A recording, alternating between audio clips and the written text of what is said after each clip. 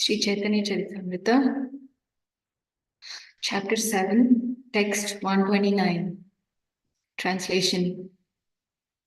It is the purpose of the Supreme Personality of Godhead to present Pranava, Omkar, as a reservoir of all Vedic knowledge. The words Tattvamasi are only a partial explanation of the Vedic knowledge. Purport. Tattvamasi means you are the same spiritual identity. Text 130. Pranava Omkar is the Mahavakya, Mahamantra in the Vedas. Shankaracharya's followers cover this to stress without authority the mantra Tattvamasi. Purport. The Mayavadi philosophers stress the statements Tattvam Asi, Soham, etc., but they do not stress the real Mahamantra Pranava Omkara. Therefore, because they misrepresent Vedic knowledge, they are the greatest offenders to the lotus feet of the Lord.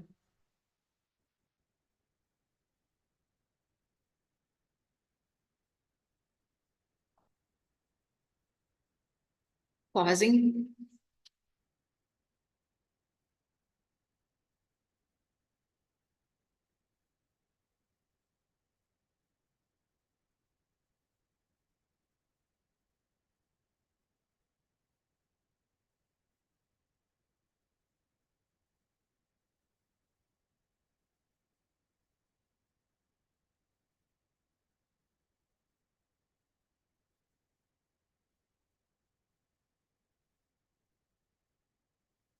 Okay, purport. The Mayavada philosophers stress the statement Tattvam Asi, Soham, etc., but they do not stress the real Mahamantra Pranava Omkar. Therefore, because they misrepresent Vedic knowledge, they are the greatest offenders to the lotus feet of the Lord. Chaitanya Mahaprabhu says clearly, Mayavadi Krishna Aparadi. Mayavadi philosophers are the greatest offenders to Lord Krishna. Lord Krishna declares, those who are envious and mischievous, who are the lowest among mankind, are perpetually cast into the ocean of material existence, into various demoniac species of life. Bhagavad Gita 16.19. Life in demoniac species evades the Mayavadi philosophers after death because they are envious of Krishna. And Krishna says in the Bhagavad Gita 9.34, Manmana Bhavavan Bhakto Madhya Jnima Namaskuru. Engage your mind always in thinking of me, because become my devotee. Offer obeisances to me and worship me. One demoniac scholar says that it is not Krishna to whom one must surrender. The scholar is already suffering in this life, and we have to suffer again in the next if in this life he does not complete his prescribed suffering. One should be very careful not to be envious of the Supreme Personality of Godhead. In the next verse, therefore, Sri Chaitanya Mahaprabhu clearly states the purport of the Vedas. Text 131, translation. In all the Vedic sutras and literatures, it is said, it is Lord Shri Krishna who is to be understood. But the followers of Shankaracharya have covered the real meaning of the Vedas with indirect explanations. Purport. It is said, Vede Ramanya Chaiva Purane Bharate Tatha Adav Ante Cha Madhye Cha Hari Sarvatra Giyate. In the Vedic literature, including the Ramayana, Purana, and Mahabharata, from the very beginning, Adav, to the end, Antecha, as well as within the middle, Madhyecha, only Hari, the Supreme Personality of Godhead, is explained. Text 132, translation. The self evident Vedic literatures are the highest evidence of all. But if these literatures are interpreted, their self evident nature is lost. Purport. We quote Vedic evidence to support our statements, but if we interpret it according to our own judgment, the authority of the Vedic literature is rendered imperfect or useless.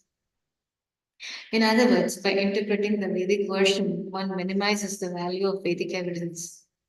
When one quotes from Vedic literature, it is understood that the quotations are authoritative.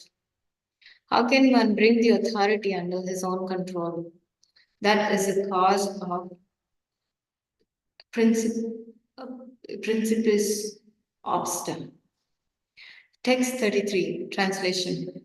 To prove their philosophy, the members of the Mayavada school have given up the real, easily understood meaning of the Vedic literature and introduced indirect meanings based on their imaginative powers. Purport. Unfortunately, the Shankarite interpretation has covered the entire world. Therefore, there is a great need to present the original, easily understood, natural import of the Vedic literature. We have therefore begun by presenting Bhagavad Gita as it is, and we propose to present all the Vedic literature in terms of the direct meaning of its words. 134. When Sri Chaitanya Mahaprabhu thus showed for each and every sutra the defects in Shankaracharya's explanations, all the assembled Mayavadi sannyasis were struck with wonders. Text 135. All the Mayavadi sannyasis said, Your Holiness, kindly know from us that we actually have no quarrel with your refutations of these meanings, for you have given a clear understanding of the sutras. 136. We know that all this word jugglery springs from the imagination of Shankaracharya, and yet because we belong to his sect, we accept it, although it does not satisfy us. 137. Now let us see, the Mayavadi sannyasis continued, how well you can describe the sutras in terms of their direct meaning. Hearing this, Lord Chaitanya Mahaprabhu began his direct explanation of the Vedanta Sutra. 138. Brahman, who is the greater than the greatest, is the Supreme Personality of Godhead. His full and six opulences, and therefore he is the reservoir of ultimate truth and absolute knowledge. Purport. In Srimad Bhagavatam, it is said that the absolute truth is understood in three phases of realization: the impersonal Brahman, the localized Paramatma, and ultimately the Supreme Personality of Godhead. The impersonal Brahman and localized Paramatma are expansions of the potency of the Supreme Personality of Godhead, who is complete in six opulences, namely wealth, fame, strength, beauty, knowledge, and renunciation.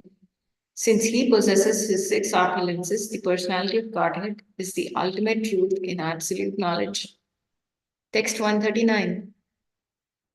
In his original form, the Supreme Personality of Godhead is full with transcendental opulences, which are free from the contamination of the material world. It is to be understood that in all Vedic literature, the Supreme Personality of Godhead is the ultimate goal. 140. When we speak of the Supreme as impersonal, we deny his spiritual potencies. Logically, if you accept half the truth, you cannot understand the whole. Purport. In the Upanishads, it is said, Om Purnamada Purnamidam Purnat Purnam Udachyate Purnasya Purnamadaya Purnam Eva Vashishyate. This verse, which is mentioned in the Ishopanishad, Brihad Aranyaka Upanishad, and many other Upanishads, indicates that the Supreme Personality of Godhead is full in six opulences. His position is unique, for he possesses all riches, strength, influence, beauty, knowledge, and renunciation. Brahman means the greatest, but the Supreme Personality of Godhead is greater than the greatest, just as the sun globe is greater than the sunshine, which is all pervading in the universe. Although the sunshine that spreads all over the universe appears very great to the less knowledgeable, greater than the sunshine is the sun itself, and greater than the sun is the sun god. Similarly, impersonal Brahman is not the greatest, although it appears to be so. Impersonal Brahman is only the bodily effulgence of the Supreme Personality of Godhead, but the transcendental form of the Lord is greater than both the impersonal Brahman and localized Paramatma. Therefore, whenever the word Brahman is used in Vedic literature, it is understood to refer to the Supreme Personality of Godhead. In the Bhagavad Gita, the Lord is also addressed as Parabrahman. Mayavadis, and others sometimes misunderstand Brahman because every living entity is also Brahman. Therefore, Krishna is referred to as Parabrahman, the Supreme Brahman. In the Vedic literature, whenever the word Brahman or Parabrahman are used, they are to be understood to refer to the Supreme Personality of Godhead Krishna. That is the real meaning.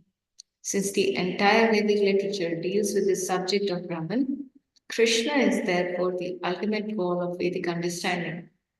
The impersonal Brahmajyoti rests on the personal form of the Lord. Therefore, although the impersonal effulgence, the Brahmajyoti, is the first realization, one must enter into it, as mentioned in the Ishopanishad, to find the Supreme Person, and then one's knowledge is perfect. The Bhagavad Gita 7.19 also confirms this. Bahunam Janmanam Ante Jnanavan Mam Prapadyate. One's research of the absolute truth by dint of speculative knowledge is complete when one comes to the point of understanding Krishna and surrenders unto him. That is the real point of perfection of knowledge. Partial realization of the absolute truth as impersonal Brahman denies the complete opulences of the Lord. This is a hazardous understanding of the absolute truth.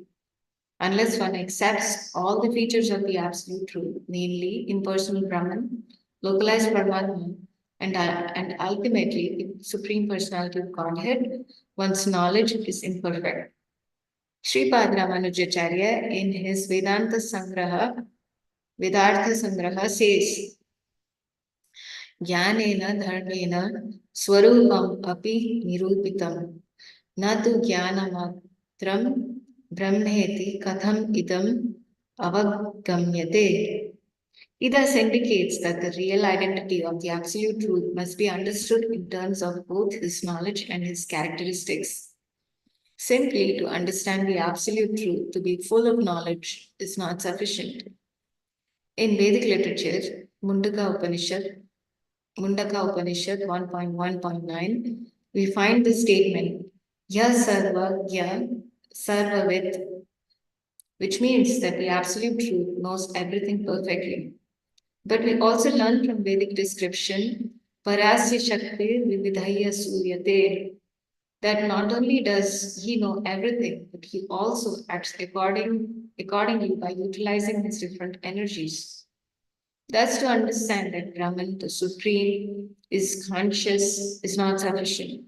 One must know how he consciously acts through his different energies. Mayavadi philosophy simply informs us of the consciousness of the absolute truth, but does not give us information of how he acts with his consciousness. That is the defect of the philosophy. Text 141. Translation. Only by devotional service, beginning with hearing, that one can approach the Supreme Personality of Godhead. This is the only means to approach him. Purport.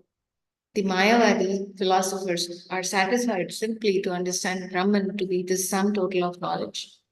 But Vaishnava philosophers not only know in detail about the Supreme Personality of Godhead, but also know how to approach him directly. The method for this is described by Sri Chaitanya Mahaprabhu as 9 kinds of devotional service, beginning with hearing. Shravanam Kirtanam Vishnu, Smaranam Padasevanam, Archanam Vandanam Dasyam, Sakhyam Atmani Vedanam. The 9 kinds of devotional service are hearing about Krishna, chanting about him, remembering him, offering service to his lotus feet, offering him worship in the temple, offering prayers to him, working as his servant, making friendship with him, and unreservedly surrendering to him. One can directly approach the Supreme Personality of Godhead simply by executing these 9 kinds of devotional service, of which hearing about the Lord is the most important, Shravanadi. Sri Chaitanya Mahaprabhu has very favorably stressed the importance of this process of hearing.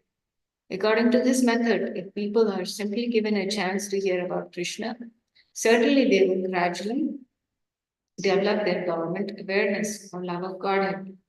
Shravanadi Shuddha Chitte Karayavda Chaitanya Charitamrta Mathilila 22.107. Love of Godhead is dormant in everyone, and if one is given a chance to hear about the Lord, certainly that love develops. Our Krishna consciousness movement acts on this principle. We simply give people the chance to hear about the Supreme Personality of Godhead and give them prasadam to eat. And the actual result is that all over the world, people are responding to this process and becoming pure devotees of Lord Krishna. We have opened hundreds of centers all over the world just to give people a chance, in general, a chance to hear about Krishna and accept Krishna's prasadam. These two processes can be accepted by anyone, even a child. It doesn't matter whether one is poor or rich, learned or foolish, black or white, old or still a child. Everyone who simply hears about the Supreme Personality of Godhead and takes prasadam is certainly elevated to the transcendental position of devotional service. Text 142.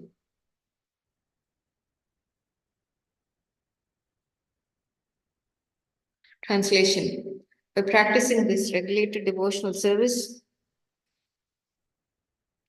under the direction of the spiritual master, certainly one awakens his dormant love of Godhead. This process is called avideya.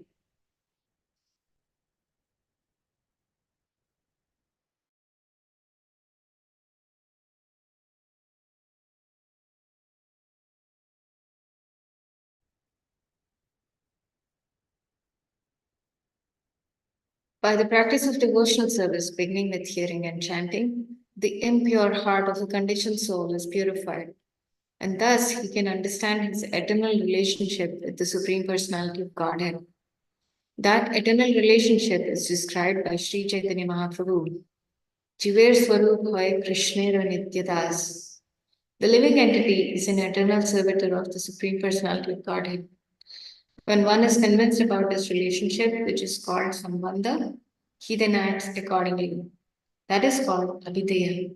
The next step is Prayojana Siddhi, or fulfillment of the ultimate goal of one's life. If one can understand his relationship with the Supreme Personality of Godhead and act accordingly, automatically his mission in life is fulfilled. The Mayavadi philosophers miss even the first stage in self realization because they had no conception of God's being personal.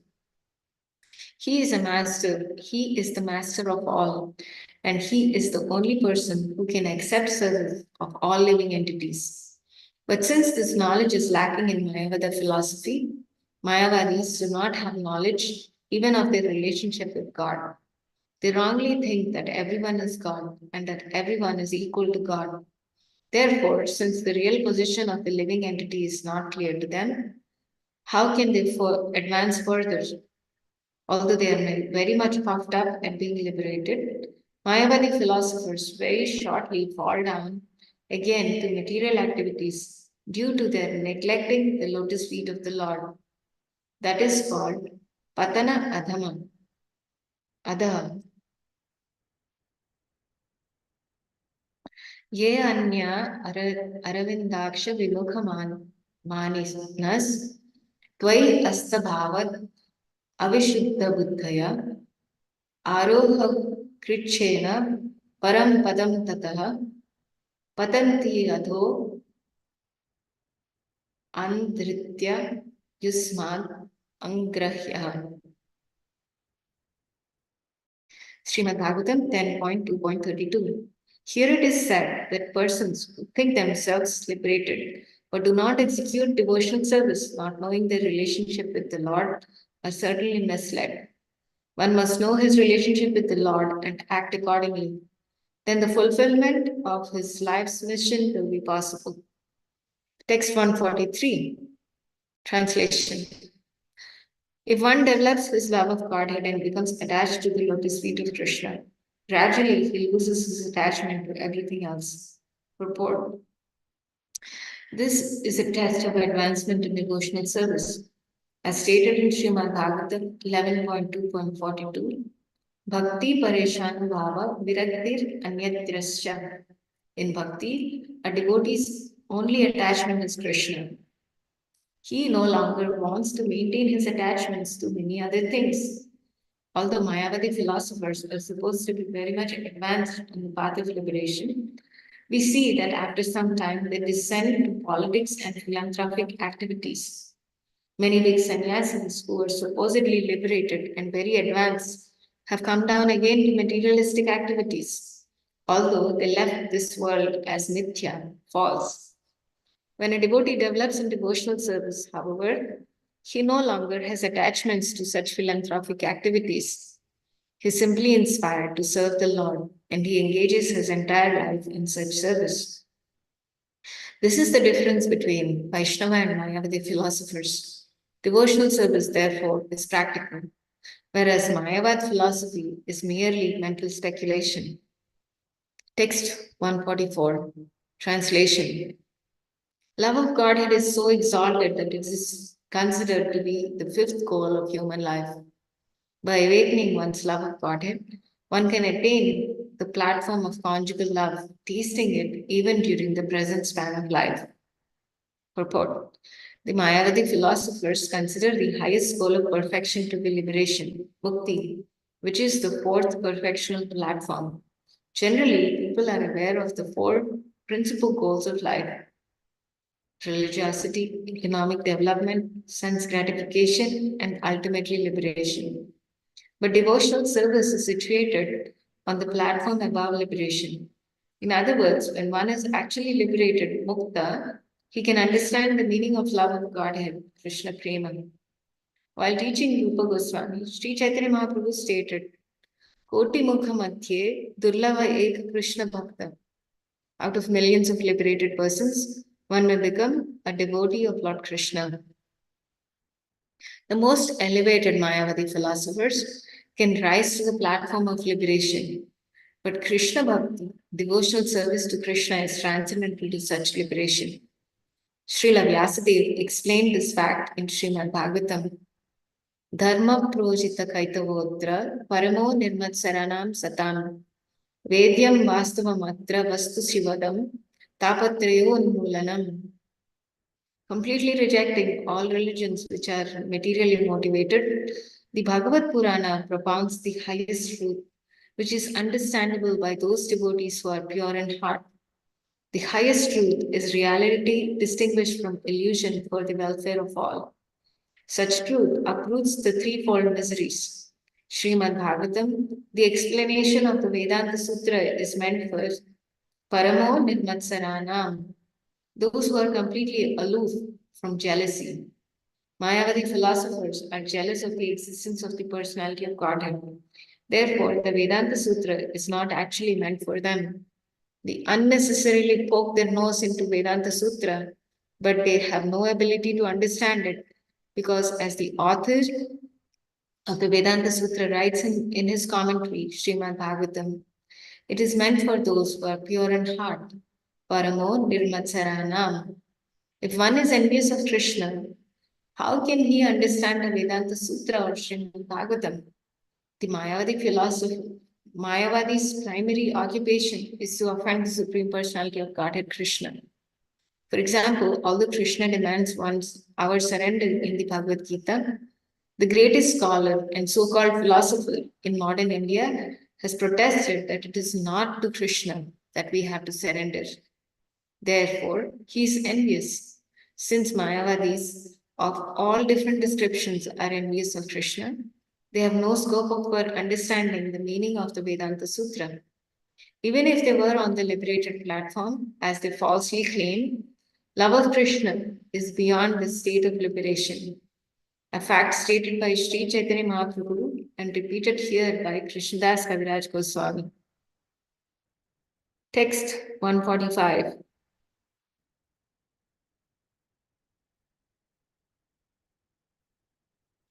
Translation. The Supreme Lord, who is greater than the greatest, becomes submissive to even a very insignificant devotee because of his devotional service. It is the beautiful and exalted nature of devotional service that the infinite Lord becomes submissive to the infinitesimal living entity because of it. In reciprocation, In reciprocal devotional activities with the Lord, the devotee actually enjoys the transcendental mellow of devotional service. Purport: becoming one with the Supreme Personality of Godhead is not very important for a devotee. Mukti Swayam Mukhalitanjali Sevate Asman. Krishna Karnamrita 107. Speaking from his actual experience, Sri Bilvamangal Thakur says that if one develops love of Godhead, mukti, liberation becomes subservient and unimportant to him. Mukti stands before the devotee and is prepared to render all kinds of services. The Mayavadi philosopher's standard of mukti is very insignificant for a devotee. For by devotional service, even the Supreme Personality of Godhead becomes subservient to him. An actual example is that the Supreme Lord Krishna becomes the chariot driver of Arjuna when Arjuna asked him to draw his chariot between the two armies. Senayor Ubhayor Madhye Ratham Sthapaye Me Achyuta. Krishna executed his order. Such is the relationship between the Supreme Lord and a devotee, that although the Lord is greater than the greatest, he is prepared to render service to the insignificant devotee by dint of his sincere and unalloyed devotional service. Text 146.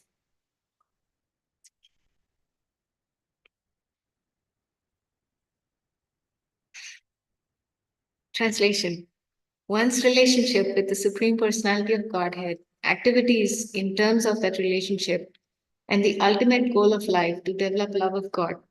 These three subjects are explained in every aphorism of the Vedanta Sutra, for they form the culmination of the entire Vedanta philosophy. Purport: in the Srimad Bhagavatam it is said, Prabhas Tvat Abodha Jatu Parabhavastvat Tavat Abodha Jatu Yavanna Jigyasata Atma Tattvam. A human being is defected in all his activities as long as he does not know the goal of life, which can be understood when one is inquisitive about Brahman. It is such inquiry that begins the Vedanta Sutra, Athata Brahma Jigyasa. A human being should be inquisitive to know who he is, what the universe is, what God is, and what the relationship is between himself, God, and the material world. Such questions cannot be asked by cats and dogs, but they must arise in the heart of a real human being. Knowledge of these four items, namely oneself, the universe, God, and their internal relationship, is called Sambandha Gyan, or the knowledge of one's relationship. When one's relationship with the Supreme Lord is established, next program is to act in that relationship. This is called Vidya, or activity in relationship with the Lord. After executing such prescribed duties, when one attains the highest love of God, the highest goal of life, love of Godhead, he achieves Prayojana Siddhi, or the fulfillment of his human mission. In the Brahma Sutra or Vedanta Sutra, these subjects are very carefully explained. Therefore, one who does not understand the Vedanta Sutra in terms of these principles is simply wasting his time. This is the version of Srimad Bhagavatam 1.2.8. Dharma swa anustitam pumsam visvakshena kathasuyaha na utpadaya yadiratim shrama eva hi kevalam. One may be a very learned scholar and execute his prescribed duty very nicely. But if he does not ultimately become inquisitive about the Supreme Personality of Godhead and is indifferent to Shravanam Kirtanam, hearing and chanting, all that he has done is but a waste of time. Mayavadi philosophers who do not understand the relationship between themselves, the cosmic manifestation, and the Supreme Personality of Godhead are simply wasting their time, and their philosophical speculation has no value. Text 147, translation. When the Mayavadi sannyasis thus heard the explanation of Chaitanya Mahaprabhu on the basis of Sambandha, Abhidheya, and Prayojana, they spoke very humbly. Purport: Everyone who actually desires to understand the Vedanta philosophy must certainly accept the explanation of Lord Chaitanya Mahaprabhu and the Vaishnava Acharyas, who have also commented on the Vedanta Sutra according to the principles of Bhakti Yoga. After hearing the explanation of the Vedanta Sutra from Sri Chaitanya Mahaprabhu, all the sannyasis headed by Prakashananda Saraswati became very humble and obedient to the Lord, and they spoke as follows. 148 Translation. Dear Sir, you are Vedic knowledge personified and are directly Narayana himself. Kindly excuse us for the offenses we previously committed by criticizing you. Purport. The complete path of Bhakti Yoga is based on the process of becoming humble and submissive. By the grace of Lord Chaitanya Mahaprabhu, all the Mayavadi sannyasis were very humble and submissive after hearing his explanation of the Vedanta Sutra, and they begged to be pardoned for the offenses they committed by criticizing the Lord for simply chanting and dancing and not taking part in the study of Vedanta Sutra. We are propagating the Krishna consciousness movement simply by following in the footsteps of Lord Chaitanya Mahaprabhu. We may not be very well versed in the Vedanta Sutra aphorisms and may not understand their meaning, but we follow in the footsteps of the Acharyas. And because of our strictly and obediently following in the footsteps of Lord Chaitanya Mahaprabhu, it is to be understood that we know everything regarding the Vedanta Sutra. Text 149, translation. From the moment when the Mayavadi sannyasis heard the explanation of the Vedanta Sutra from the Lord, their minds changed, and on the instruction of Chaitanya Mahaprabhu, they too chanted Krishna, Krishna, always. Purport. In this connection, it may be mentioned that sometimes the Sahajiya class of devotees opine that Prakashananda Saraswati and Prabodhananda Saraswati are the same man. Prabodhananda Saraswati was a great Vaishnava devotee of Lord Chaitanya Mahaprabhu. But Prakashananda Saraswati, the head of the Mayavadi sannyasis in Banaras, was a different person. Prabodhananda Saraswati belongs to the Ramanuja Sampradaya, whereas Prakashananda Saraswati belongs to the Shankara Sampradaya. Prabodhananda Saraswati wrote a number of books, among which the Chaitanya Chandramrita, Radha Rasa Sudhanidhi, Sangeeta Madhava, Vrindavana Shataka, and Navadip Shataka. While traveling in southern India, Chaitanya Mahaprabhu met Prabodhananda Saraswati, who had two brothers, Venkata Bhatta and Tirumalaya Bhatta, who were Vaishnavas of the Ramanuja Sampradaya. Gopal Bhatta Goswami was the nephew of Prabodhananda Saraswati. From historical records, it is found that Sri Chaitanya Mahaprabhu traveled to South India in the year 1433 Shatabda AD 1511 during the Chaturmasya period, and it was at that time he met Prabodhananda, who belonged to the Ramanuja Sampradaya. How then could the same person meet him as a member of the Shankara Sampradaya in 1435? Shatava. 2 years later, it is to be concluded that the guests of the Sahajiya Sampradaya, that Prabodhananda Saraswati and Prakashananda Saraswati were the same man, is a mistaken idea. Text 150. Thus, Lord Chaitanya excused all the offenses of the Mayavadi sannyasis and very mercifully blessed them with Krishna. Purport. Sri Chaitanya Mahaprabhu is the mercy incarnation of the Supreme Personality of Godhead. He is addressed by Sri Rupa Goswami as Mahavadanya Avatar, or the most magnanimous incarnation. Srila Rupa Goswami also says, Karuna Avatar Aranaha Kalau. It is only by his mercy that he descends in this age of Kali. Here it is exemplified. Sri Chaitanya Mahaprabhu did not like to see Mayavadi sannyasis because he thought of them as offenders at the lotus feet of Krishna. But here he excuses them. Tan Sabara Kshami Aparadha. This is an example in preaching. Apani Achar Bhakti Sikhamo Sabare. Sri Chaitanya Mahaprabhu teaches us that those who whom preachers meet are mostly all offenders who are opposed to Krishna consciousness. But it is the preacher's duty to convince them of the Krishna consciousness movement and then induce them to chant the Hare Krishna Mahamantra. Our propagation of the Sankirtan movement is continuing despite many opponents, and people are taking up this chanting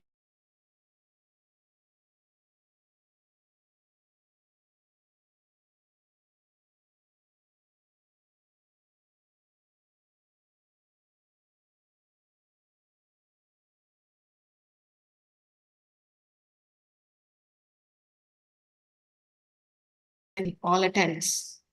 Text 151. Translation. After this, all the sannyasis took the Lord in their midst, and thus they all took their meal together. Purport. Previously, Sri Chaitanya Mahaprabhu had neither mixed nor talked with the Mayavadi sannyasis, but now he took lunch with them. It is to be concluded that when Lord Chaitanya induced them to chant Hare Krishna and excused them for their offenses, they were purified. And therefore, there was no objection to taking lunch or Bhagavad Prasadam with them. Although Sri Chaitanya Mahaprabhu knew that the food had not been offered to the deity, Mayavadi sannyasis do not worship the deity, or if they do so, they generally worship the deity of Lord Shiva or the Panchopasana, Lord Vishnu, Lord Shiva, Durga Devi, Ganesh, and Surya. Here we do not find any mention of the demigods or Vishnu, and yet Chaitanya Mahaprabhu accepted food in the midst of the sannyasis on the basis that they had chanted the Hare Krishna Mahamantra and that he had excused their offenses. 152. Translation. After taking lunch among the Mayavadi sannyasis, Sri Chaitanya Mahaprabhu, who is known as Gaurasundara, returned to his residence.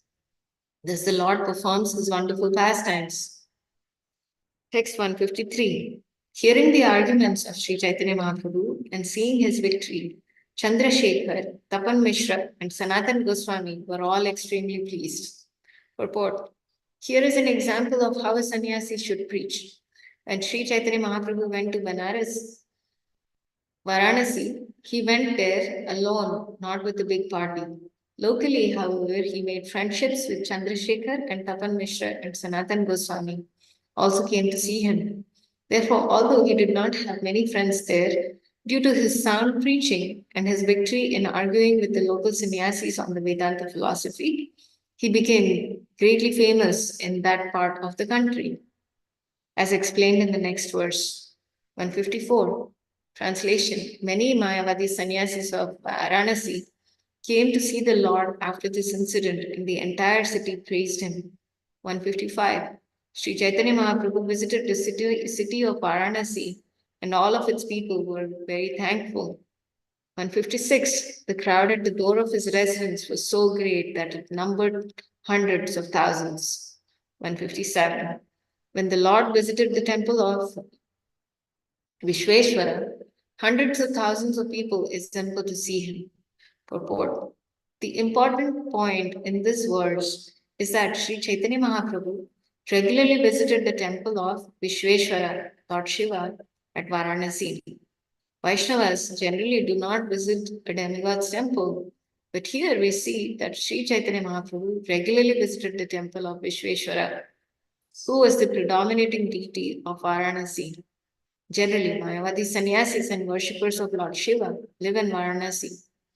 But how is it that Chaitanya Mahaprabhu, who took the part of a Vaishnava sannyasi, also visited the Vishweshwara temple? The answer is that a Vaishnava does not behave impudently towards the demigods. A Vaishnava gives proper respect to all, although he never accepts demigod to be as good as God as the Supreme Personality of Godhead.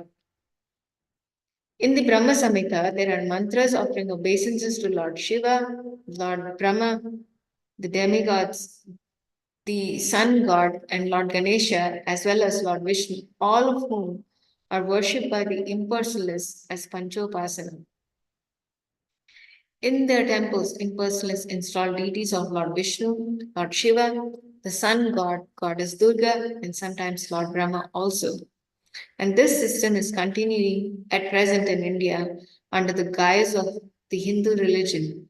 Vaishnavas can also worship all these demigods, but only on the principle of the Brahma Samhita, which is recommended by Sri Chaitanya Mahaprabhu.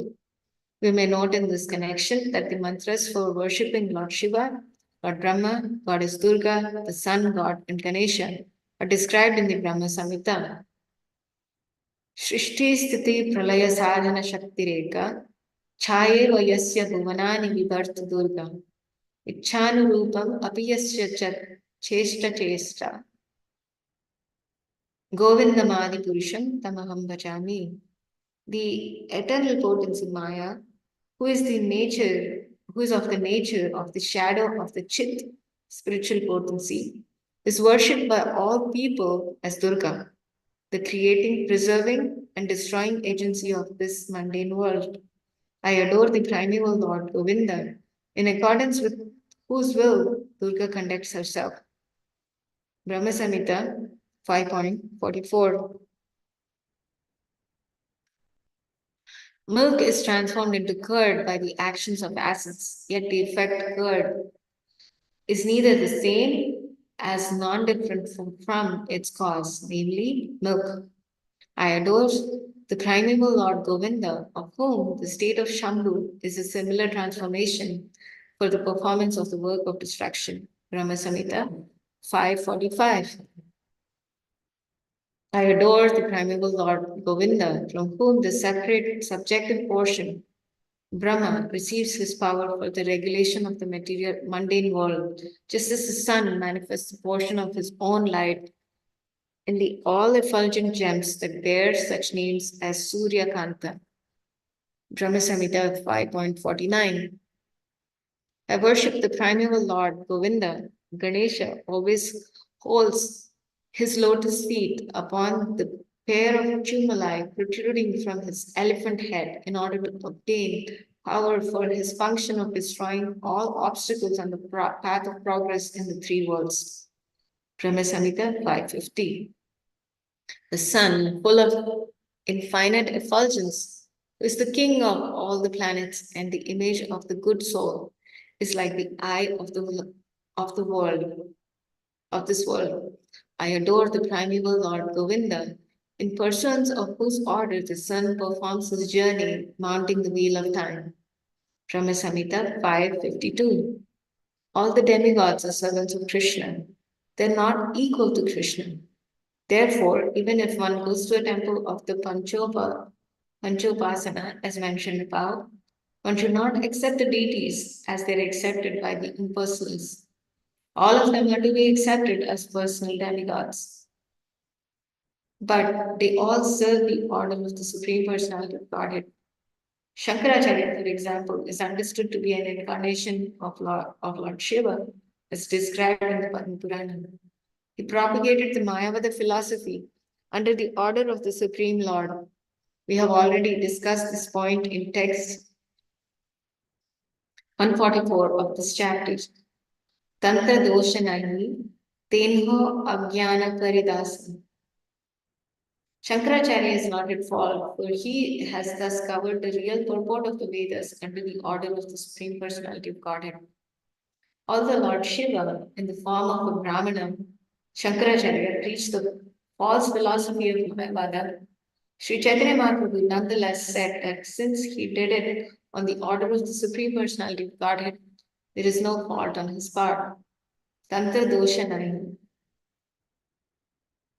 Tantra dosha nahi. We must offer proper respects to all the demigods. If we can offer respects even to an ant, why not to the demigods? One must always know, however, that no demigod is equal or above the Supreme Lord. Ekala Ishvara Krishna, our Sabhabritya. Only Krishna is the Supreme Personality of Godhead, and all others, including the demigods such as Lord Shiva, Lord Brahma, Durga, Goddess Durga, and Ganesh, are his servants. Everyone serves the purpose of the Supreme Godhead. And what to speak of such small and insignificant living entities as ourselves? We are surely eternal servants of the Lord. Mayavada philosophy maintains that the demigods, the living entities, and the Supreme Personality of Godhead are all equal. It is therefore a most foolish misinterpretation of Vedic knowledge. Text 158, translation. Whenever Lord Chaitanya went to the banks of the Ganges to take his bath, big crowds of hundreds of thousands of people assembled there. 159. Whenever the crowds were too great, Sri Chaitanya Mahaprabhu stood up, raised his hands, and chanted, Hari Hari, to which all the people responded, filling both the land and sky with the vibration. 160. After thus delivering the people in general, the Lord desired to leave Varanasi. After instructing Sri Sanatan Goswami, he sent him to Vrindavan, to its Vrindavan. Purport.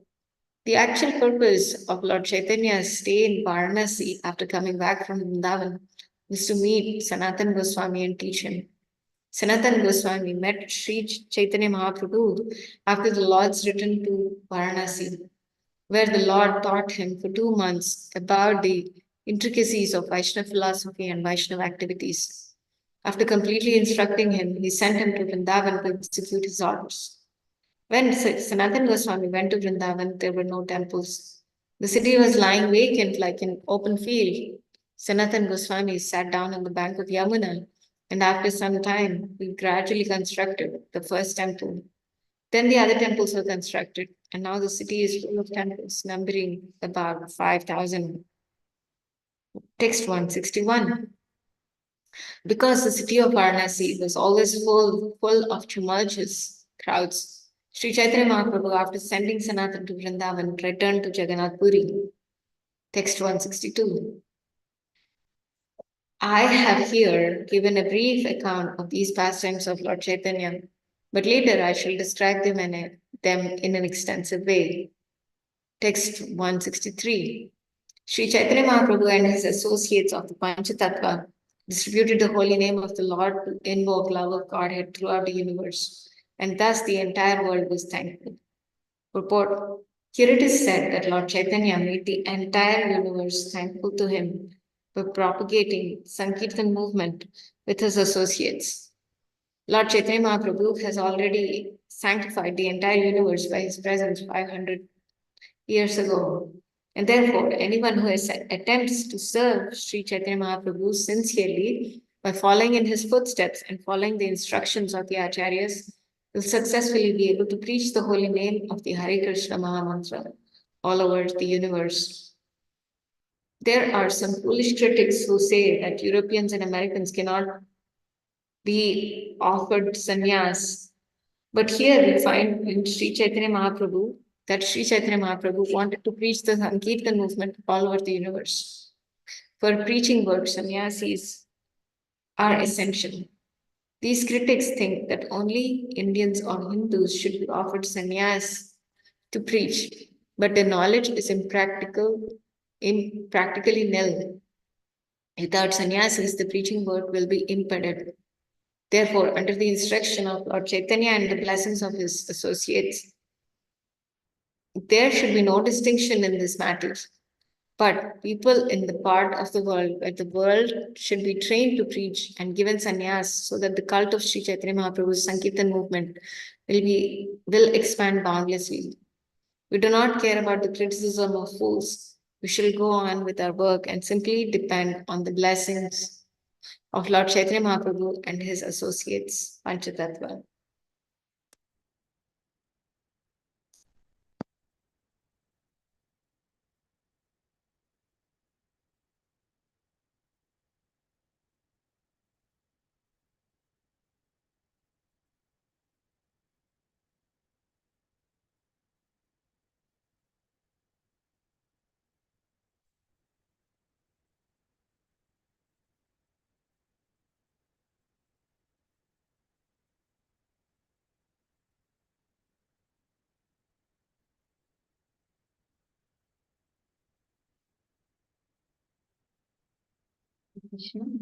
Text 164. Lord Chaitanya dispatched the two generals, Rupa Goswami and Sanatana Goswami, to Vrindavan to preach the Bhakti culture. Purport. When Rupa Goswami and Sanatana Goswami went to Vrindavan, there was not a single temple, but by their preaching, they were gradually able to construct various temples. Sanatana Goswami constructed the Madan Mohan temple, and Rupa Goswami constructed the Govindaji temple. Similarly, their nephew Jiva Goswami constructed the Radha Damodar temple. Sri Gopala Bhatta Goswami constructed the Radha Raman temple. Sri Lokanath Goswami constructed the Gokulananda temple, and Shyamananda Goswami constructed the Shyamasundara temple. In this way, many temples were gradually constructed. For preaching, construction of temples is also necessary. The Goswamis not only engaged in writing books but also constructed temples because both are needed for preaching work. Sri Chaitanya Mahaprabhu wanted the cult of his Sankirtana movement to spread all over the world. Now that the International Society for Krishna Consciousness has taken up this task of preaching the cult of Lord Chaitanya, its members should not only construct temples in every town and village of the globe, but also distribute the books that have already been written and further increase the number of books.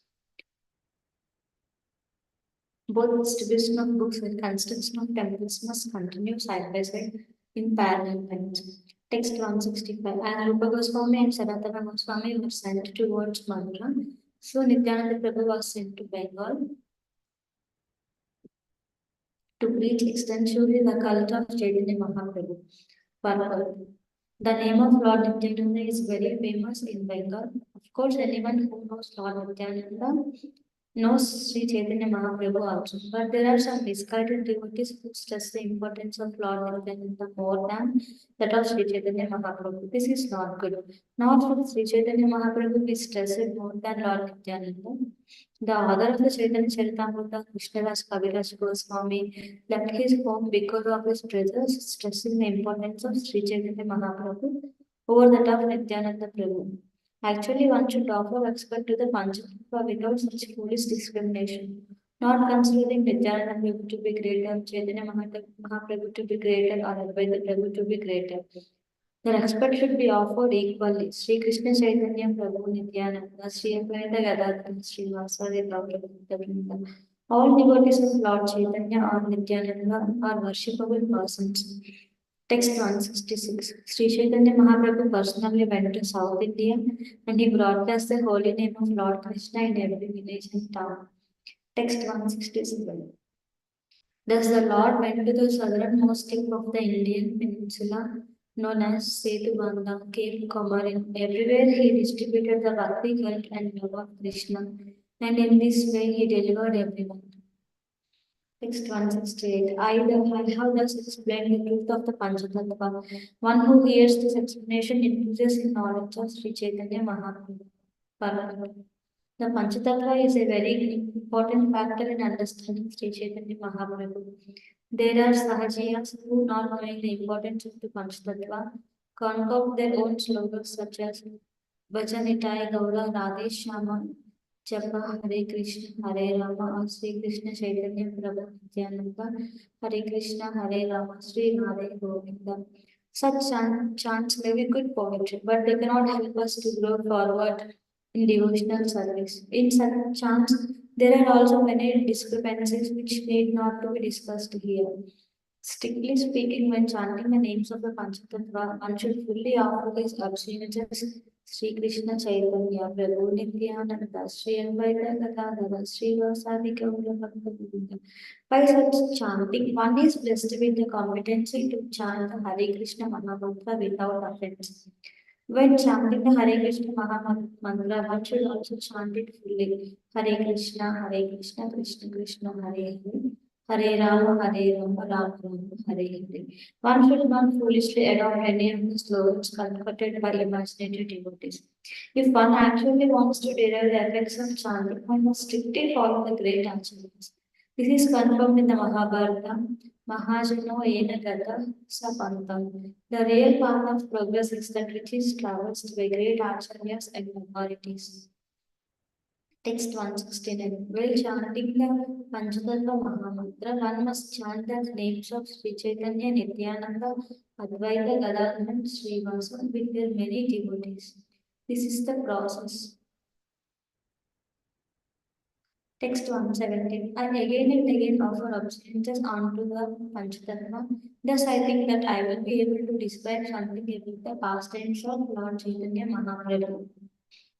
Text 171. Praying at the lotus feet of Sri Rupa and Sri Raghunatha, always desiring their mercy, I, Krishnadasa, narrate Sri Chaitanya Charitamrita following in their footsteps. Purport. Sri Chaitanya Mahaprabhu wanted to preach the Sankirtana movement of love of Krishna throughout the entire world, and therefore during his presence, he inspired the Sankirtana movement. Specifically, he sent Rupa Goswami and Sanatana Goswami to Vrindavan, and Nityananda to Bengal, and personally went to South India. In this way, he kindly left the task of preaching his word to the rest of the world to the International Society for Krishna Consciousness. The members of this society must always remember that if they stick to the regulatory principles and preach sincerely according to the instructions of the Acharyas, surely they will have the profound blessings of Lord Chaitanya Mahaprabhu, and their preaching work will be successful everywhere throughout the world.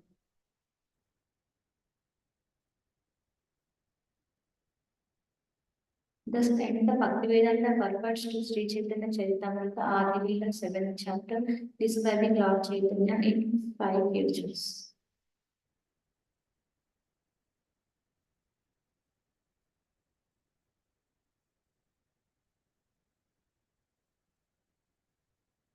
It's chapter 8. The author recites the orders of Krishna and Guru. The 8th chapter of Sri Chaitanya Charitamrita is summarized in Srila Bhaktivedanta Thakur. It is Amrita Pravaha Bhasya. In this chapter, the glories of Sri Chaitanya Mahaprabhu and Nityananda are described, and it is also stated that one who commits offences in chanting Hare Krishna mantra does not achieve love of Godhead even after chanting for many years. In this connection, Srila Bhaktivedanta Thakur warns against artificial displays of the bodily symptoms called first Satvika Vikara, that is also an offense. One should seriously and sincerely continue to chant the Panchatattva names Sri Krishna Chaitanya Prabhu Nityananda, Sri Advaita Gadadhara, Sri Vasanta Gauranga. All these acharyas will bestow their causeless mercy upon a devotee and gradually purify his heart. When he is actually purified, automatically he will experience ecstasy in chanting the Hare Krishna Mahamantra. Previous to the composition of Chaitanya Charitamrita, Srila Vrindavan Das Thakur wrote a book called Sri Chaitanya Bhagavata. Only those subjects which were not discussed by Srila Vrindavan Das Thakur in his Chaitanya Bhagavata have been taken up by Krishnadasa Kaviraja Goswami to be depicted in Sri Chaitanya Charitamrita. In his very old days, Krishnadas Kaviraj Goswami went to Vrindavan, and by the order of Sri Madan Mohanji, he wrote Sri Chaitanya Charitamrita. Thus, we are now able to relish its transcendental bliss.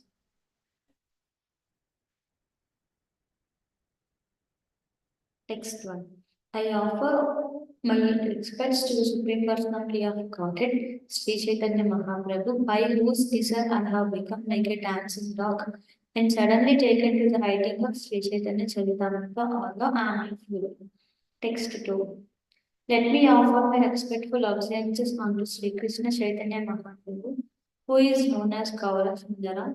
I also offer my respectful obeisances unto Nityananda Prabhu, who is always very joyful. Text 3. Let me offer my respectful obeisances unto Advaita Acharya, who is very merciful, and also to that great personality, Gadadhara Pandita, the learned scholar. Text 4. Let me offer my respectful obeisances unto Srivasa Thakur and all the other devotees of the Lord. I fall down to offer them respect. I worship their lotus feet. Purport. Krishnadasa Kaviraja Goswami teaches us first to offer respect to the Panchatattva. Sri Krishna Chaitanya Mahaprabhu, Nityananda Prabhu, Advaita Prabhu, Gadadhara Prabhu, and Srivasa Prabhu, and other devotees. We must strictly follow the principle of offering our respects to the Panchatattva as summarized in the mantra Sri Krishna Chaitanya Prabhu Nityananda, Sri Advaita Gadadhara, Srivasa, Gaura Bhakta Vrinda. At the beginning of every function in preaching, especially before chanting the Hare Krishna Mahamantra, Hare Krishna, Krishna Krishna, Hare Hare, Hare Rama, Hare Rama, Hare Hare. We must chant the Panchatattva's names and offer our respects to them. Text 5. By remembering the lotus feet of the Panchatattva, a dumb man can become a poet, a lame man can cross mountains, and a blind man can see the stars in the sky. Purport. In Vaishnava philosophy, there are three ways for perfection, namely sadhana siddha, perfection attained by executing devotional service according to the rules and regulations. Nitya siddha, eternal perfection attained by never forgetting Krishna at any time. And Kripa siddha, perfection attained by the mercy of the spiritual master or another Vaishnava. Kaviraj Goswami here stresses Kripa Siddha, perfection by the mercy of superior authorities. This mercy does not depend on the qualifications of a devotee. By such mercy, even if a devotee is dumb, he can speak or write to glorify the Lord splendidly. Even if lame, he can cross mountains, and even if blind, he can see the stars in the sky. Text 6. The education cultivated by so-called learned scholars who do not believe the statements of Sri Chaitanya Caritamrta is like the tumultuous croaking of frogs. Purport. The croaking of the frogs in the rainy season resounds very loudly in the forest, with the result that snakes, hearing the croaking in the darkness, approach the frogs and swallow them. Similarly, the so-called educational vibrations of the tongues of university professors who do not have spiritual knowledge is like the croaking of frogs. Text 7. One who does not accept the glories of the Panchatattva but still makes a show of devotional service to Krishna can never achieve the mercy of Krishna or advance to the ultimate goal. Purport. Even if one is seriously interested in Krishna conscious activities, he must be ready to follow the rules and regulations laid down by the Acharyas, and he must understand their conclusions. The Shastra says, Dharmasya Tattvam Nihitam Guhayam Mahajano Ela Gatasa Anta Mahabharata Vanaparva 313.117. It is very difficult to understand the secret of Krishna consciousness, but one who advances by the instruction of the previous acharyas and follows in the footsteps of his predecessors in the line of disciplined succession will have success. Others will not. Srila Narottama Das Thakura says in this connection, Chadiya Vaishnava Seva Distara Pecha Keva. Unless one serves a spiritual master and acharyas, one cannot be liberated. Elsewhere, he says, I simply accept a person who follows in the footsteps of the six Goswamis, and the dust of such a person's lotus feet is my foot. Text 8. Formerly, kings like Jarasandha, the father-in-law of Kamsa, strictly followed the Vedic rituals, thus worshipping Lord Vishnu. Purport. In these verses, the author of Sri Chaitanya Charitamrta, Krishnadas Kaviraj Goswami, is very seriously stressing the importance of worship of the Panchatattva. If one becomes a devotee of Gaurasundara or Krishna, but does not give importance to the Panchatattva, Sri Krishna Chaitanya Prabhu Nityananda Sri Advaita Gadadhara Sri Vasadi Gaura Bhakta Vrinda. These activities are considered to be offenses, or in the words of Sri Rupa Goswami, Utpada disturbances, one must therefore be ready to offer due respects to the Panchatattva before becoming a devotee of Lord Gaurasundara or of Sri Krishna, the Supreme Personality of Godhead. Text 9. One who does not accept Krishna as the Supreme Personality of Godhead is certainly a demon. Similarly, anyone who does not accept Sri Chaitanya Mahaprabhu as Krishna, the same Supreme Lord, is also to be considered a demon. Purport. Formerly, there were kings like Jarasandha who strictly followed the Vedic rituals, acted as charitable, competent Kshatriyas who possessed all Kshatriya qualities and were even obedient to the Brahminical culture, but who did not accept Krishna as the supreme personality of Godhead. Jarasandha attacked Krishna many times, and each time, of course, he was defeated. Like Jarasandha, any man who performs Vedic rituals but does not accept Krishna as the supreme personality of Godhead must be considered an Asura or demon. Similarly, one who does not accept Sri Chaitanya Mahaprabhu as Krishna himself is also a demon. This is a conclusion of authoritative scripture. Therefore, both so-called devotion to Gaurasundara without devotional service to Krishna and so-called Krishna Bhakti without devotional service to Gaurasundara are non-devotional activities. If one wants to be successful on the path of Krishna consciousness, he must be thoroughly conscious of the personality of Gaurasundara as well as the personality of Krishna. Knowing the personality of Gaurasundara means knowing the personalities of Sri Krishna Chaitanya Prabhu Nityananda, Sri Advaita Gadadhara, Sri Vasadi Gauranga. The author of Sri Chaitanya Charitamrta, pursuant to the authorities, stresses this principle for perfection in Krishna consciousness. Text 10. Lord Sri Chaitanya Mahaprabhu thought, unless people accept me, they will all be destroyed. Thus, the merciful Lord accepted the sannyasa order. Purport. In Srimad Bhagavatam, it is said, Kirtanat eva Krishnasya Mukta Sangha Parakrajit. Simply by chanting the Hare Krishna mantra or Lord Krishna's name, one is liberated and goes back home, back to Godhead. This Krishna consciousness must be achieved through the mercy of Lord Chaitanya Mahaprabhu. One cannot be complete in Krishna consciousness unless he accepts Sri Chaitanya Mahaprabhu and his associates as the only means for success. It is because of these considerations that the Lord accepted sannyasa, for thus people would offer him respect and very quickly come to the platform of Krishna consciousness. Since Lord Chaitanya Mahaprabhu, who is Krishna himself, inaugurated the Krishna consciousness movement, without his mercy, one cannot be elevated to the transcendental platform of Krishna consciousness. Text 11. If a person offer abstinence to me, even to accepting me only as an ordinary sannyasi, his material distresses will diminish and he will ultimately get liberation. Purport. Krishna is so merciful that he always thinks of how to liberate the conditioned souls from the material platform.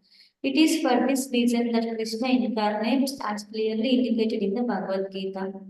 यदा यदा हि धर्मस्य ग्लानिर्भवति Bharat अभ्युत्थानम् अधर्मस्य तदात्मानं सृजाम्यहम्. Whenever and wherever there is a decline in religious practice for descendant of Bharata, in the predominant rise of affiliation, at that time I descend myself. Krishna always protects the living entities in many ways. He comes himself, he sends his own confidential devotees, and he leaves behind him shastras like the Bhagavad Gita. Why? It is so that people may take advantage of the benediction to be liberated from the clutches of Maya. Sri Chaitanya Mahaprabhu accepted sannyasa so that even a foolish person who accepted him as an ordinary sannyasi would offer him respect.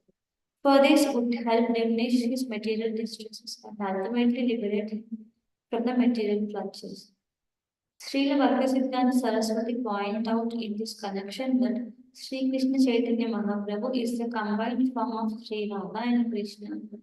Mahaprabhu Sri Chaitanya, Radha Krishna, Nahe Anya.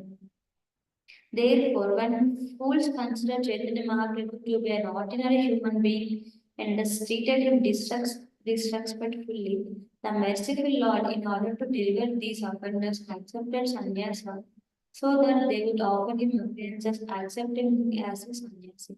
Sri Chaitanya Mahaprabhu accepted sannyasa to bestow his great mercy on people in general who cannot appreciate him as Radha and Krishna themselves. Text 12. One who does not show respect unto his merciful Lord Chaitanya Mahaprabhu or does not worship him should be considered a demon, even if he is very much exalted in human society. Purport.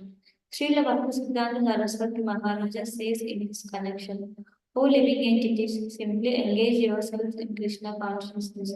This is the message of Sri Chaitanya Mahaprabhu. Lord Chaitanya preached this cult, instructing the philosophy of Krishna consciousness in his 8 verses or Siksastaka, and he said, Iha Haide Sarvasiddhi Haive Sarvara. By chanting the Hare Krishna mantra, one will get all perfections in life. Therefore, one who does not show him respect or cannot appreciate his mercy, despite all these merciful gestures, is an asura or opponent of bona fide devotional service to Lord Vishnu, even though he may be very much exalted in human society. The word asura refers to one who is against devotional service to the Supreme Personality of Godhead Vishnu. It should be noted that unless one worships Sri Chaitanya Mahaprabhu, it is useless to become a devotee of Krishna, and unless one worships Krishna, it is also useless to become a devotee of Sri Chaitanya Mahaprabhu. Such devotional service is to be understood to be a product of Kali Yuga. Srila Bhaktisiddhanta Saraswati Thakur remarks in this connection that atheists, smartas are worshippers of the 5 kinds of demigod, worship Lord Vishnu for a little satisfaction in material senses, but have no respect for Sri Chaitanya Mahaprabhu. Thinking him to be one of the ordinary living entities, they discriminate between Gaurasundara and Sri Krishna. Such understanding is also demonic and is against the conclusion of the Acharyas. Such a conclusion is a product of Kali Yuga. Text 13. Therefore, I say again, lifting my arms, O fellow human beings, please worship Sri Chaitanya and Nityananda without false arguments. Purport. Because a person who performs Krishna Bhakti but does not understand Sri Krishna Chaitanya and Prabhu Nityananda will simply waste his time. The author Krishnadas Kaviraj Goswami requests everyone to take to the worship of Sri Chaitanya and Nityananda Prabhu, the Panchatattva. He assures everyone that any person who does so will be successful in Krishna consciousness. Text 14. Logicians say unless one gains understanding through logic and argument, how can one decide upon a worshipable deity? Text 15.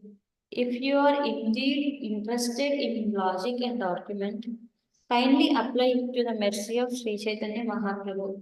If you do so, you will find it to be strikingly wonderful. Purport.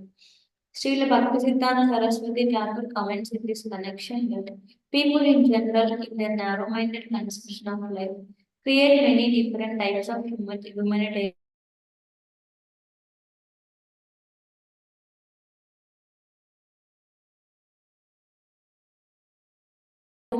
activities inaugurated by Sri Chaitanya Mahaprabhu are different, only that which is proven through logic and argument. It is a fact that without logic and reason, there can be no question of accepting the absolute truth. Unfortunately, when such logicians take to this path without the mercy of Sri Chaitanya Mahaprabhu, they remain on the platform of logic and argument and do not advance spiritual life. However, if one is intelligent enough to apply his arguments and logic to the subtle understanding of fundamental spiritual substance, he will be able to know that a poor fund of knowledge established on the basis of material logic cannot help one understand the absolute truth, which is beyond the reach of imperfect senses. The Mahabharata therefore says, Achintya kaluye bhava natamsa tarkena yojayat. Mahabharata Bhishma Parva 5.22. How can that which is beyond the imagination of century speculation of mundane creatures be approached simply by logic? Logic and argument are very poor in spiritual study and always imperfect when applied to spiritual understanding. By putting forward mundane logic, one frequently comes to the wrong conclusion regarding the absolute truth. And as a result of such a conclusion, one may fall down to accept a body like that of a jackal. Despite all this, those who are actually inquisitive to understand the philosophy of Sri Chaitanya Mahaprabhu through logic and argument are welcome. Krishnadasa Kaviraja Goswami addresses them. Please put Sri Chaitanya Mahaprabhu's website to your crucial test. And if you are actually a logician, you will come to the right conclusion that There is no personality more merciful than Lord Chaitanya. Let the logicians compare all the results of other humanitarian work with the merciful activities of Lord Chaitanya. If the judgment is impartial, they will understand that no other humanitarian activities can surpass those of Sri Chaitanya Mahaprabhu. Everyone is engaged in humanitarian activities on the basis of the body, but from the Bhagavad Gita 2.18, we understand Antavante ime deha Nityasthoka saririna. The material body is ultimately subject to destruction, whereas the spiritual soul is eternal. Sri Chaitanya Mahaprabhu's philanthropic activities are performed in connection with the eternal soul. However, one tries to benefit the body, it will be destroyed, and one will have to accept another body according to his present activities. If one does not therefore understand the signs of transmigration, but considers the body to be all in all, his intelligence is not very advanced. Sri Chaitanya Mahaprabhu, without neglecting the necessities of the body, imparted spiritual advancement to purify the existential condition of humanity. Therefore, if a logician makes his judgment impartially, he will surely find that Sri Chaitanya Mahaprabhu is the Vadanyavatara, the most magnanimous incarnation. He is even more magnanimous than Lord Krishna himself. Lord Krishna demanded that one surrender unto him, but he did not distribute love of Godhead as magnanimously as Sri Chaitanya Mahaprabhu. Therefore, Sri Rupa Goswami offers Lord Chaitanya his respectful obeisances with the words Namo Mahavadanyaya Krishna Prema Pradanati Krishnaya Krishna Chaitanya Name Gaura Krishna Namaha. Lord Krishna simply gave the Bhagavad Gita by which one can understand Lord Krishna as he is. But Sri Chaitanya Mahaprabhu, who is also Krishna himself, gave people love of Krishna without discrimination. Text 16. If one is infested with the 10 offenses in chanting of the Hare Krishna Mahamantra, despite his endeavor to chant the holy name for many months, he will not get the love of Godhead that is the ultimate goal of his chanting. Perfect.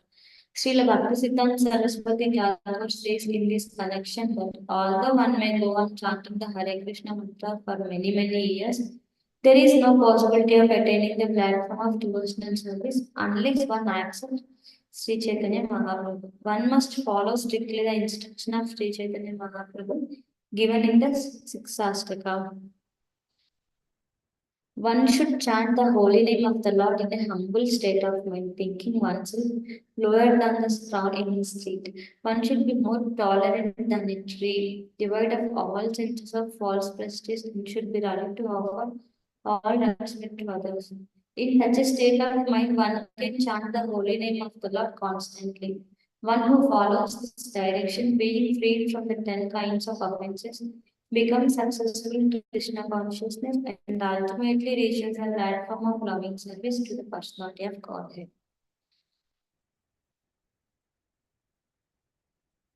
One must come to the understanding that the holy name of the Lord and the Supreme Personality of God Himself are identical. One cannot reach this conclusion unless one is offenseless in chanting the holy name. By our material calculation, we see a difference between the name and the substance. But in the spiritual world, the absolute is always absolute. The name, form, qualities, and pastimes of the absolute are all as good as the absolute himself.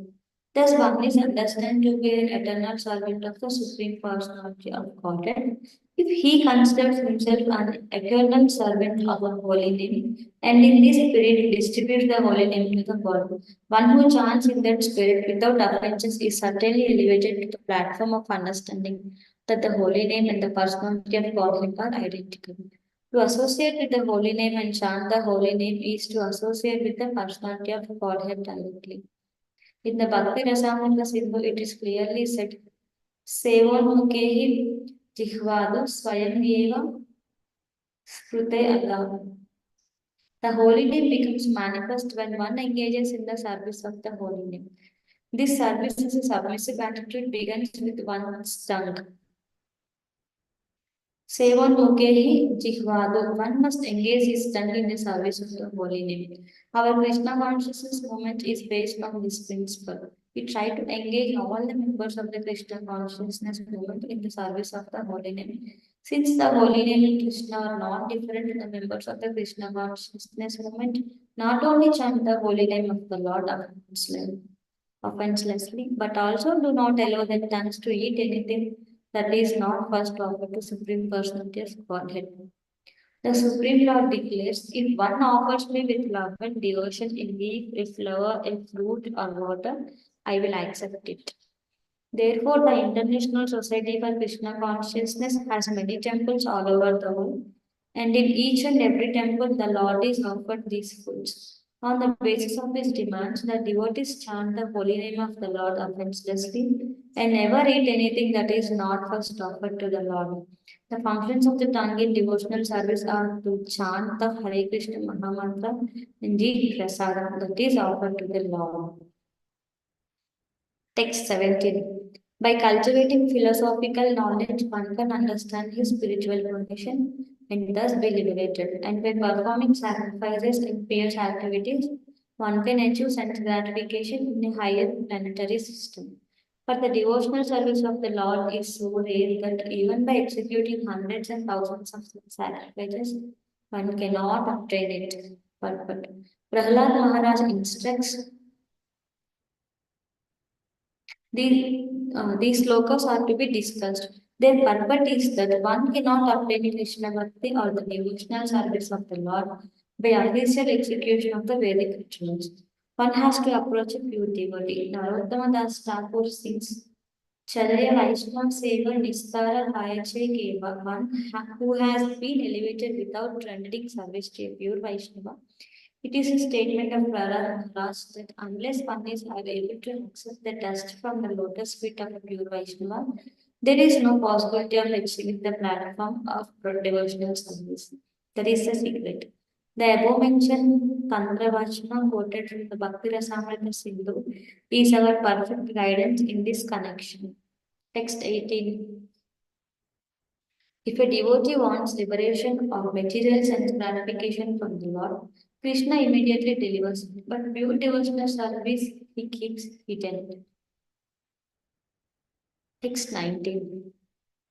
The great sage Sukadeva said, My dear Maharaj Parikshit, the Supreme Personality of Godhead Krishna is always ready to help you.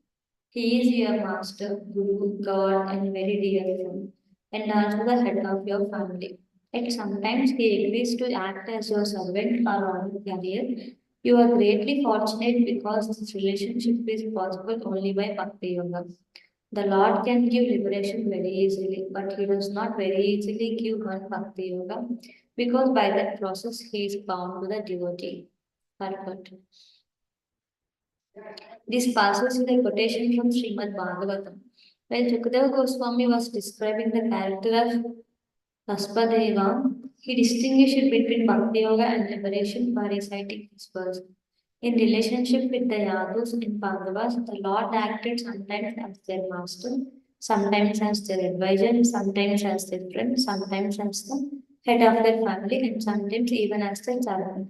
Krishna once had to carry out an order of Yudhishthira by carrying a letter Yudhishthira had written to Duryodhana regarding peace negotiations. Similarly, he also became the chariot driver of Arjuna. This illustrates that in Bhakti Yoga there is a relationship established between the Supreme Personality of God and the devotee. Such a relationship is established in the transcendental willows known as Dasya, Sakya, Vatsalya, and Madhurya. If a devotee wants simple liberation, he gets it very easily from the Supreme Personality of Godhead, as confirmed by Bilvamangal Thakura. Mukti Swayam Makilitanjali Sevate Swan. For a devotee, Mukti is not very important because Mukti is always standing on his doorstep, waiting to serve him in some way. A devotee, therefore, must be attracted by the behavior of the inhabitants of Vrindavan. He live in a relationship with Krishna. The land, water, cows, trees, and flowers serve Krishna in Santarasa. His servants serve him in Dasya and his cowherd friends serve him in Sakya Rasa. Similarly, the elder gopis and gopas serve Krishna as father and mother, uncle, and other relatives. And the young gopis, the cowherd girls, serve Krishna in Kanji and Lava. While executing devotional service, one must be naturally inclined to serve Krishna in one of these transcendental relationships. That is the actual success of life. For a devotee to get liberation is not very difficult. Even one who is unable to establish a relationship with Krishna can achieve liberation by merging into the Brahman effulgence. This is called Sayuja Mukti. Vaishnavas never accept Sayuja Mukti, although sometimes they accept the other forms of liberation, namely Saropya, Sarokya, Samipya, and Sasti. A pure devotee, however, does not accept any kind of mukti. He wants only to serve Krishna in a transcendental relationship. This is the perfect stage of spiritual life. Mayavadi philosophers desire to merge into the existence of the Brahman effulgence. Although this aspect of liberation is always neglected by devotees, Srila Prabodhananda Saraswati Thakur describing this kind of mukti, which is called Kaivalya or becoming one with the Supreme, has said Kaivalyam Narakayate. Becoming one with the Supreme is as good as going to hell. Therefore, the ideal of Mayavada philosophy, becoming one with the Supreme, is hellish for the devotee. He never accepts it. Mayavadi philosophers do not know that even if they merge into the effulgence of the Supreme, this will not give them ultimate rest. An individual soul cannot live in a Brahman effulgence in a state of inactivity after some time. He must decide to be active. However, since he is not aware of his relationship with the Supreme Personality of Godhead and therefore has no spiritual activity, he must come down for further activities in this material world. This is confirmed in Srimad Bhagavatam. Because Mayavadi philosophers have no information regarding the transcendental service of the Lord, even after attaining liberation from material activities and merging into the Brahman effulgence, they must come down again to this material world to open hospitals or schools or perform similar philanthropic activities. Text 20. Lord Sri Chaitanya Mahaprabhu has freely given this love of Krishna everywhere and anywhere, even to the most fallen sensual Jaga and Madhava. What then speak of those who are already pious and elevated? Purport. The distinction between Sri Chaitanya Mahaprabhu's gift to human society and the gifts of others is that whereas so-called philanthropic and humanitarian workers have given some relief to human society, as far as the body is concerned, Sri Chaitanya Mahaprabhu offers the best facilities for going back home, back to Godhead with love of God. If one seriously makes a comparative study of the two gifts, certainly, if he is at all sober, he will give the greatest credit to Sri Chaitanya Mahaprabhu. It was with this purpose that Kaviraj Goswami said, Sri Krishna Chaitanya, Daya Karaha Vichara, Vichara Karile Chitte Pave Chamatkara. If you are indeed interested in logic and argument, kindly apply it to the mercy of Sri Chaitanya Mahaprabhu. If you do so, you will find it to be strikingly wonderful. Srila Narottama Das Thakur says, the two brothers Jaga and Madai epitomized the simple population of this age of Kali. They were most historic elements in society because they were meat eaters, drunkards, woman hunters, rogues, and thieves. At Sri Chaitanya Mahaprabhu delivered them to say nothing of others who were sober, pious, devoted, and conscientious. The Bhagavad Gita confirms that to say nothing of the Brahmanically qualified devotees and Rajas, anyone who by the association of a pure devotee comes to Krishna consciousness becomes eligible to go back home, back to Godhead. In the Bhagavad Gita, the Lord that thus declares, O son of Buddha, those who take shelter in me, though they be of lower birth, women, Vaishyas, and Shudras, can attain the supreme destination. Lord Chaitanya Mahaprabhu delivered the two fallen brothers Lord Chaitanya Mahaprabhu delivered the two fallen brothers, Jaga and Madai, but the entire world is presently full of Jaga and Madais, or in other words, women hunters, meat eaters, gamblers, thieves, and other tongues, who create all kinds of disturbances in society. The activities of such persons have now become common practices. It is no longer considered abominable to be a drunkard, woman hunter, meat eater, thief, or rogue. For these elements have been assimilated by human society. That does not mean, however, that the abominable qualities of such persons will help free human society from the clutches of Maya. Rather, they will entangle humanity more and more in the reactions of the stringent laws of material nature. Once activities are all performed under the influence of the modes of material nature, because people are now associating with the modes of ignorance and to some extent passion with no trace of goodness, they're becoming increasingly greedy and lusty. Further is the effect of associating with these modes. By associating with the two lower qualities of material nature, one becomes lusty and greedy. Actually, in modern human society, everyone is greedy and lusty. And therefore, the only means for deliverance is Sri Chaitanya Mahaprabhu's Sankirtana movement, which can promote all the Jagas and Madais to the topmost position of Sattvaguna or Brahminical culture.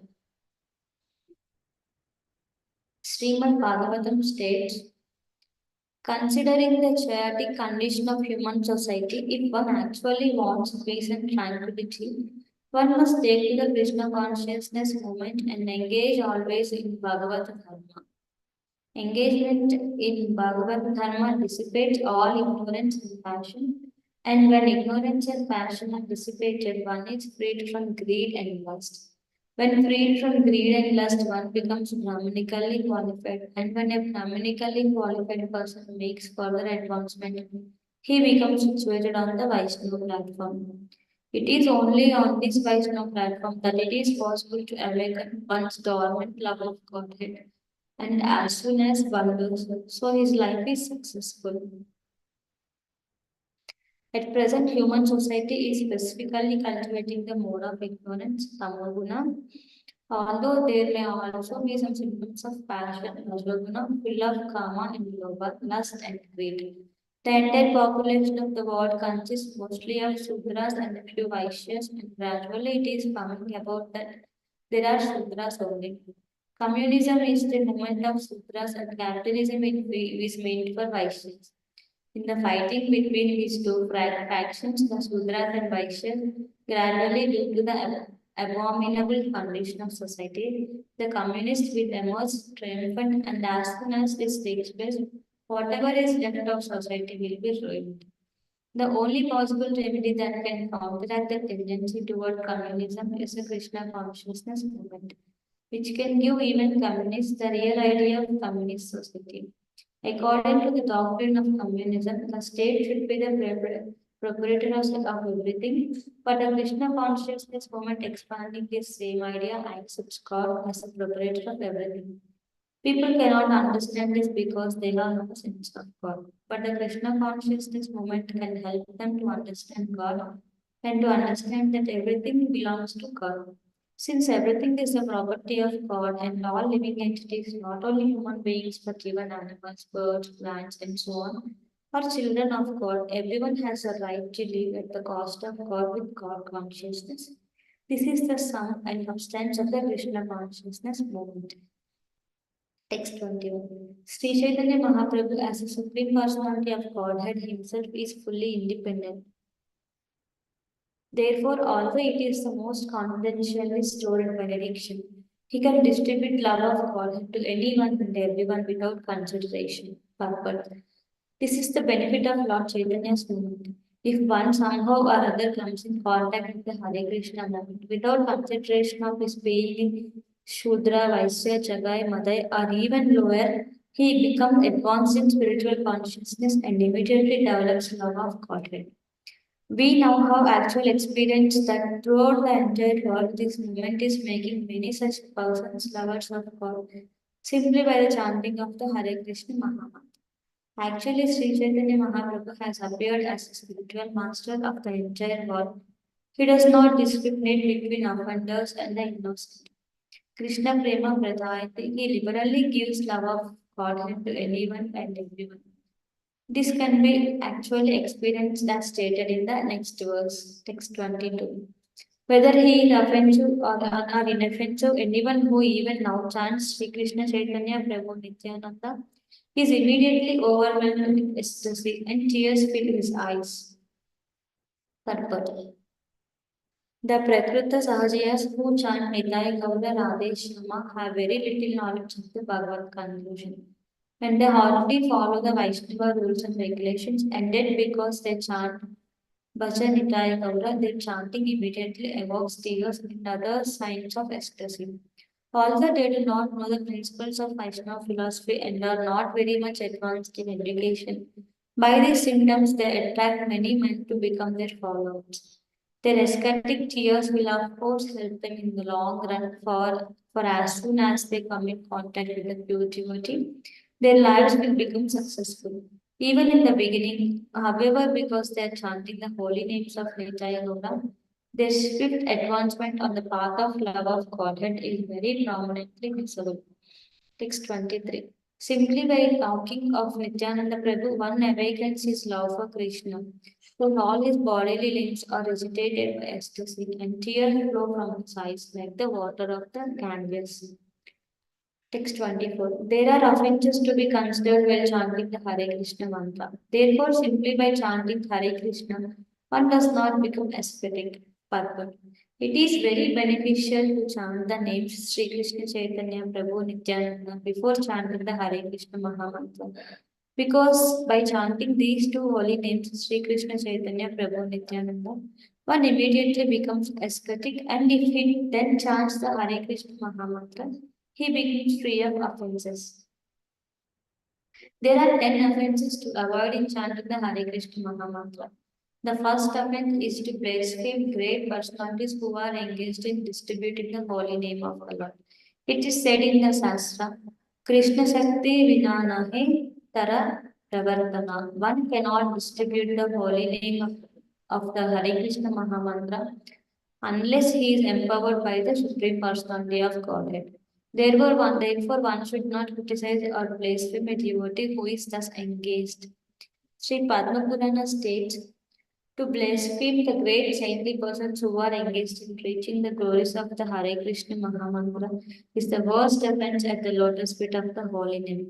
One should not criticize a preacher of the glories of the Hare Krishna Mahamantra. If one does so, he is an offender. The Nama Prabhu who is identical with Krishna will never tolerate such blasphemous activities even from one who passes as a great devotee. The second Namaparada is described as follows. In this material world, the holy name of Vishnu is all auspicious. Vishnu's name, form, qualities, and pastimes are all transcendental absolute knowledge. Therefore, if one tries to separate the absolute personality of Godhead from his holy name or his transcendental form, qualities and pastimes, thinking them to be material, that is offensive. Similarly, to think that the names of demigods such as Lord Shiva are as good as the name of Lord Vishnu, or in other words, to think that Lord Shiva and the other demigods are other forms of God and are therefore equal to Vishnu is also blasphemous. This is the second offense at the lotus feet of the holy name of the Lord. The third offense at the lotus feet of the holy name, which is called Guru Abhijna, is to consider the spiritual master to be material and therefore to envy his exalted position. The fourth offense is to blaspheme Vedic literature such as the four Vedas and Puranas. The fifth offense is to consider the glories of the holy name to be exaggerations. Similarly, the sixth offense is to consider the holy name of the Lord to be imaginary. The seventh offense is described as follows. To think that since the Hare Krishna mantra can counteract all sinful reactions, one may therefore go on with his sinful activities and at the same time chant the Hare Krishna mantra. To neutralize them is the greatest offense at the lotus feet of Harinama. The eighth offense is stated thus: it is offensive to consider the chanting of the Hare Krishna mantra to be a religious ritualistic ceremony. Performing religious ceremonies, following vows, and practicing renunciation and sacrifice are all materialistic auspicious activities. The chanting of the Hare Krishna Mahamantra must not be compared to such materialistic religiosity. This is an offense at the lotus feet of the holy name of the Lord. The ninth offense is described as follows. It is an offense to preach the glories of the holy name among persons who have no intelligence or no faith in the subject matter. Such people should be given the chance to hear the chanting of the Hare Krishna Mahamantra. But in the beginning, they should not be instructed about the glories or the spiritual significance of the holy name. By constant hearing of the holy name, their hearts will be purified, and then they will be able to understand the transcendental position of the holy name. The tenth offense is as follows: if one has heard the glories of the transcendental holy name of the Lord, but nevertheless continues in a materialistic concept of life, thinking I am his body and everything belonging to his body is mine, and does not show respect and love for the chanting of the Hare Krishna Mahamantra, that is an offense.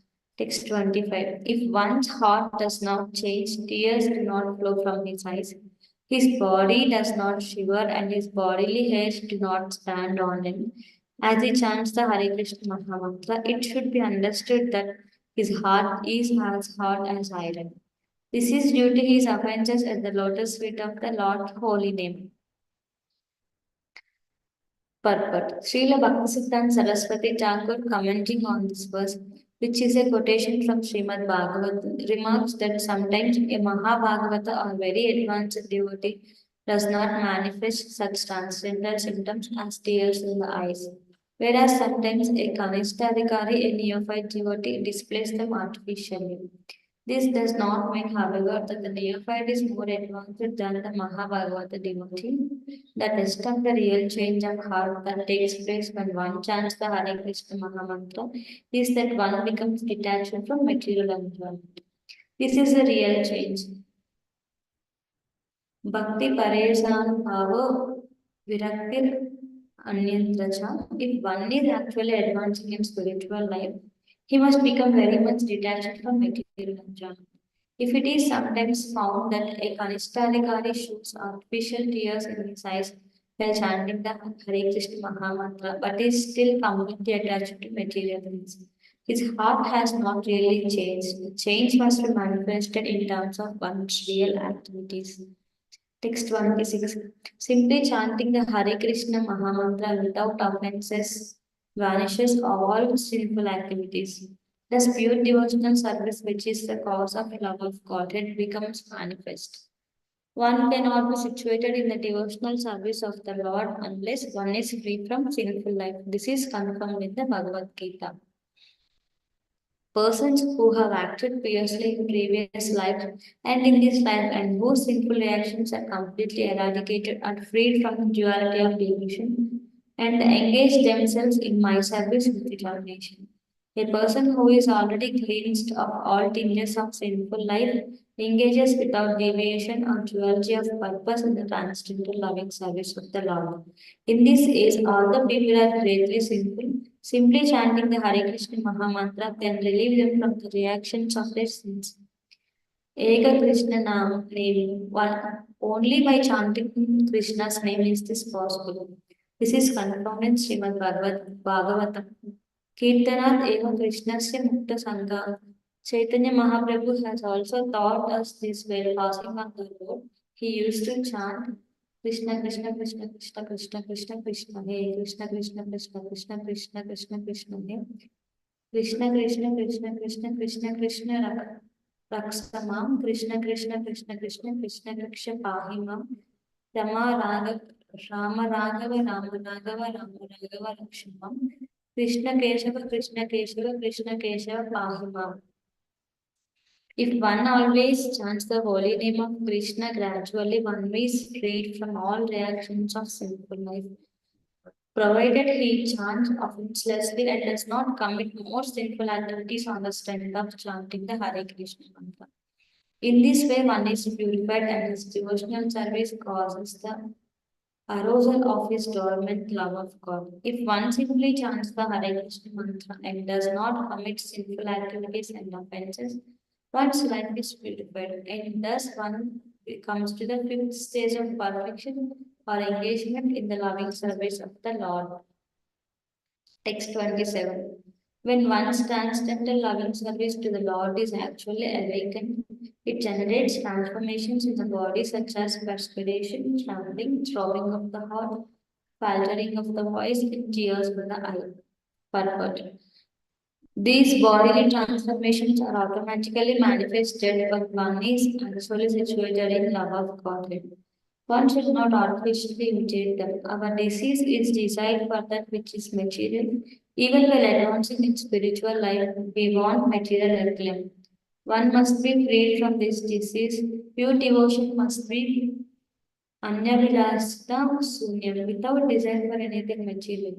Advanced devotees manifest many bodily transformations which are symptoms of ecstasy. But one should not imitate them to achieve cheap adoration from the public. When one actually attains the advanced stage, the aesthetic symptoms will appear automatically. One does not need to imitate them. Text 28. As a result of chanting the Hare Krishna Mahamantra, one makes such great advancement in spiritual life that simultaneously his material existence terminates and he receives love of Godhead. The holy name of Krishna is so powerful that by chanting even one name, one very easily achieves these transcendental riches. Text 29 to 30. If one chants the exalted holy name of the Lord again and again, and yet his love for the Supreme Lord does not develop and tears do not appear in his eyes, it is evident that because of his offenses in chanting, the seed of the holy name of Krishna does not sprout. Perfect. If one chants the Hare Krishna mantra offensively, one does not achieve the desired result. Therefore, one should carefully avoid the offenses which have already been described in connection with verse 24.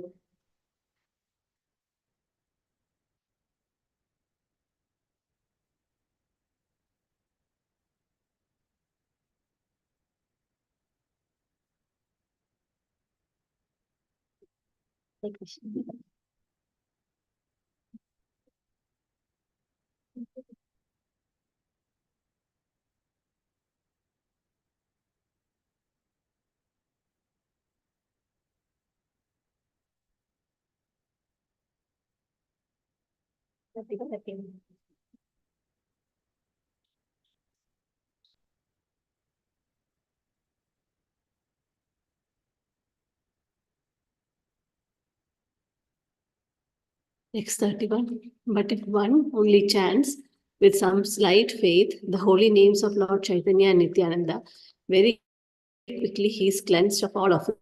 Thus, as soon as he chants the Hare Krishna Mahamantra, he feels the ecstasy of love for God. Purport by Divine Srila Prabhupada. Srila Bhaktisiddhanta Saraswati Thakura remarks in this connection that if one takes shelter of Lord Sri Chaitanya Mahaprabhu and Nityananda, follows their instructions to become more tolerant than the tree and humbler than the grass, and in this way chants the holy name of the Lord, very soon he achieves the platform of transcendental loving service to the Lord, and tears appear in his eyes. There are offenses to be considered in chanting the Hare Krishna Mahamantra, but there are no such considerations in chanting the names of Gaura Nityananda. Therefore, if one chants the Hare Krishna Mahamantra, but his life is still full of sinful activities, it will be very difficult for him to achieve the platform of loving service to the Lord. But if, in spite of being an offender, one chants the holy names of Gaura Nityananda, he is very quickly freed from the reactions to his offenses.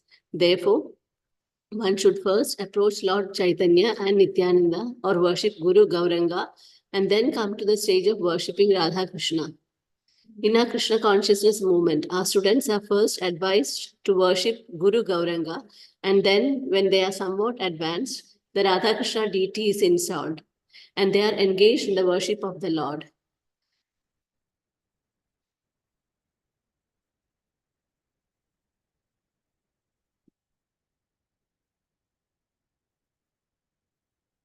One should first take shelter of Gaura Nityananda in order to reach ultimately Radha Krishna. Srila Narottam Das Thakur sings in this connection, Gauranga bolite haibe pulaka sharira, Hari Hari bolite nayane babe neera, Ar kabe nitai chander karuna haibe, Samsara vasana mora kabe tucha haibe, Vishaya chadiya kabe shuddha habe mana, Kabe hama he raba Shri Vrindavana.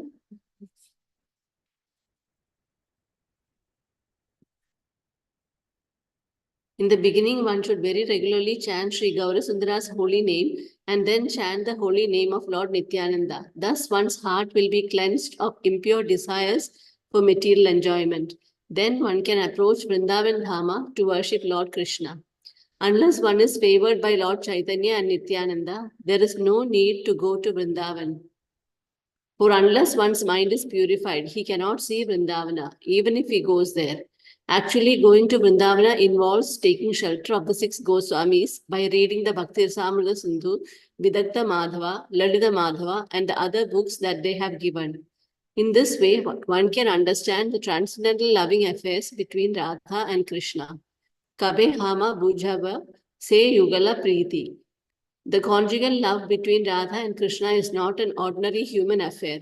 It is fully transcendental.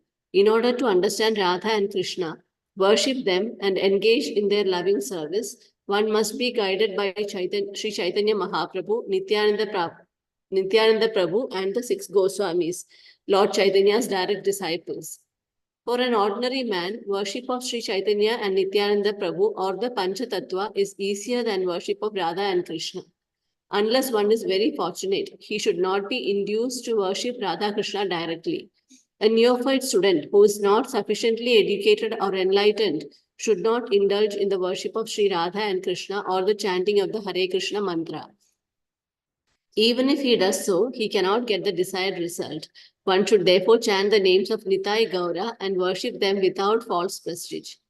Since everyone within this material world is more or less influenced by sinful activities, in the beginning, it is essential that one take to the worship of Guru Gauranga and ask their favor. For thus, despite all his disqualifications, one will very soon become qualified to worship the Radha Krishna Vigraha. It should be noted in this connection that the holy names of Lord Krishna and Gaura Sundara are both identical with the Supreme Personality of Godhead. Therefore, one should not consider the name to be more potent than the other. Considering the position of the people of this age, however, the chanting of Sri Chaitanya Mahaprabhu's name is more essential than the chanting of the Hare Krishna Mahamantra because Sri Chaitanya Mahaprabhu is the most magnanimous incarnation and his mercy is very easily achieved. Therefore, one must first take shelter of Sri Chaitanya Mahaprabhu by chanting Sri Krishna Chaitanya Prabhu Nityananda, Sri Advaita Gadadhara, Srivasadi Gaura Bhakta Vrinda. By serving Gaura Nityananda, one is freed from the entanglements of material existence and thus becomes qualified to worship the Radha Krishna deity. Text 32.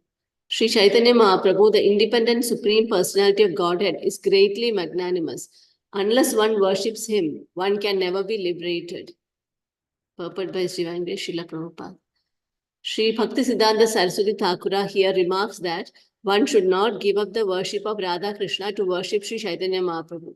By worshipping either Radha Krishna or Lord Chaitanya alone, one cannot become advanced. One should not try to supersede the instructions of the 6 Goswamis, for they are acharyas and very dear to Lord Chaitanya. Therefore, Narottam Das Thakur sings, Rupa Raghunatha Pade, Haibe Akuti, Kabe Hama Bhujava, Se Yugala Preeti.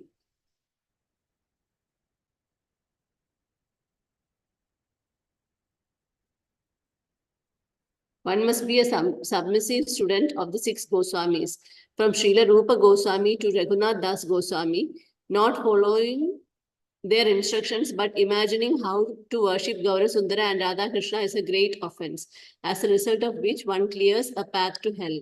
If one neglects the instructions of the 6 Goswamis and yet becomes a so-called devotee of Radha Krishna, he merely criticizes the real devotees of Radha Krishna.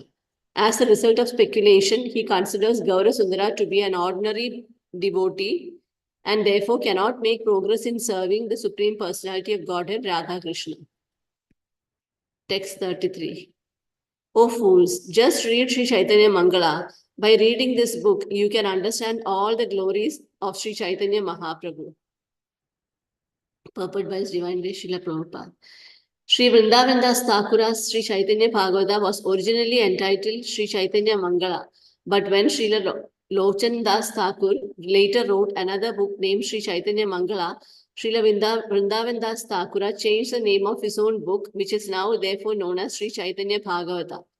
The life of Sri Chaitanya Mahaprabhu is very elaborately described in the Chaitanya Bhagavata, and Krishnadas Kaviraja Goswami has already informed us that in his Sri Chaitanya Caritamrta, he has described whatever Vrindavan Das Thakur has not mentioned. This acceptance of Sri Chaitanya Bhagavata by Krishnadas Kaviraj Goswami indicates his acceptance of the disciplic succession. A writer of transcendental literature never tries to surpass the previous acharyas. Text 34. As Vyasadeva has compiled all the pastimes of Lord Krishna in Srimad Bhagavatam, Thakura Vrindavan Das has depicted the pastimes of Lord Chaitanya. Text 35. Thakur Vrindavan Das has composed Sri Chaitanya Mangala. Hearing this book annihilates all misfortune. Text 36. By reading Sri Chaitanya Mangala, one can understand all the glories and truths of Lord Chaitanya and Nityananda and come to the ultimate conclusion of devotional service to Lord Krishna. Purport by His Divine Grace Srila Prabhupada. Srimad Bhagavatam is the authoritative reference book from which to understand devotional service, but because it is very elaborate, few men can understand its purport.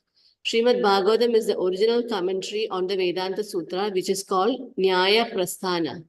It was written to enable one to understand the absolute truth through infallible logic and argument, and therefore its natural commentary, Srimad Bhagavatam, is extremely elaborate. Professional reciters have created the impression that Srimad Bhagavatam deals only with Krishna's Rasa Lila, although Krishna's Rasa Lila is described only in chapters 29 to 33 of the 10th canto. They have in this way presented Krishna to the Western world as a great woman hunter, and therefore we sometimes have to deal with some such misconceptions in preaching. Another difficulty in understanding Srimad Bhagavatam is that the professional reciters have introduced Bhagavata Saptaha or 7-day readings of the Bhagavatam. They want to finish Srimad Bhagavatam in a week. Although it is so sublime that even one verse of Srimad Bhagavatam is, if properly explained, cannot be completed in 3 months. Under these circumstances, it is a great aid for the common man to read Srila Vrindavan Das Thakura's Chaitanya Bhagavata, for thus he can actually understand devotional service, Krishna, Lord Chaitanya, and Lord Nityananda. Srila Rupa Goswami has said, Shruti Smriti Puranadi Pancharatra Vidhim Vina Aikantiki Harer Bhaktir Utpatayaiva Kalpate. Devotional service to the Lord that ignores the authorized Vedic literatures, the Upanishads, Puranas, Narada, Pancharatra, etc., is simply an unnecessary disturbance in society.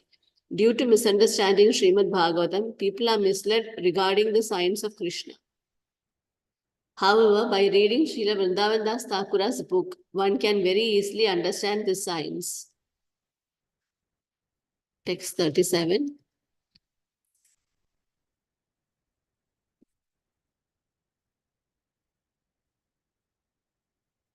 Sri Chaitanya Mangala, later known as Sri Chaitanya Bhagavata, Srila Vrindavan Das Thakura has given the conclusion and essence of devotional service by quoting the authoritative statements of Srimad Bhagavatam.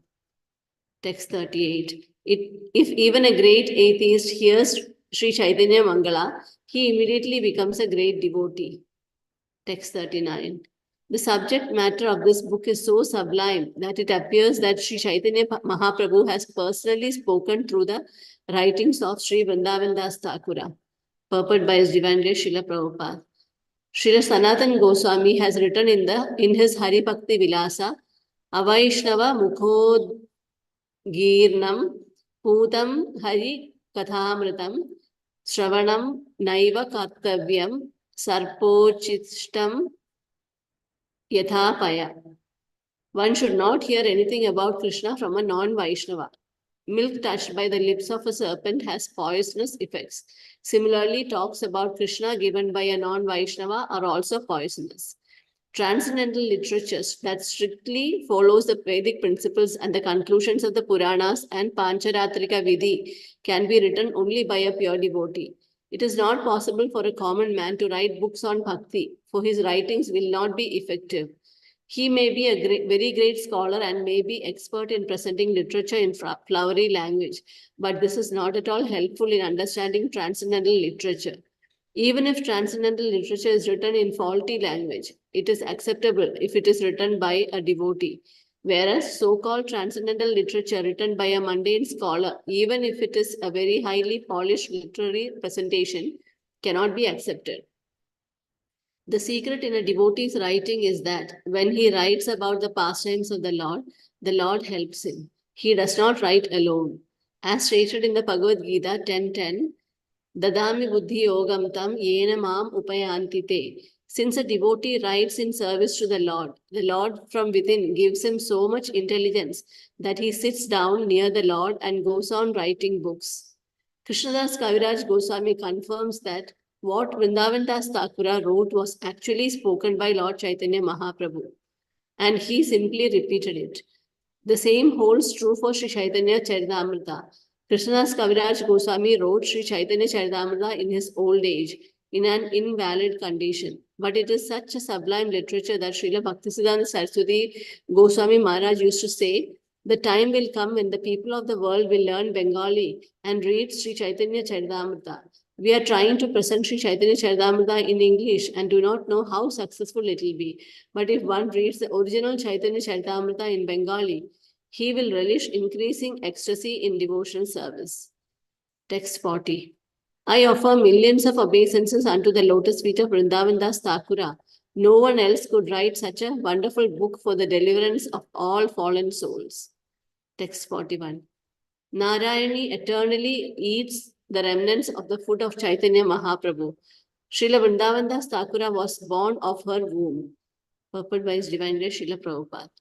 In text 43 of the Gaura Ganodesha Deepika, a book written by Kavi Karnapura that describes all the associates of Sri Chaitanya Mahaprabhu and who they previously were, there is the following statement regarding Narayani. Ambikaya Swasa Yasin Namna Srila Kilimbika Krishno Chishtam Prabhujnana Seyam Narayani Mata. When Lord Krishna was a child, he was nursed by a woman named Ambika, who had a younger sister named Kilimbika. During the time of Lord Chaitanya's incarnation, the same Kilimbika used to eat the remnants of the food left by Lord Sri Chaitanya Mahaprabhu. That Kilimbika was Narayani, who was a niece of Srivas Thakuras. Later on, when she grew up and married, Srila Vrindavan Das Thakura was born from her womb. A devotee of Lord Sri Krishna is celebrated in terms of devotional service rendered to the Lord. Thus, we know Srila Vrindavan Das Thakura as the son of Narayani. Srila Bhaktisiddhanta Saraswati Thakura notes in this connection that there is no reference to his paternal ancestry because there is no need to understand it. Text 42. What a wonderful description he has given of the pastimes of Lord Chaitanya. Anyone in the three worlds who hears it is purified. Text 43. I fervently appeal to everyone to adopt the method of devotional service given by Lord Chaitanya and Nityananda and thus be freed from the miseries of material existence and ultimately achieve the loving service of the Lord. Text 44. Srila Vrindavan Das Thakura has written Sri Chaitanya Mangala and therein described in all respects the pastimes of Lord Chaitanya. Text 45. He first summarized all the pastimes of the Lord and later described them vividly in detail. Text 46. The pastimes of Lord Chaitanya are unlimited and unfathomable. Therefore, in describing all those pastimes, the book became voluminous. Text 47. He saw them to be so extensive that he later felt that some had not been properly described. Text 48. He ecstatically described the pastimes of Lord Nityananda, but the later pastimes of Chaitanya Mahaprabhu remains untold. Text 49. The devotees of Vrindavana were very anxious to hear those pastimes. Text 50. In Vrindavana, in a great place of pilgrimage underneath the desire trees, is a golden throne bedecked with jewels. Text 51. On that throne sits the son of Nanda Maharaja, Sri Govinda Deva, the transcendental Cupid. Text 52. Varieties of majestic services are rendered to Govinda there. His garments, ornaments, and paraphernalia are all transcendental. Text 53. In that temple of Govindaji, thousands of servitors always render service to the Lord in devotion. Even with thousands of mouths, one could not describe this service. Text 54. In that temple, the chief servitor was Sri Haridas Pandita. His qualities and fame are known all over the world. Purport by His Divinity Srila Prabhupada. Sri Haridas Pandita was a disciple of Sri Ananta Acharya, who was a disciple of Gadadhar Pandita. Text 55. He was gentle, tolerant, peaceful, magnanimous, grave, sweet in his words, and very sober in his endeavors. Text 56. He was respectful to everyone and worked for the benefit of all. Diplomacy, envy, and jealousy were unknown to his heart. Text 57. The 50 qualities of Lord Krishna were all present in his body. Purport by His Divinity Srila Prabhupada. In the Bhakti Rasamrita Sindhu, the transcendental qualities of Sri Krishna are mentioned. Among these, 50 are primary. I am Neta, Suram, Ramyanga, etc. And in minute quantity, they were all present in the body of Sri Haridas Pandita. Since every living entity is a part of the Supreme Personality of Godhead, all 50 of these good qualities of Sri Krishna are originally minutely present in every living being. Due to his contact with material nature, these qualities are not visible in the conditioned soul. But when one becomes a purified devotee, they all automatically manifest themselves. This is stated in Srimad Bhagavatam 5:18-12 as mentioned in the text below. Text 58. In one who has unflinching devotional faith in Krishna, all the good qualities of Krishna and the demigods are consistently manifested. However, one who has no devotion to the Supreme Personality of Godhead has no good qualifications because he is engaged by mental concoction in material existence, which is the external feature of the Lord. Text 59. Ananta Acharya was a disciple of Gadadhar Pandita. His body was always absorbed in love of Godhead. He was magnanimous and advanced in all respects. Text 60. Ananta Acharya was a reservoir of all good qualities. No one can estimate how great he was. Pandita Haridasa was his beloved disciple. Purport by His Divinity Srila Prabhupada.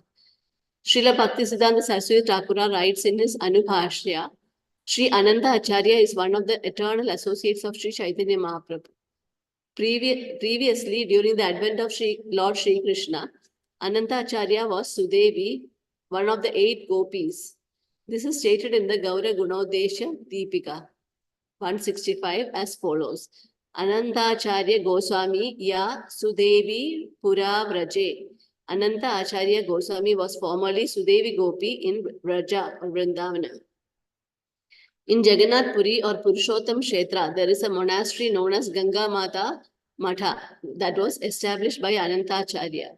In the disciplic succession of the Ganga Mata Matha, he is known as Vinu.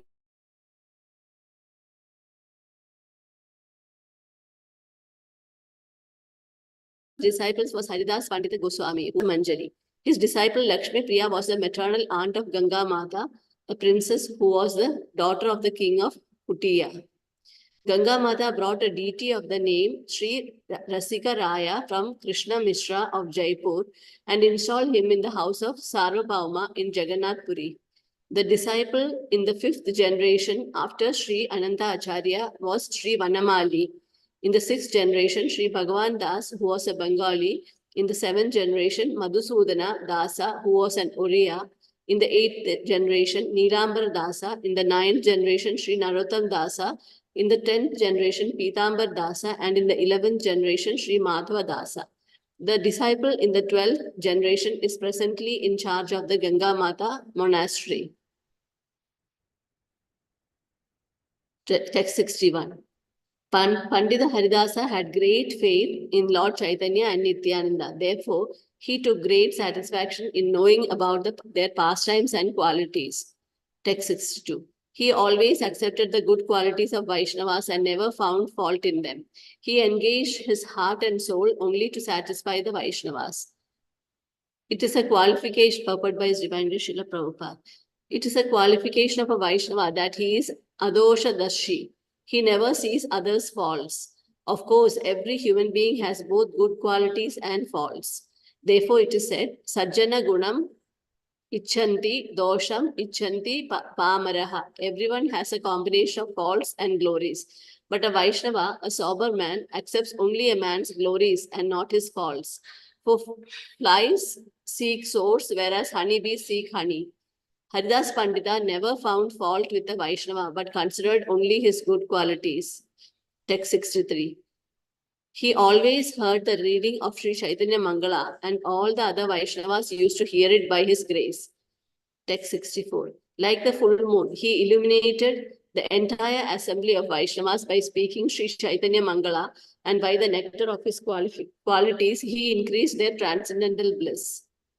Text 65. By his causeless mercy, he ordered me to write about the last pastimes of Sri Caitanya Mahaprabhu. Text 66. Govinda Gosani, the priest engaged in the service of Lord Govinda in Vrindavana, was a disciple of Kashishwara Gosani. There was no servant more dear to the Govinda deity. Am I too loud? Am I too loud? Purport by His Divine Grace Srila Prabhupada.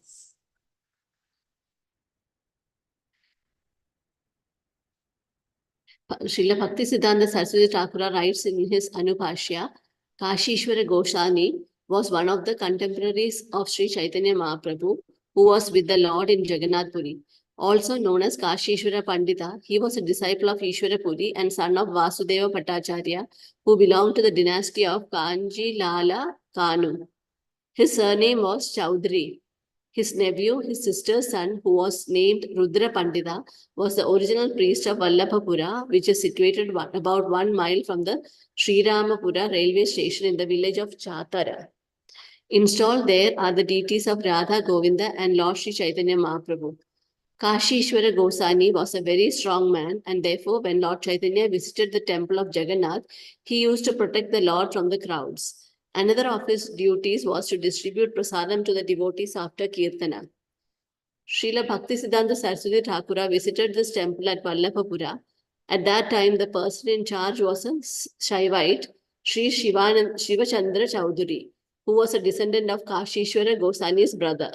In Vallabhapura, there was a permanent arrangement to cook 9 kilos of rice, vegetables, and other foodstuffs daily, and near the village, there is sufficient land which belonged to the deity on which this rice was grown.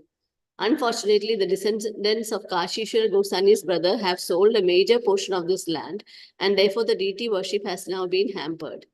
It is said in the Gaura Ganodesha Deepika 137 that the servant of Krishna in Vrindavana named Bringara descended as Kashishwara Gosani during the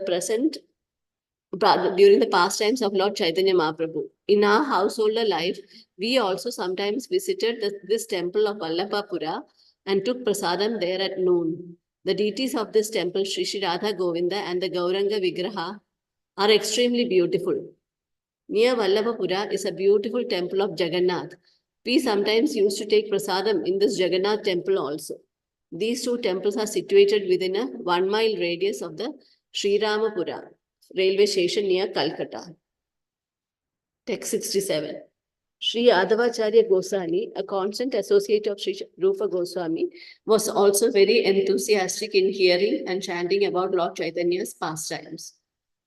Text 68. Bhugarpa Gosani, a disciple of Pandita Gosani, was always engaged in topics regarding Lord Chaitanya, knowing nothing else.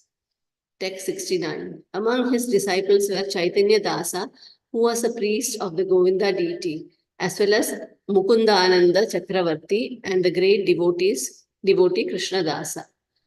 Text 70. Among the disciples of Ananta Acharya was Shivananda Chakravarti, in whose heart Lord Chaitanya and Nityananda constantly dwelled.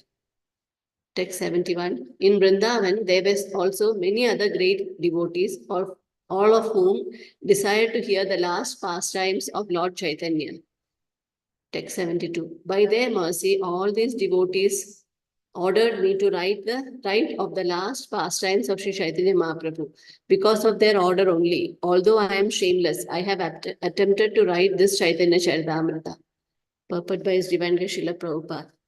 To write about the transcendental pastimes of the Supreme Personality of Godhead is not an ordinary endeavor. Unless one is empowered by the higher authorities or advanced devotees, one cannot write transcendental literature, for all such literature must be above suspicion, or in other words, it must have none of the defects of the conditioned souls, namely mistakes, illusions, cheating, and imperfect sense perceptions. The words of Krishna and of the disciplic succession that carries the orders of Krishna are actually authoritative.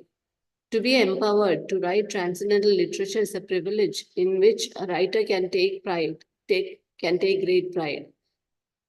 As a humble Vaishnava, Krishnadas Kaviraj Goswami, being thus empowered, felt very much ashamed that it was he who was to narrate the pastimes of Lord Chaitanya Mahaprabhu. Text 73. Having received the order of the Vaishnavas, but being anxious within my heart, I went to the temple of Madan Mohana in Vrindavana to ask his permission also. Purport by His Divine Grace Srila Prabhupada. A Vaishnava always follows the order of Guru and Krishna. Sri Chaitanya Caritamrta was written by Krishnadas Kaviraj Goswami by their mercy.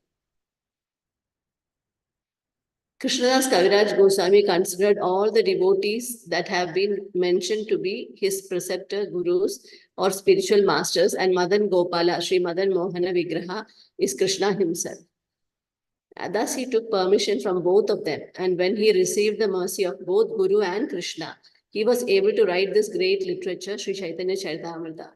This example should be followed. Anyone who attempts to write about Krishna must first take permission from the spiritual master and Krishna. Krishna is situated in everyone's heart, and the spiritual master is his direct external representative. Thus, Krishna is situated antarbahi, within and without. One must first become a pure devotee by following the strict regulative principles and chanting 16 rounds daily. And when one thinks that he is actually on the Vaishnava platform, he must then take permission from the spiritual master, and that permission must also be confirmed by Krishna from within his heart. Then, if one is very sincere and pure, he can write transcendental literature, either prose or poetry. Text 74. When I visited the temple of Madan Mohana, the priest Gosani Dasa was serving the feet of the Lord, and I also prayed at the Lord's lotus feet. Text 75. When I prayed to the Lord for permission, a garland from his neck immediately slipped down. Text 76. As soon as this happened, the Vaishnava standing there all loudly chanted Hari Bol, and the priest Gosani Dasa brought me the garland and put it around my neck. Text 77. I was greatly pleased to have the garland signifying the order of the Lord, and then and there I commenced to write this book. Text 78. Actually, Sri Chaitanya Caritamrta is not my writing, but the dictation of Sri Madan Mohana. My writing is like the repetition of a parrot. Purport by His Divine Grace Srila Prabhupada. This should be the attitude of all devotees. When the Supreme Personality of Godhead recognizes a devotee, he gives him intelligence and dictates how he may go back to Godhead. This is confirmed in Srimad Bhagavad Gita 10:10. Tesham sadata yuktanam pachatam priti purvakam dadami buddhi yogam tam yena mam upayanti te. To those who are constantly devoted to serving me with love, I give the understanding by which they can come to me. The opportunity to engage in transcendental loving service of the Lord is open to everyone because every living entity is constitutionally a servant of the Lord. To engage in the service of the Lord is the natural function of the living entity. But because he is covered by the influence of Maya, the material energy, he thinks it to be a very difficult task. But if he places himself under the guidance of a spiritual master and does everything sincerely, immediately the Lord, who is situated within everyone's heart, dictates how to serve him. Dadami buddhi yogam tam. The Lord gives this direction, and thus the devotee's life becomes perfect. Whatever a pure devotee does is done by the dictation of the Supreme Lord. Thus, it is confirmed by the author of Sri Caitanya Caritamrta that whatever he wrote was written under the direction of the Sri Madan Mohan deity. Text 79. As a wooden doll is made to dance by a magician, I write as Madan Gopala orders me to do so. Purport by His Divine Grace Srila Prabhupada. This is the position of a pure devotee. One should not take any responsibility on his own, but should be a soul surrender to the Supreme Personality of Godhead, who will then give him dictation as the Chaitya Guru, or the spiritual master within. The Supreme Personality of Godhead is pleased to guide a devotee from within and without. From within, he guides him as a super soul, and from without, he guides him as a spiritual master. Text 80. I accept as my family deity Madan Mohana, whose worshippers are Raghunath Das Goswami, Sri Rupa Goswami, and Sanatan Goswami. Text 81. I took permission from Srila Vrindavan Das Thakura by praying at his lotus feet, and upon receiving his order, I have attempted to write this auspicious literature. Purport by His Divine Grace Srila Prabhupada. Srila Krishnadas Kaviraj Goswami took permission not only from the Vaishnavas and Madan Mohana, but also from Vrindavan Das Thakura, who is understood to be the Vyasa of the pastimes of Sri Chaitanya Mahaprabhu. Text 82. Srila Vrindavan Das Thakura is the authorized writer on the pastimes of Lord Chaitanya. Without his mercy, therefore, one cannot describe these pastimes. Text 83. I am foolish, lowborn, and insignificant, and I always desire material enjoyment. Yet, by the order of the Vaishnavas, I am greatly enthusiastic to write this transcendental literature. Text 84. The lotus feet of Sri Rupa Goswami and Raghunath Das Goswami are my source of strength. Remembering their lotus feet can fulfill all one's desires. Text 85. Praying at the lotus feet of Sri Rupa and Sri Raghunatha, always desiring their mercy, I, Krishnadasa, narrate Sri Caitanya Caritamrta following in their footsteps. Purport by His Divine Grace Srila Prabhupada. Thus, in the Bhaktivedanta purports to the Sri Caitanya Caritamrta Adi Lila, 8th chapter, the matter of the authors receiving the orders of the authorities, Krishna and Guru. How to go to the next one? How do we go from here? Let's reach the end of the page. Okay.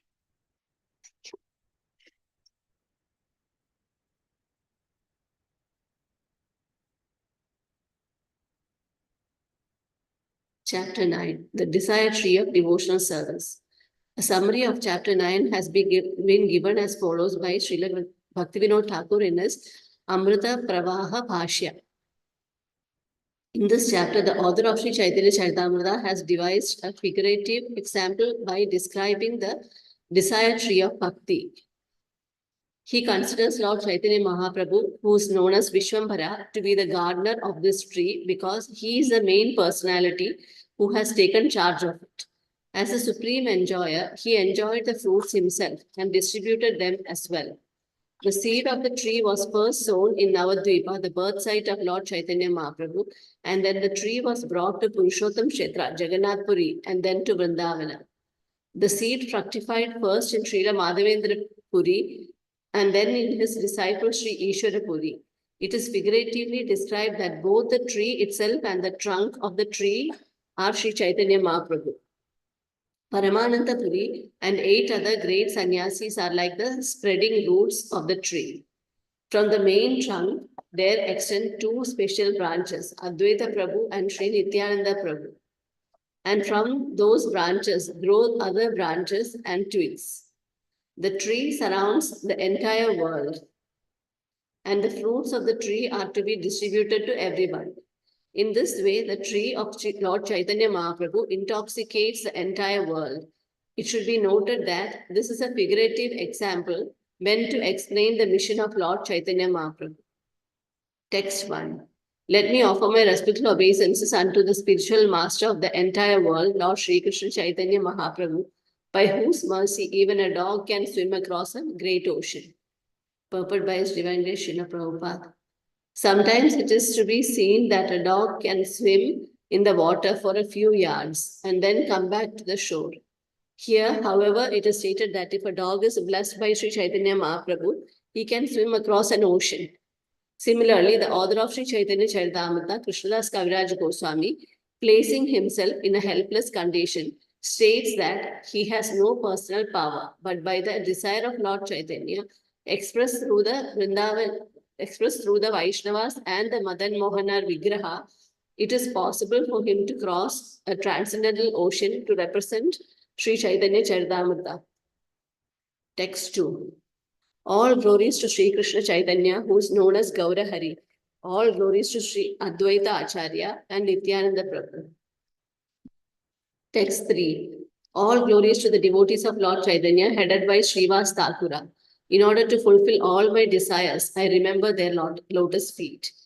Purport by His Divine Grace Srila Prabhupada. The author here continues to follow the same principles of worship of the Panchatattva that were described in the 7th chapter of the Adi Lila. Text 4. I also remember the 6 Goswamis, Rupa, Sanatana, Bhatta Raghunatha, Sri Jiva, Gopala Bhatta, and Dasa Raghunatha. Purport by His Divine Grace Srila Prabhupada. This is the process for writing transcendental literature. A sentimentalist who has no Vaishnava qualifications cannot produce transcendental writings. There are many fools who consider Krishna Lila to be a subject of art and who write or paint pictures about the pastimes of Lord Krishna with the gopis, sometimes depicting them in a manner practically obscene. These fools take pleasure in material sense gratification, but one who wants to make advancement in spiritual life must scrupulously avoid their literature. Unless one is a servant of Krishna and the Vaishnavas, as Krishnadas Kaviraj Goswami presents himself to be in offering respects to the Lord Chaitanya, his associates and his disciples, one should not attempt to write transcendental literature. Text 5. It's by the mercy of all these Vaishnavas and Gurus that I attempt to write about the pastimes and qualities of Lord Chaitanya Mahaprabhu. Whether I know it or know not, it is for self-purification that I write this book. Purport by His Divine Grace Srila Prabhupada. This is the sum and substance of the transcendental writing. One must be an authorized Vaishnava, humble and pure. One should write transcendental literature to purify oneself, not for credit. By writing about the pastimes of the Lord, one associates with the Lord directly. One should not ambitiously think, I shall become a great author. I shall be celebrated as a writer. These are material desires. One should attempt to write for self-purification. It may be published or it may not be published, but that does not matter. If one is actually sincere in writing, all his ambitions will be fulfilled. Whether one is known as a great author is incidental. One should not attempt to write transcendental literature for material name and fame. Text 6. I take shelter of the Supreme Personality of Godhead, Sri Chaitanya Mahaprabhu, who himself is the tree of transcendental love of Krishna, its gardener and also bestower and enjoyer of its fruits. Text 7. Lord Chaitanya thought, my name is Vishwambhara, one who maintains the entire universe. Its meaning will be actualized if I can fill the whole universe with love of Godhead. Text 8. Thinking in this way, he accepted the duty of a planter and began to grow a garden in Navadvipa. Text 9. Thus the Lord brought the desired tree of devotional service to this earth and became its gardener. He sowed the seed and sprinkled upon it the water from his will. Purport by His Divine Grace Srila Prabhupada. In many places, devotional service has been compared to a creeper. One has to sow the seed of the devotional creeper, Bhaktilata, within his heart. As he regularly hears and chants, the seed will fructify and gradually grow into a mature plant and then produce the fruit of devotional service, namely love of Godhead, which the gardener, Malakara, can then enjoy without impediments. All glories to Sri Madhavendra Puri, the storehouse of all devotional service unto Krishna. He is a desire tree of devotional service, and it is in him that the seed of devotional service first fructified. Purport by His Divine Grace Srila Prabhupada. Sri Madhavendra Puri, also known as Sri Madhava Puri, belonged to the disciplic succession from Madhvacharya and was a greatly celebrated sannyasi. Sri Chaitanya Mahaprabhu was the third disciplic descendant from Sri Madhavendra Puri. The process of worship in the disciplic succession of Madhvacharya was full of ritualistic ceremonies with hardly a sign of love of Godhead. Sri Madhavendra Puri was the first person in that disciplic succession to exhibit the symptoms of love of Godhead, and the first to write a poem beginning with the words, I Dina Dayadra Natha, O Supreme Merciful Personality of Godhead. In that poem is the seed of Chaitanya Mahaprabhu's cultivation of love of Godhead. Text 11. The seed of devotional service next fructified in the form of Sri Ishwara Puri, and then the gardener himself, Chaitanya Mahaprabhu, became the main trunk of the tree of devotional service. Purport by His Divine Grace Srila Prabhupada. Srila Bhaktisiddhanta Saraswati Thakura writes in his Anubhashya, Sri Ishwara Puri was a resident of Kumarahatta, where there is now a railroad station known as Kumarahatta. Nearby there is another station named Hali Sahara, which belongs to the Eastern Railway. This railway runs from the eastern section of Calcutta. Ishwara Puri appeared in a Brahmana family and was the most beloved disciple of Sri Madhavendra Puri.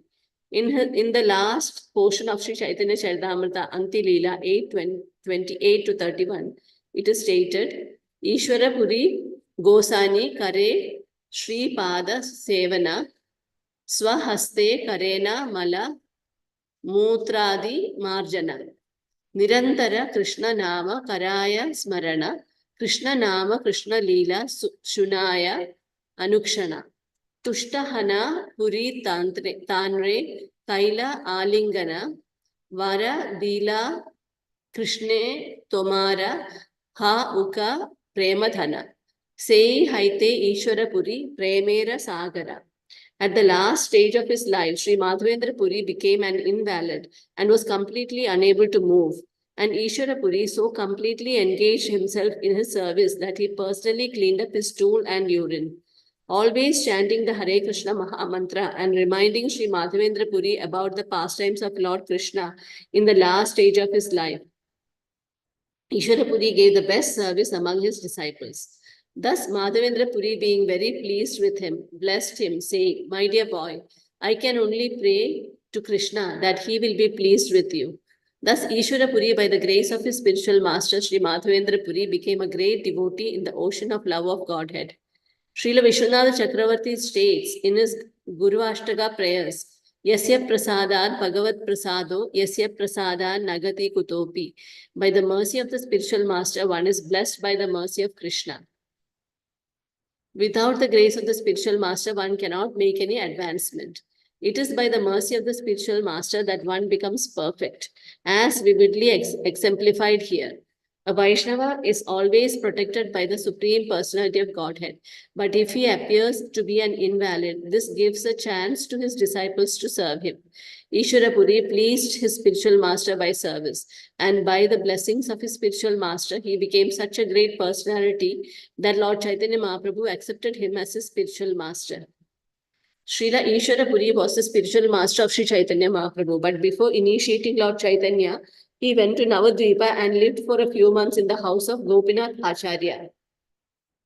At that time, Lord Chaitanya became acquainted with him, and it is understood that he served Sri Chaitanya Mahaprabhu by reciting his book Krishna Lila Amrita. This is explained in Sri Chaitanya Bhagavata Adi Khanda, chapter 11.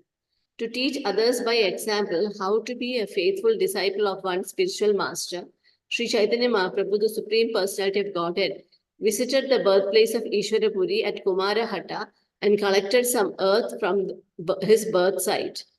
This he kept very carefully, and he used to eat a small portion of it daily. This is stated in the Chaitanya Bhagavata, Adi Khanda, chapter 17. It has now become customary for devotees, following the example of Sri Chaitanya Mahaprabhu, to go there and collect some earth from that place. Text 12. By his inconceivable powers, the Lord became the gardener, the trunk, and the branches simultaneously. Text 13 to 15. Paramananda Puri, Keshava Bharati, Brahmananda Puri, and Brahmananda Bharati, Sri Vishnu Puri, Keshava Puri, Krishnananda Puri, Sri Narasimha Tirtha, and Sukhananda Puri. These nine sannyasi roots all sprouted from the trunk of the tree. Thus, the tree stood steadfastly on the strength of these nine roots. Purport by His Divine Grace Srila Prabhupada. Paramananda Puri. Paramananda Puri belonged to a Brahmana family of the Trihad district in Uttar Pradesh. Madhavendra Puri was a spiritual master. In relationship with Madhavendra Puri, Paramananda Puri was very dear to Sri Chaitanya Mahaprabhu. In the Caitanya Bhagavata Antya Khanda, there is a following statement. Sanyasira Madhye Ishwarera Priya Patra Ara Nahi Eka Puri Gosani Se Matra Damodara Swarupa Paramananda Puri Sanyasi Parshade Ei Dui Adhikari Niravati Nikate Takena Dui Jana Prabhura Sanyase Kore Dandera Grahana Puri Dhyana Para Damodarera Kirtana Yata Priti Ishwarera Puri Gosanire Damodara Swarupereo Tata Priti Kare. Among his sannyasi disciples, Ishwara Puri and Paramananda Puri were very dear to Madhavendra Puri. Thus, Paramananda Puri, like Swarup Damodar, who was also a sannyasi, was very dear to Sri Chaitanya Mahaprabhu and was his constant associate. When Lord Chaitanya accepted the renounced order, Paramananda Puri offered him the danda. Paramananda Puri was always engaged in meditation and Sri Swarupa was always engaged in chanting the Hare Krishna Mahamantra. As Sri Chaitanya Mahaprabhu offered full respect to his spiritual master Ishwara Puri, he similarly respected Paramananda Puri and Swarup Damodara. It is described in the Caitanya Bhagavata Antya Khanda, chapter 3, that when Sri Chaitanya Mahaprabhu first saw Paramananda Puri, he made the following statement. Aji Dhanya Lochana, Safala Aji Janma, Safala Amara Aji Haila Sarva Dharma. Prabhu Bale Aji Mora Safala Sannyasa, Aji Madhavendra More Ka Ha Ila Prakasha. My eyes, my mind, my religious activities, and my acceptance of the sannyasa order has now all become perfect because today Madhavendra Puri is manifest before me in the form of Paramananda Puri.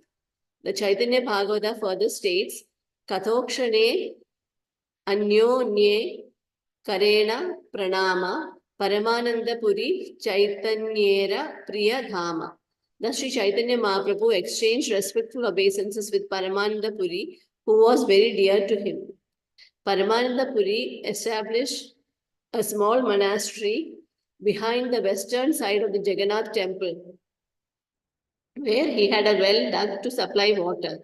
The water, however, was bitter, and therefore Sri Chaitanya Mahaprabhu prayed to Lord Jagannath to allow Ganges water to come into the well to make it sweet. When Lord Jagannath granted the request, Lord Chaitanya told all the devotees that from that day hence, the water of Paramananda Puri's well should be celebrated as Ganges water. For any devotee who would drink it or bathe in it, it would certainly get the same benefit as that derived from drinking or bathing in the waters of the Ganges. Such a person would certainly develop pure love of Godhead. It is stated in the Caitanya Bhagavata Antya Lila 3:255. Prabhu Bale Ami Ye Achiye Prithivete Nishchaya Janiha Puri Gosanira Prite. Sri Chaitanya Mahaprabhu used to say, I am living in this world only on account of the excellent behavior of Sri Paramananda Puri. The Gaura Ganodesha Deepika 118 states, Sri Puri Sri Paramananda Ya Asit Uddhava Pura Paramanandapuri is none other than Uddhava. Uddhava was Lord Krishna's friend and cousin. And in Caitanya Lila, the same Uddhava became the friend of Sri Chaitanya Mahaprabhu and his uncle in terms of their relationship in the disciplic succession. Keshava Bharati. The Saraswati, Bharati, and Puri Sampradayas belong to the Sringeri Matha in South India. And Sri Keshava Bharati, who at that time was situated in a monastery in Katwa, belonged to the Bharati Sampradaya. According to some authoritative opinions, although Keshava Bharati belonged to the Shankara Sampradaya, he had formerly been initiated by a Vaishnava. He is said to have been a Vaishnava on account of having been initiated by Madhavendra Puri, for some say that he took sannyasa from Madhavendra Puri.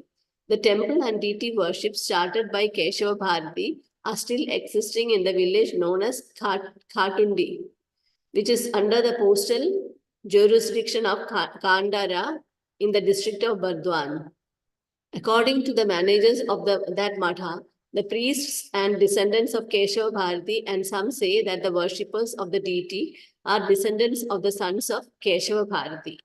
In his householder life, he had two sons, Nishapati and Ushapati, and a Brahmana of the name Sri Nakadi Chandra Vidyaratna, who was a member of the family of Nishapati, was a priest in charge at the time that Srila Bhaktisiddhanta Saraswati visited this temple.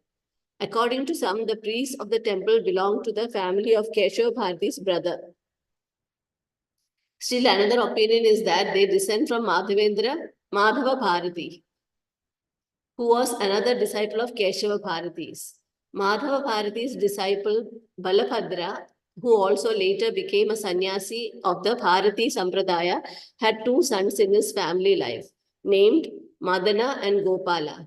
Madana, whose family surname was Bharati, lived in the village of Auriya, and Gopala, whose family surname was Brahmachari, lived in the village of Denduda.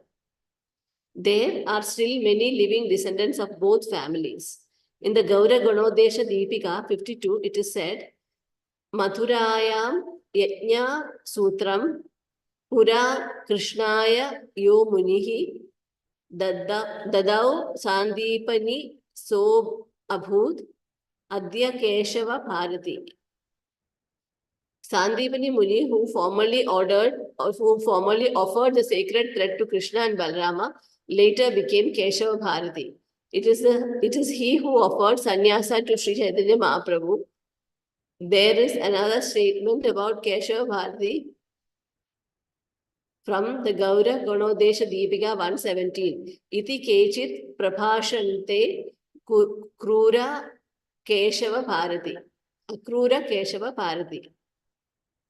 According to some authoritative opinions, Keshava Bharati is an incarnation of Akrura.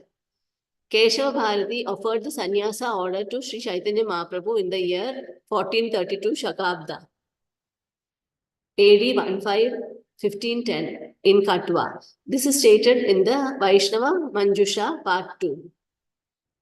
Brahmananda Puri. Sri Brahmananda Puri was one of the associates of Sri Chaitanya Mahaprabhu while he was performing Kirtana in Navadvipa.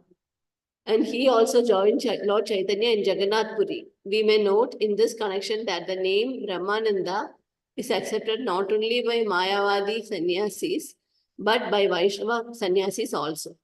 One of our foolish god brothers criticized our sannyasi Brahmananda Swami, saying that this was a Mayavadi name.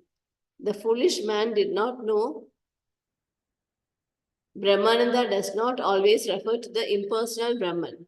Parabrahman, the Supreme Brahman, is Krishna. Parabrahman, the Supreme Brahman, is Krishna. A devotee of Krishna can therefore also be called Brahmananda. This is evident from the fact that Brahmananda Puri was one of the chief sannyasi associates of Lord Chaitanya Mahaprabhu. Brahmananda Bharati. Brahmananda Bharati went to see Lord Sri Krishna Chaitanya Mahaprabhu at Jagannath Dhama. At that time, he used to wear only a deer skin to cover himself. And Sri Chaitanya Mahaprabhu indirectly indicated that he did not like this deer skin covering. Brahmananda Bharati therefore gave it up and accepted a loin cloth of saffron color as used by Vaishnava sannyasis. For some time he lived with Sri Chaitanya Mahaprabhu at Jagannath Puri. Text 16. With the sober and grave Paramananda Puri as the central route and the other 8 routes in 8 directions, Sri Chaitanya the tree of Chaitanya Mahaprabhu stood firmly. With the sober and grave Paramananda Puri as a central route and other 8 routes in 8 directions, the tree of Chaitanya Mahaprabhu stood firmly. Text 17. From the trunk grew many branches and above them innumerable others. Text 18. Thus the branches of the Chaitanya tree formed a cluster or society with great branches covering all the universe. Purport by His Divine Grace Srila Prabhupada. Our International Society for Krishna Consciousness is one of the branches of the Chaitanya tree. Text 19. From each branch grew many hundreds of sub-branches. No one can count how many branches thus grew.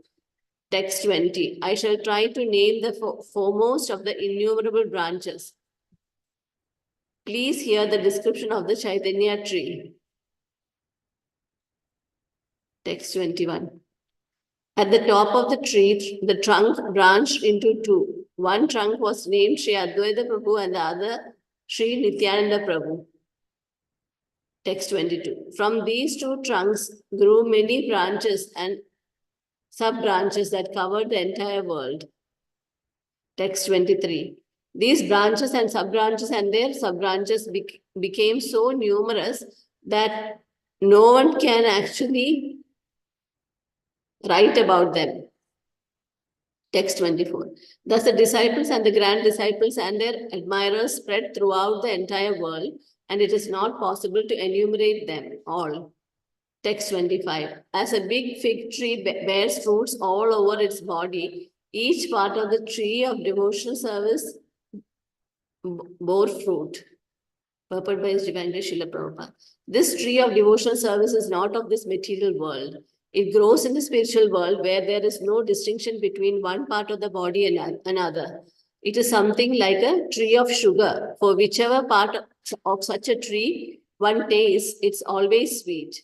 The tree of bhakti has varieties of branches, leaves, and fruits, but they are all meant for the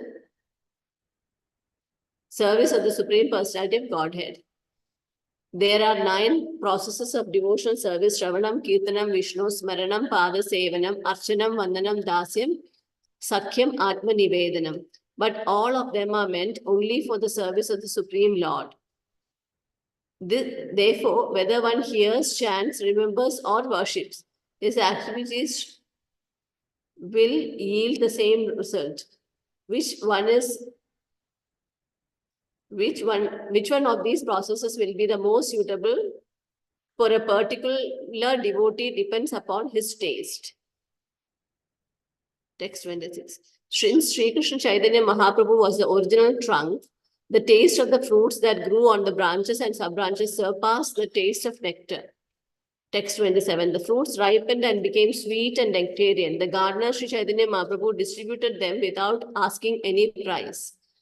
Text 28. All the wealth in the 3 worlds cannot equal the value of one such nectarian fruit of devotional service. Text 29. Not considering who asked for it and who did not, nor who was fit and who unfit to receive it, Chaitanya Mahaprabhu distributed the fruit of devotional service. Purport by His Divine Grace Srila Prabhupada. This is the sum and substance of the Lord Chaitanya's Sankirtana movement. There is no distinction made between those who are fit and those who are not fit to take part in the Sankirtana movement. It should therefore be preached without discrimination. The only process of the preachers of the Sankirtana movement must be to go on preaching without restriction. That is the way in which Sri Chaitanya Mahaprabhu introduced the Sankirtana movement to the world.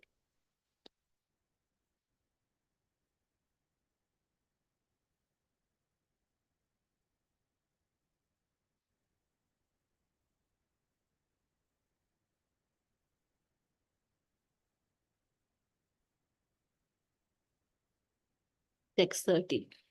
The transcendental gardener, Sri Chaitanya Mahaprabhu, distributed handful after handful of fruit in all directions And when the poor, hungry people ate the fruit, the gardener smiled with great pleasure. Text 31. Lord Chaitanya thus addressed the multifarious varieties of branches and sub-branches of the tree of devotional service. Text 32. Since the tree of devotional service is transcendental, every one of its parts can perform the action of all the others. Although a tree is supposed to be immovable, this tree nevertheless moves. Purport by His Divine Grace Srila Prabhupada. It is our experience in the material world that trees stand in one place, but in the spiritual world, a tree can go from one place to another. Therefore, everything in the spiritual world is called alaukika, uncommon or transcendental. Another feature of such a tree is that it can act universally. In the material world, the roots of a tree go deep within to gather food. But in the spiritual world, the twigs, branches, and leaves of the upper portion of the tree can act like the roots. Text 33. All the parts of this tree are spiritually cognizant, and thus, as they grow, they spread all over the world. Text 34. I am the only gardener. How many places can I go? How many fruits can I pick and distribute? Purport by His Divine Grace Srila Prabhupada. Here, Sri Chaitanya Mahaprabhu indicates that the distribution of the Hare Krishna Mahamantra should be performed by combined forces. Although he is the Supreme Personality of Godhead, he laments, how can I act alone? How can I alone pick the fruit and distribute it all over the world? This indicates that all classes of devotees should combine to distribute the Hare Krishna Mahamantra without consideration of the time, place, or situation. Translation. It would certainly be a very laborious task to pick the fruits and distribute them alone. And still I suspect that some would receive them and some others would not. Text 36. Therefore, I order every man within this universe to accept this Krishna consciousness movement and distribute it everywhere.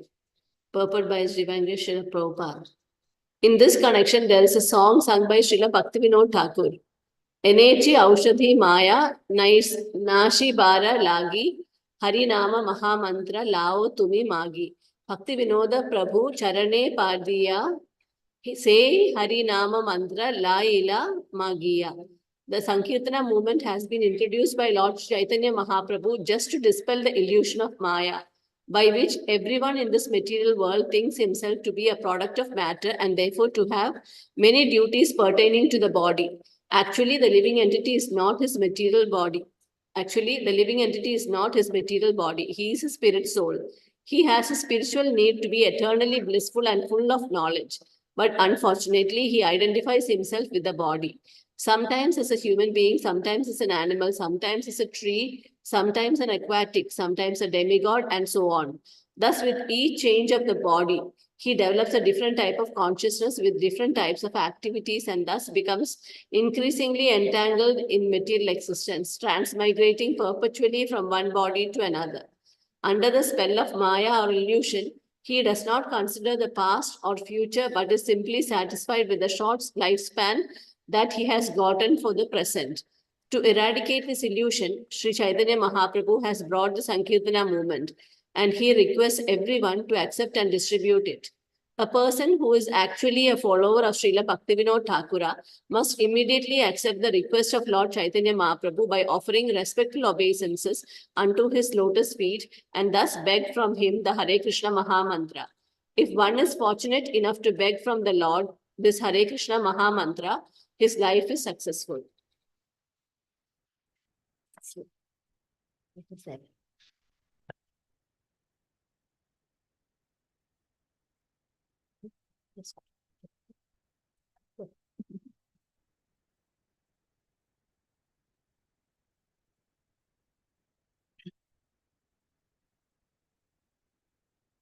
Text 37, translation. I am the only gardener. If I do not distribute these fruits, what shall I do with them? How many fruits can I alone eat? Purport. Lord Chaitanya Mahaprabhu produced so many fruits of devotional service that they must be distributed all over the world. Otherwise, how could he alone relish and taste each and every fruit?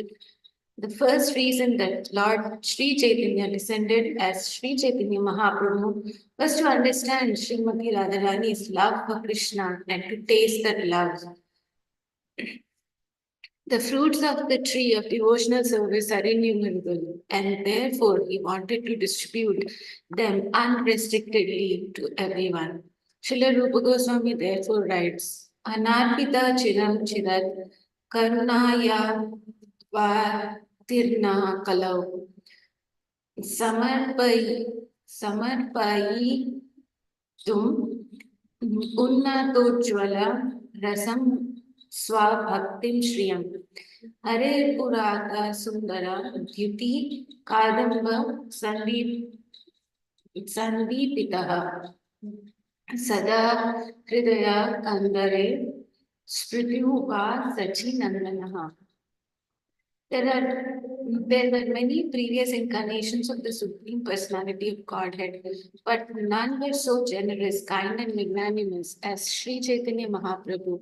But he distributed the most confidential aspect of devotional service, namely the conjugal love of Radha and Krishna. Therefore, Sri Rupa Goswami Prabhupada desires that Sri Chaitanya Mahaprabhu live perpetually in the hearts of all devotees. For thus they can understand and relish the loving affairs of Srimati Radharani and Krishna. X38 translation. By the transcendental desire of the Supreme Personality of Godhead, water has been sprinkled all over the tree, and thus there are innumerable fruits of the love of Godhead. Purport. God is unlimited and his desires are also unlimited.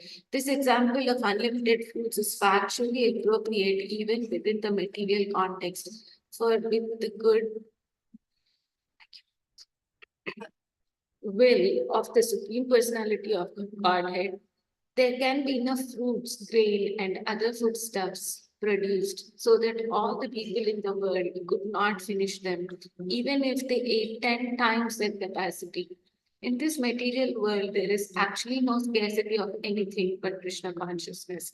If people become Krishna conscious by the transcendental will of the Supreme Personality of Godhead, there will be enough foodstuffs produced so that people will have no economic problems at all.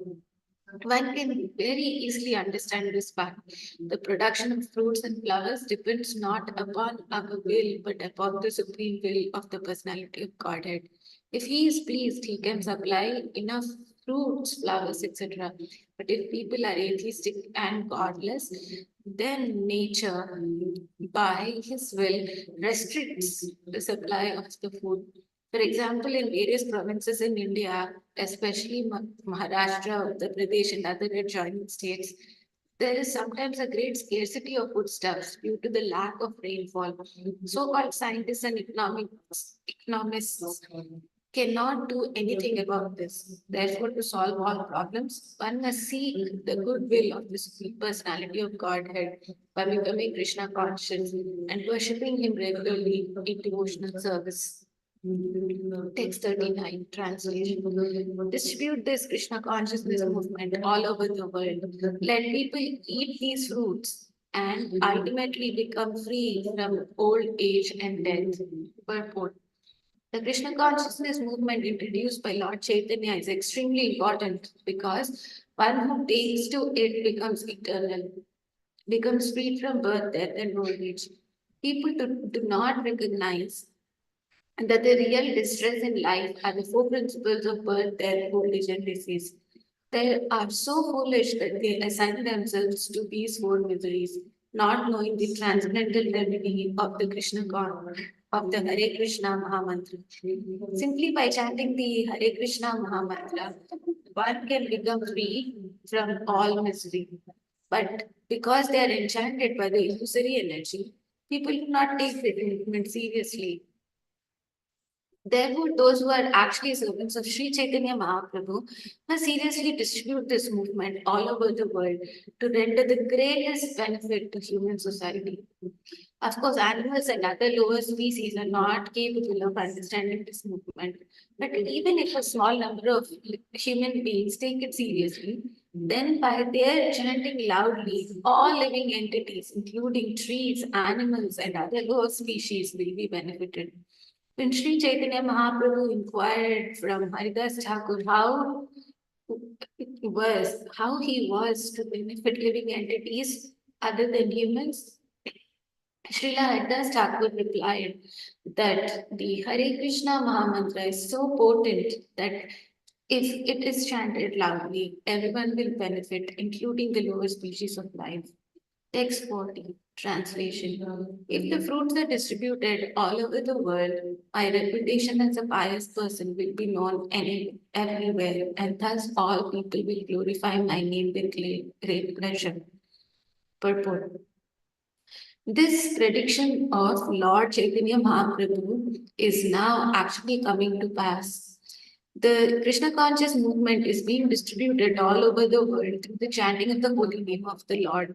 The Hare Krishna Mahamantra and people who are living confused, chaotic lives are now feeling transcendental happiness. They are finding peace in Sankirtan and therefore they are acknowledging the supreme benefit of this movement. This is the blessing of Lord Chaitanya Mahaprabhu.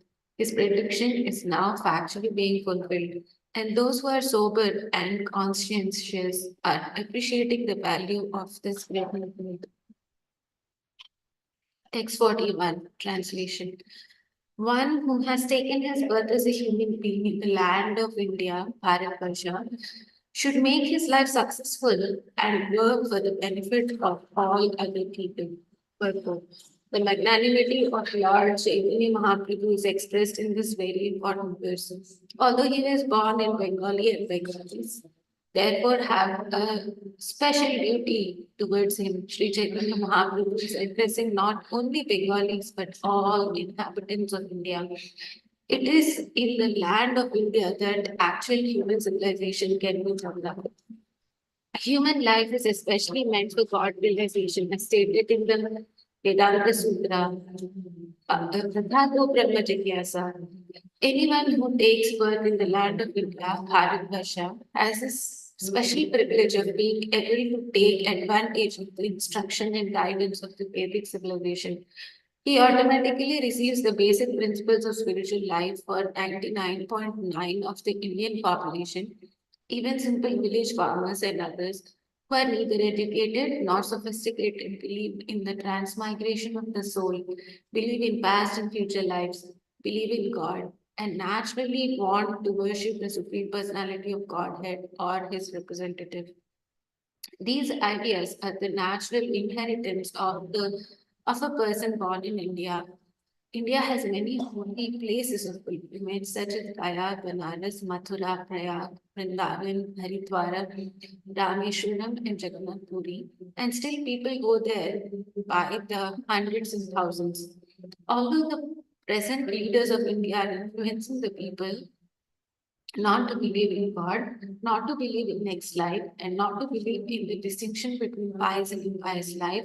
And although they're teaching them how to drink wine, eat meat, and become supposedly civilized, people are nevertheless afraid of the four activities of sinful life, namely illicit sex, meat eating, intoxication, and gambling. And wherever there is a religious festival, they gather together by the thousands. We have actual experience of this. Whenever the Krishna conscious movement holds a Sankirtan festival in a big city like Calcutta, Bombay, Madras, Ahmedabad, and Hyderabad, thousands of people come to hear. Sometimes we speak in English, but even though most people do not understand English, nevertheless come to hear us. Even when imitation incarnations of Godhead speak, people gather in thousands. For everyone who is born in the land of India has a natural spiritual inclination and is taught the basic principles of spiritual life. They merely need to be a little more educated in the Vedic principles. Therefore, Sri Chaitanya Mahaprabhu says that Janma Sarthaga Kari Karo Paropakar. If an Indian is educated in the Vedic principles, he is able to perform the most beneficial welfare activities for the entire world. At present, for the want of Krishna consciousness or God consciousness, the entire world is in darkness. Having been covered by the four principles of sinful life, meat eating, illicit sex, gambling, and intoxication. Therefore, there is a need for vigorous propaganda to educate people to refrain from sinful activities. This will bring peace and prosperity to the rogues, thieves, and debauchers who naturally decrease in number, and all the human society will be conscious. And the practical effect of our spreading the Krishna conscious movement all over the world is that now the most degraded debauches are becoming the most elevated saints. This is only one Indian humble service to the world. If all Indians had taken to this path, and as advised by Lord Chaitanya Mahaprabhu, India would have given a unique gift to the world, and thus India would have been glorified.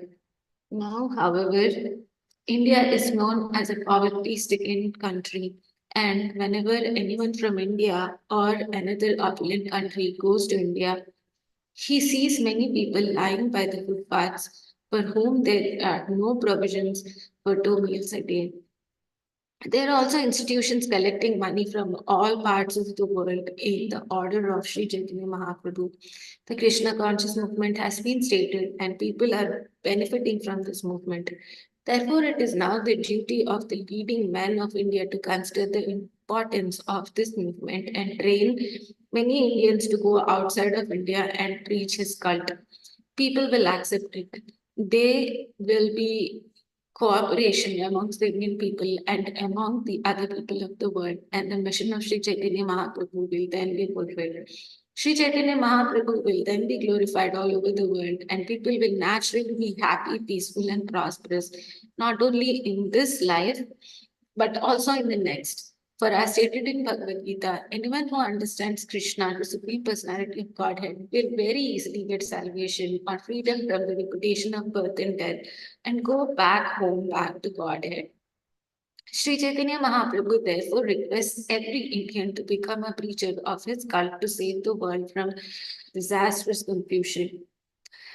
This is not only the duty of Indians, but the duty of everyone. And we will be very happy that American and European boys and girls are seriously cooperating with this movement.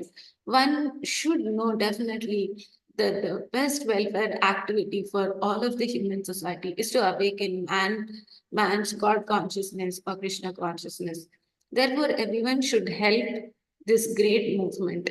This is confirmed in Srimad Bhagavatam 10th canto, 22nd chapter, verse 35, which is next quoted in the Chaitanya Charitamrta. Text 42. It is the duty of every living being to perform welfare activities for the benefit of others with his life, wealth, intelligence, and words. Purport. There are two kinds of general activities, shreyas or activities which are ultimately beneficial and auspicious, and prayers or which are immediately beneficial and auspicious. For example, children are fond of playing. They do not want to go to school to receive an education, and they think that to play all day and night and to enjoy with their friends is the aim of life. Even in the transcendental life of Lord Krishna, we find that he was a child. He was very fond of playing with his friends of the same age, the cowherd boys. He would not even go home to take his dinner. Mother Yashoda would have to come out to induce him to come home. Thus, it's a child's nature to engage all day and night in playing, not caring even for his health and other important concerns. This is the example of prayers or immediately beneficial activities. But there is also shreyas or activities which are ultimately auspicious. According to Vedic civilization, a human being must be God conscious. He should understand what God is, what this material world is, who he is, and what is his and what their interrelationships are. This is called Shreyas or ultimately auspicious activity. In this verse of Srimad Bhagavatam, it is said that one should be interested in Shreyas, to achieve the ultimate goal of Shreyas, or good fortune, one should engage everything, including his life, wealth, and words, not only for himself but for others also. However, unless one is interested in Shreyas in his own life, he cannot preach of Shreyas for the benefit of others. This verse is recited by Sri Chaitanya Mahaprabhu applies to human beings, not to animals. As indicated in the previous verse by the name Manushya Janma, these injunctions are for human beings. Unfortunately, human beings, although they have the bodies of men, are becoming less than animals in their behavior. This is the fault of modern education. Modern educators do not know the aim of human life. They are simply concerned with how to develop the economic condition of their countries or of human society. This is also necessary. The Vedic civilization considers all aspects of human life, including dharma, religion, artha, economic development, karma, sense gratification, and moksha, liberation. But the humanity's first concern should be religion. To be religious, one must abide by the others, by the orders of God. But unfortunately, people in this age have rejected religion and they are busy in economic development. Therefore, they will adopt any means to get money. For economic development, one does not need to get money by hook or by crook. One needs only sufficient money to maintain his body and soul. However, because modern economic development is going on with no religious background, people have become lusty, greedy, and mad after money. They are simply developing the qualities of grudges, passion, and tamas, ignorance, neglecting the other quality of nature, sattva, goodness, and the Brahminical qualifications. Therefore, the entire society is in chaos. The Bhagavatam says that it is the duty of an advanced human being to act in such a way as to facilitate human society's attainment of the ultimate goal of life. There is a similar verse in the Vishnu Purana after part 3, chapter 12, verse 45, which is next quoted in Chaitanya Charitamrta, text 43, translation. By his word, thoughts and words, an intelligent man must perform actions which will be beneficial for all living entities and in this life and the next. That would. Unfortunately, people in general do not know what is to take place in the next life. To prepare oneself for the next life is a common sense and it is a principle of the Vedic civilization. But presently, people throughout the world do not believe in the next life. Even influential professors and other educators say that as soon as the body is finished, everything is finished. This aesthetic philosophy is killing civilization. People are irresponsibly performing all sorts of sinful activities, and thus the privilege of the human life is being taken away by the educational propaganda of the so called leaders. Actually, it is the fact that this life is meant for preparation for the next life. By evolution, one has to come through many species and forms, and this human life, form of life, is an opportunity to promote oneself to a better life. This is explained in Bhagavad Gita 9:25. Yanti deva vrata devan pritrim yanti vritah bhutani yanti bhuteja yanti mad yajino abhimam. Those who worship the demigods will take birth among the demigods. Those who worship ghosts and spirits will take birth among such beings. Those who worship ancestors go to the ancestors, and those who worship me will live with me. Therefore, one must promote himself to the higher planetary systems, which is the residence of the demigods. One can promote himself to Pitraloka, one can remain on earth, or one can also go back home, back to Godhead. This is further confirmed elsewhere in the Bhagavad Gita 4:9. Tyaktva deham punarjanma naiti mamiti so Arjuna.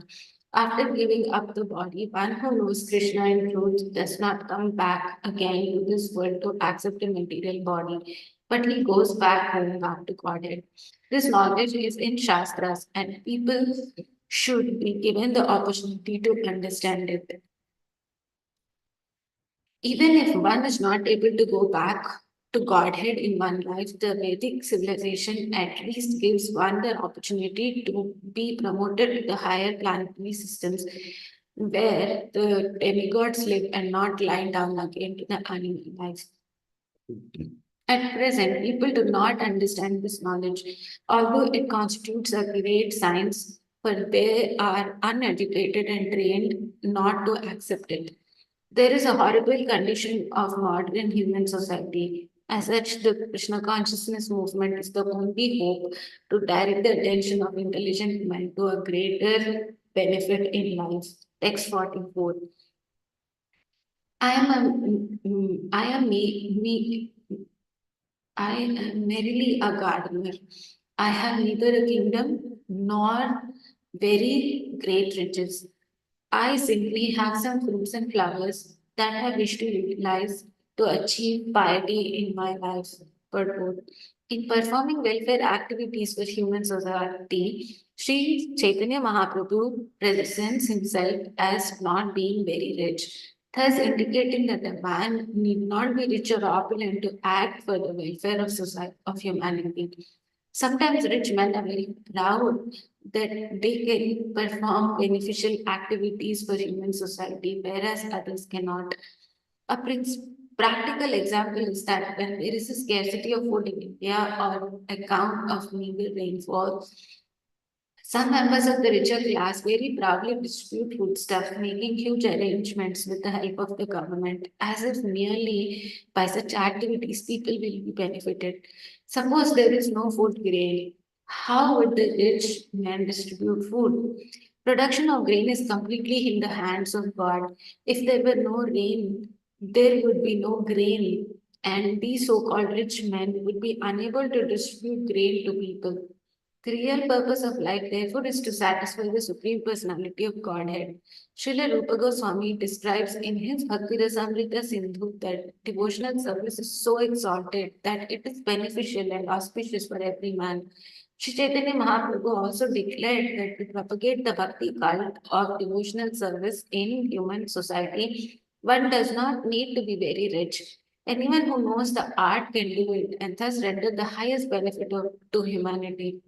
Lord Chaitanya Mahaprabhu takes the part of a gardener because although a gardener is naturally not very rich man, he has some fruits and flowers. Any man can collect some fruits and flowers and satisfy the supreme personality of Godhead in devotional service, as the Lord recommends in Bhagavad Gita 9:26. Patram pushpam phalam toyam yo me bhaktya prayachati tad aham bhakti upahartam asnami prayatatmanah. One cannot satisfy the Supreme Lord by his riches, wealth, and opulent position, but anyone can collect a small fruit or a flower and offer it to God. The Lord says that if one brings such an offering in devotion, he will accept it and eat it. When Krishna eats, the entire world becomes satisfied. There is a story in the Mahabharata illustrating how, by Krishna's eating, the 60,000 disciples of Durvasa Muni were very satisfied. Therefore, it is a fact that if by our life, pranaham, by our wealth, artha, and by our intelligence, dhiya, or by words, vacha, we can satisfy the Supreme Personality of Godhead naturally, the entire world will become very happy. Therefore, our main duty is to satisfy the Supreme Personality by our actions, our money, and our words. This is very simple. Even if one does not have money, he can preach the Hare Krishna mantra to everyone. One can go everyone to every home and request everyone to chant the Hare Krishna mantra. Thus, the entire world situation will become very happy and peaceful. Text 45 translation. Although I am acting as a gardener, I also want to be a tree, for thus I can bestow benefit upon all. Purport. Sri Chaitanya Mahaprabhu is the most benevolent personality in human society because his only desire is to make people happy. His Sankirtan movement is specially meant for the purpose of making people happy. He wanted to become the tree himself because a tree is said to be the most benevolent living entity. The following verse, which is from Srimad Bhagavatam 10:22-33, Krishna himself highly praises the existence of a tree. Text 46, translation. Just see how these trees are maintaining every living entity. Their birth is successful. Their behavior is just like that of great personalities. For anyone who asks anything from a tree never goes away disappointed. Purport. According to the Vedic civilization, Kshatriyas are considered to be great personalities because if anyone goes to a Kshatriya king to ask for charity, the king will never refuse. The trees are compared to those noble Kshatriyas because everyone derives all kinds of benefits from them. Some people take fruit, others take flowers, others take leaves, others take twigs, and others even cut the tree, yet the tree gives to everyone without hesitation. Unnecessary cutting trees without consideration in another example of human debauchery. The paper industry cuts many hundreds and thousands of trees for its mills, and with the paper, so much rubbish literature is published for the whimsical satisfaction of human society. Unfortunately, although these industrialists are now happy in this life by dint of their industrial development, they do not know that they will incur the responsibility of killing these living entities who are in form of trees. The verse quoted in Srimad Bhagavatam was spoken by Lord Shri Krishna to his friends when he was taking rest underneath a tree after his pastime of stealing the clothes of the gopis. Vastra Harana Lila. By quoting this verse, Chaitanya Mahaprabhu teaches us that we should be tolerant like trees and also beneficial like trees who give everything to the needy people who come underneath them. A needy person may derive many advantages from trees and also from many animals. But in modern civilization, people have become so ungrateful that they exploit the trees and animals and kill them. They are some of the sinful activities of modern civilization. Text 47. Translation. The descendants of the tree, the devotees of Sri Chaitanya Mahaprabhu, were very glad to receive this order directly from God. Purport. It is a desire of Lord Sri Chaitanya Mahaprabhu that the benevolent activities of the Sankirtan movement, which was inaugurated 500 years ago in Navadvip, be spread all over the world for the benefit of all human beings. Unfortunately, there are many so-called followers of Chaitanya Mahaprabhu who are satisfied simply to construct a temple, make a show of the deities, collect some funds and utilize them for eating and sleeping.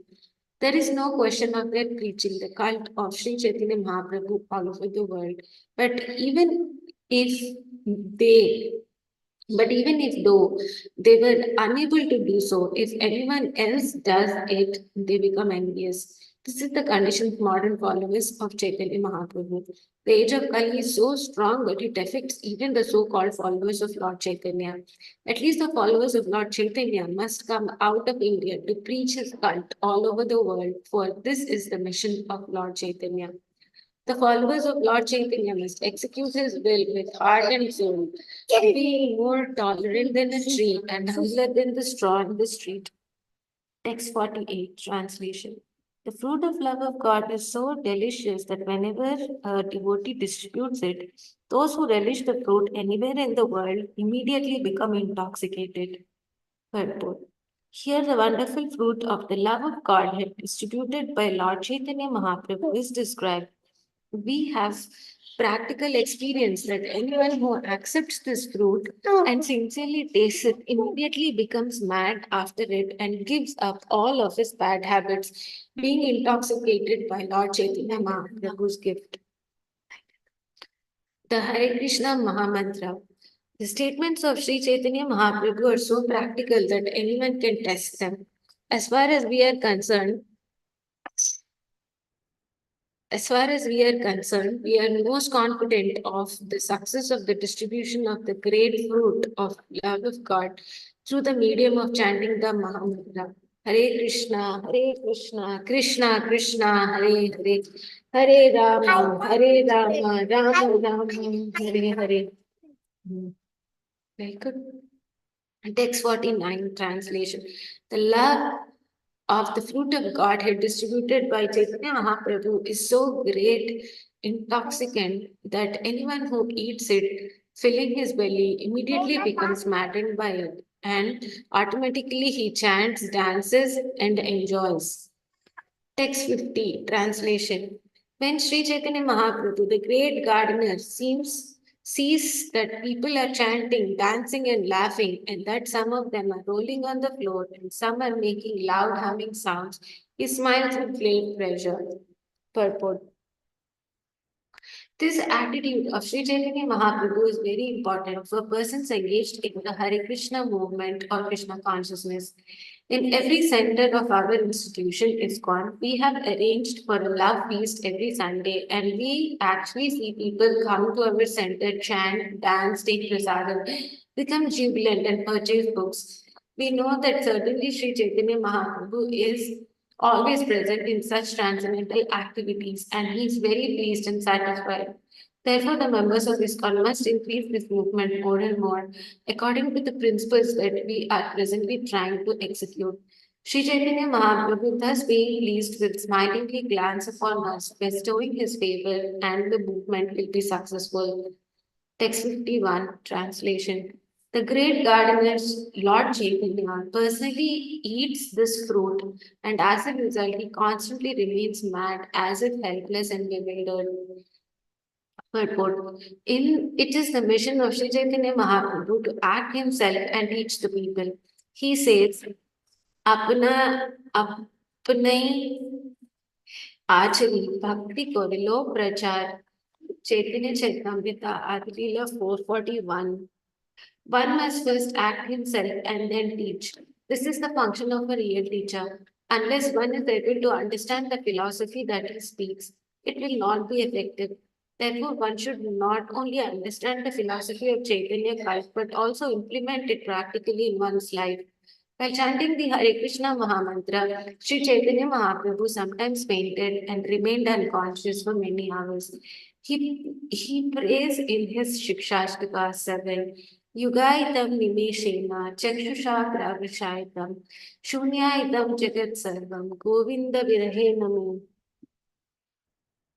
Oh Govinda, feeling your separation, I am considering a moment to be like 12 years or more. Tears are flowing from my eyes like torrents of rain, and I am feeling all vacant in this world in your absence. This is the perfectional stage of chanting the Hare Krishna mantra and eating the fruit of the love of God as executed by Sri Chaitanya Mahaprabhu.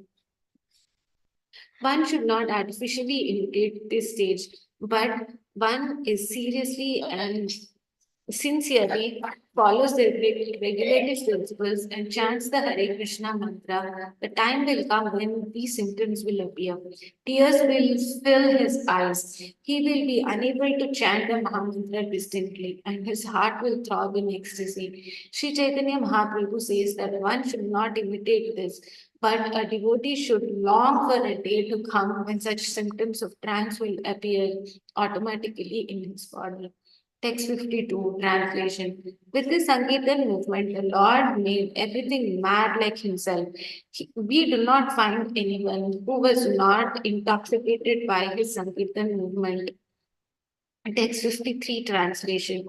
Persons who had formerly criticized Lord Chaitanya Mahaprabhu, calling him a drunkard, also ate the fruit and began to dance, saying, Very good, very good. Purport. When Lord Chaitanya Mahaprabhu started the Sankirtan movement, even he was unnecessarily criticized by Mayavadis, atheists, and fools. Naturally, we are so criticized by such men.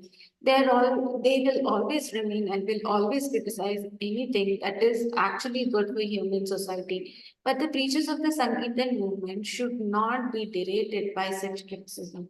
Our method should be to convert such fools gradually by asking him to come and take prasadam and chant and dance with us. This should be our policy.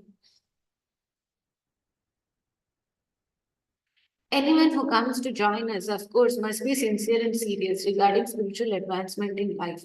Then, such a person, simply by joining us, chanting with us, dancing with us, and taking prasadam with us, will gradually come to say that this person movement is very good, but one who joins with such ulterior purpose to get material benefit or spiritual gratification will never be able to grasp the philosophy of this movement.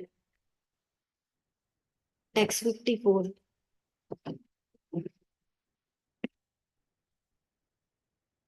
Back to Justin.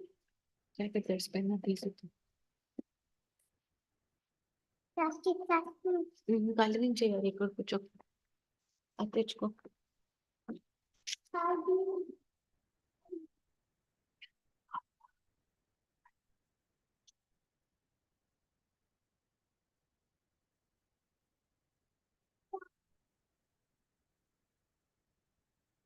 Text 54.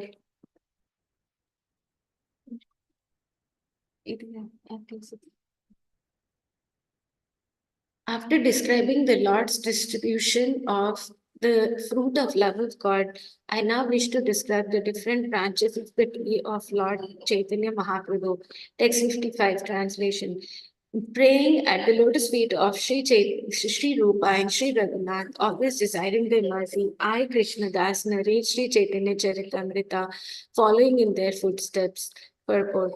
Thus end the Bhaktivedanta purports of Sri Chaitanya Charitamrita, Adi Lila, 9th chapter, describing the desired tree of devotional service. Chapter 10, the trunk, branches, and sub-branches of the Chaitanya tree. This chapter describes the branches of the tree named Sri Chaitanya Mahaprabhu. Text 1, translation. Let me repeatedly offer my respectful obeisances unto the bee-like devotees who always test the honey of the lotus feet of Lord Chaitanya Mahaprabhu. Even if a doggish non-devotee somehow takes shelter of such devotees, he enjoys the aroma of the lotus flower. Purport. The example of a dog is very significant in this connection. A dog naturally does not become a devotee at any time, but still it is sometimes found that the dog of a devotee gradually becomes a devotee also. We have actually seen that a dog has no respect even for a tulsi plant. Instead, a dog is especially inclined to pass urine on a tulsi plant. Therefore, the dog is the number one non-devotee. But Sri Chaitanya Mahaprabhu Sankirtan movement is so strong that even a dog-like non-devotee can gradually become a devotee by the association of a devotee of Lord Chaitanya.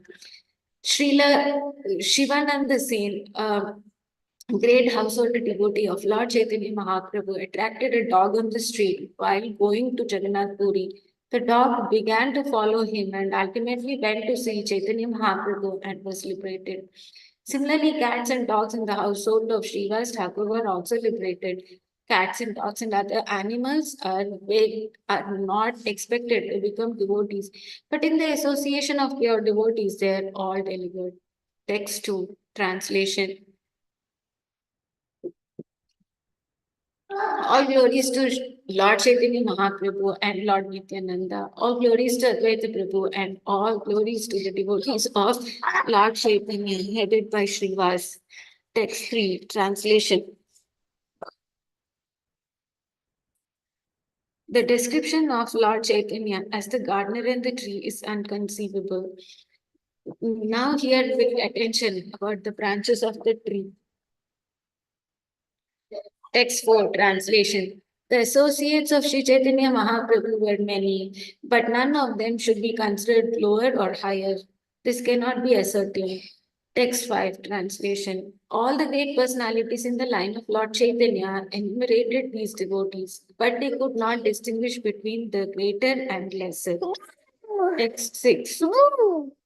అరే నువ్వు పెరమా ఇక్కడ కొంచెం drawing వేయండి కూర్చో ఒక చోట drawing paper తీసుకొచ్చి elephant వేసి పెరమా కూడా ఎలిఫెంట్ వేస్తుంది చూడు ఇక్కడ డాగ్స్ క్యాట్స్ యానిమల్స్ ని చైతన్య మహాప్రభు డివోటీస్ చేశారట వాళ్ళందరూ chanting చేసినట్ట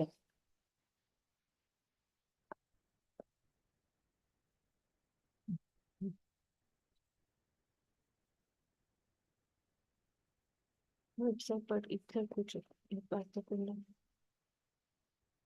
Text 6, translation. I offer my obeisances unto them as a token of respect.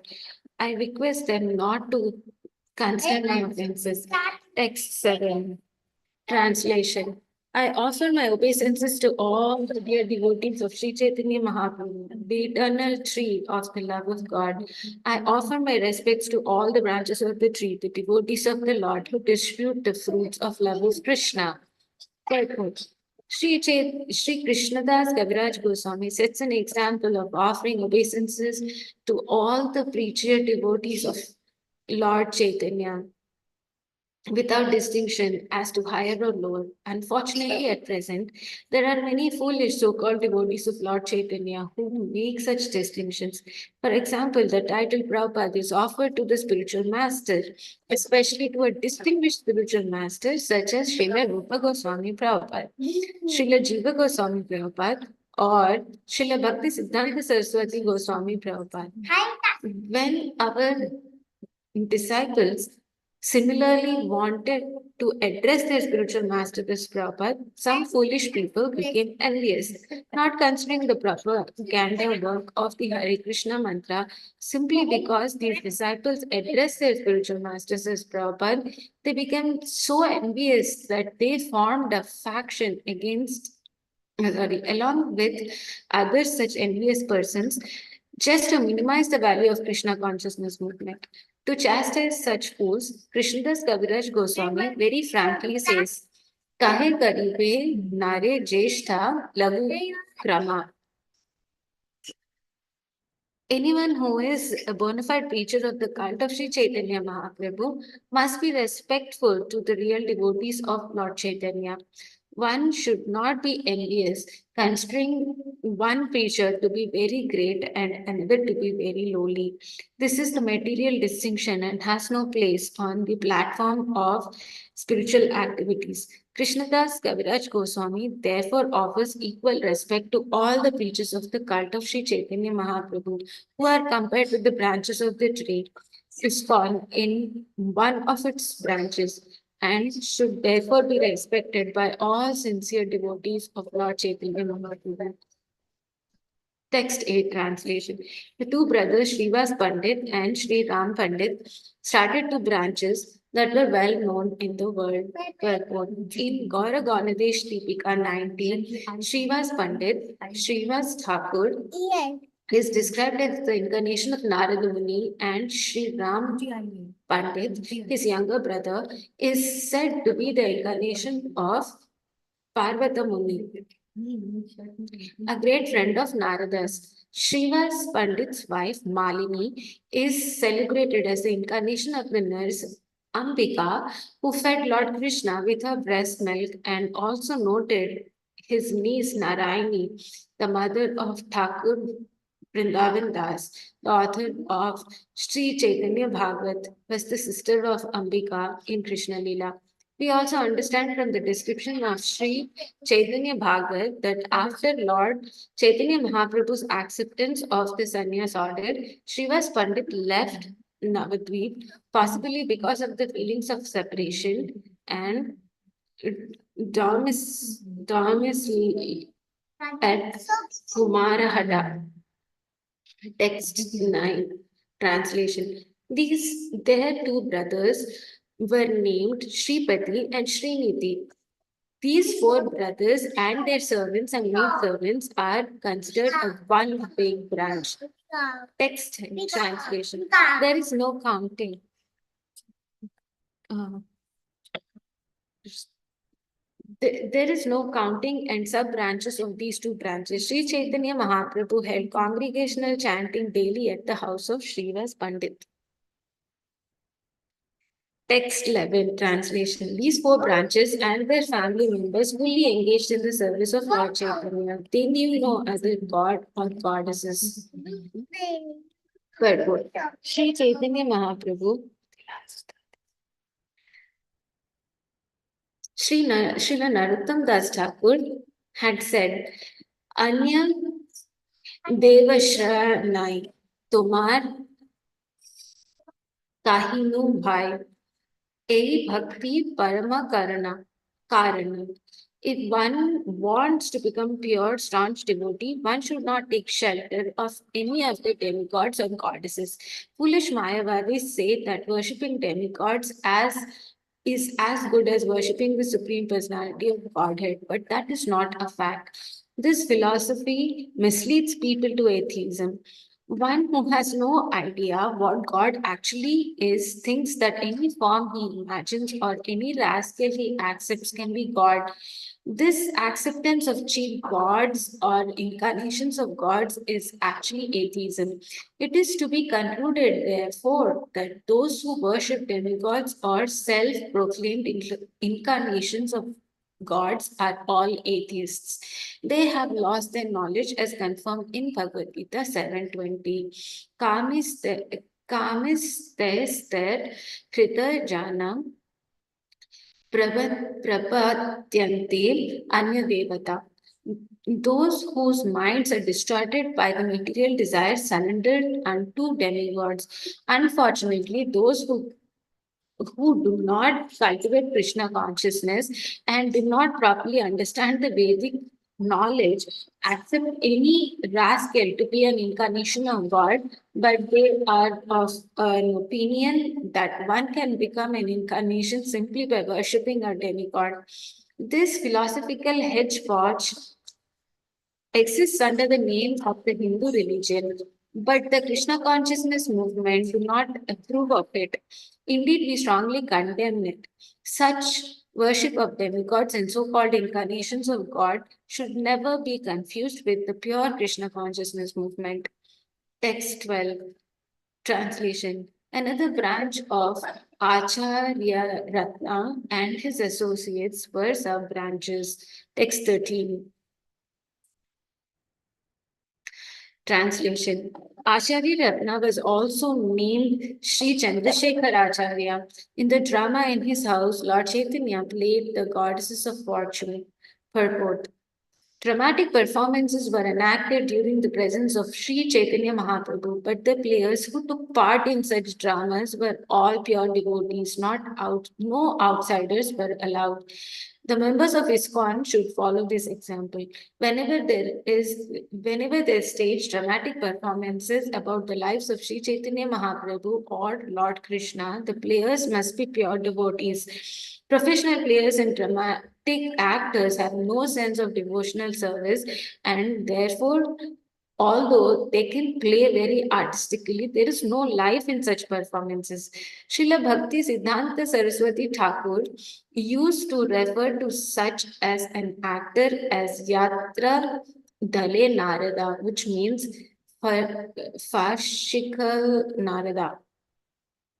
Sometimes an actor in the drama plays as a part of Narada Muni, although in his private life he is not at all like Narada Muni because he is not a devotee. Such actors are not needed in dramatic performances about the lives of Sri Chaitanya Mahaprabhu and Lord Krishna. Sri Chaitanya Mahaprabhu used to perform dramas with Advaita Acharya, Srivas Thakur, and other devotees in the house of Chandrasekhar. The place where Chandrasekhar's house was situated is now known as Vrajapatni. Srila Bhaktisiddhanta Saraswati Thakur established the Sri Chaitanya Matha at this place. When Sri Chaitanya Mahaprabhu decided to accept the renounced order of life, Chandrasekhar Acharya was informed of this by Sri Nityananda Prabhu, and therefore he was present. He was present when Lord Chaitanya accepted sannyas from Keshava Bharati in Khatwa. It is he who first spread the word in Navadvip of Lord Chaitanya accepting sannyas. Sri Chandrasekhar Acharya was present during many important incidents in the pastimes of Lord Chaitanya Mahaprabhu. He therefore forms the second branch of the tree of Lord Chaitanya.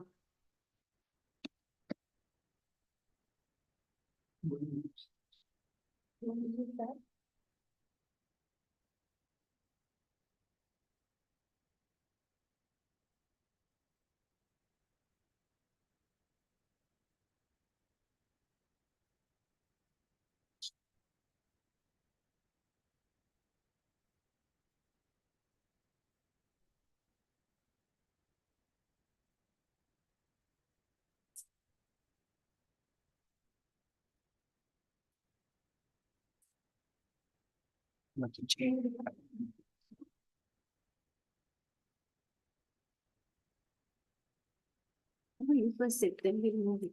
You first sit. Say it again. You first sit, then we can Okay. move it. At least we know how to move it. So you first sit. Thank you.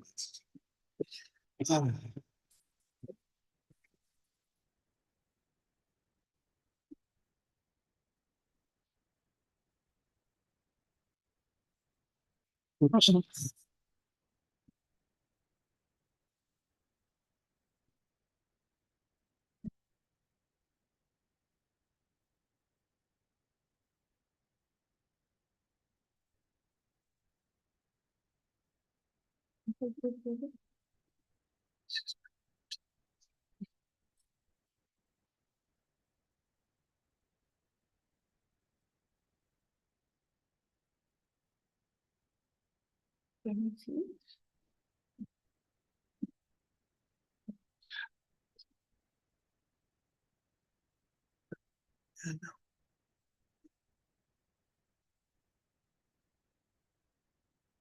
Okay.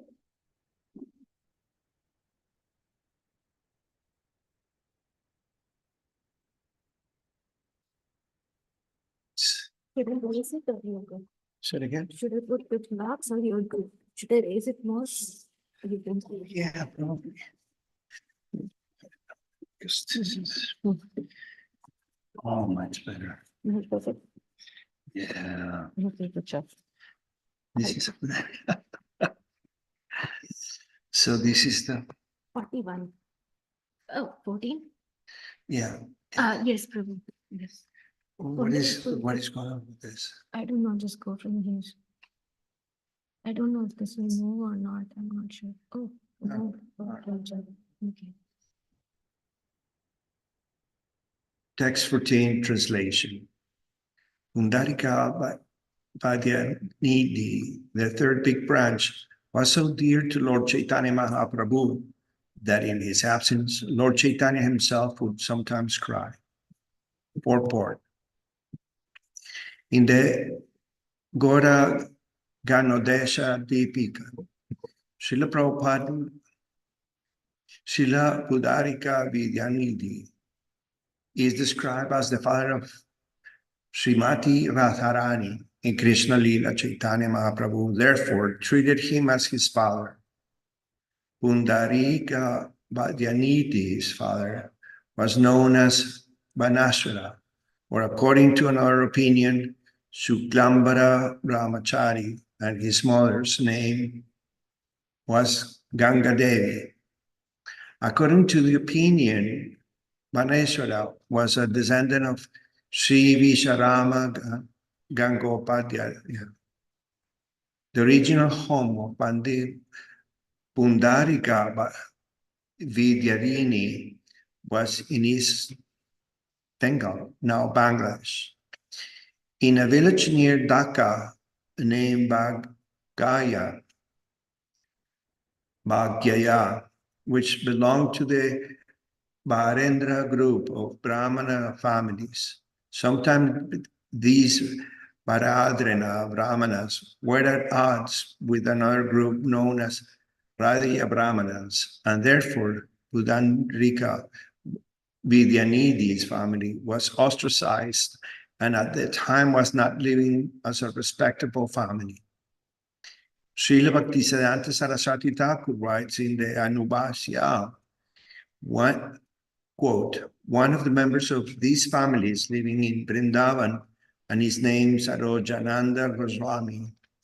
One special characteristics of this family is that each of its members had only one son or no sons at all, and therefore the family was not very expansive.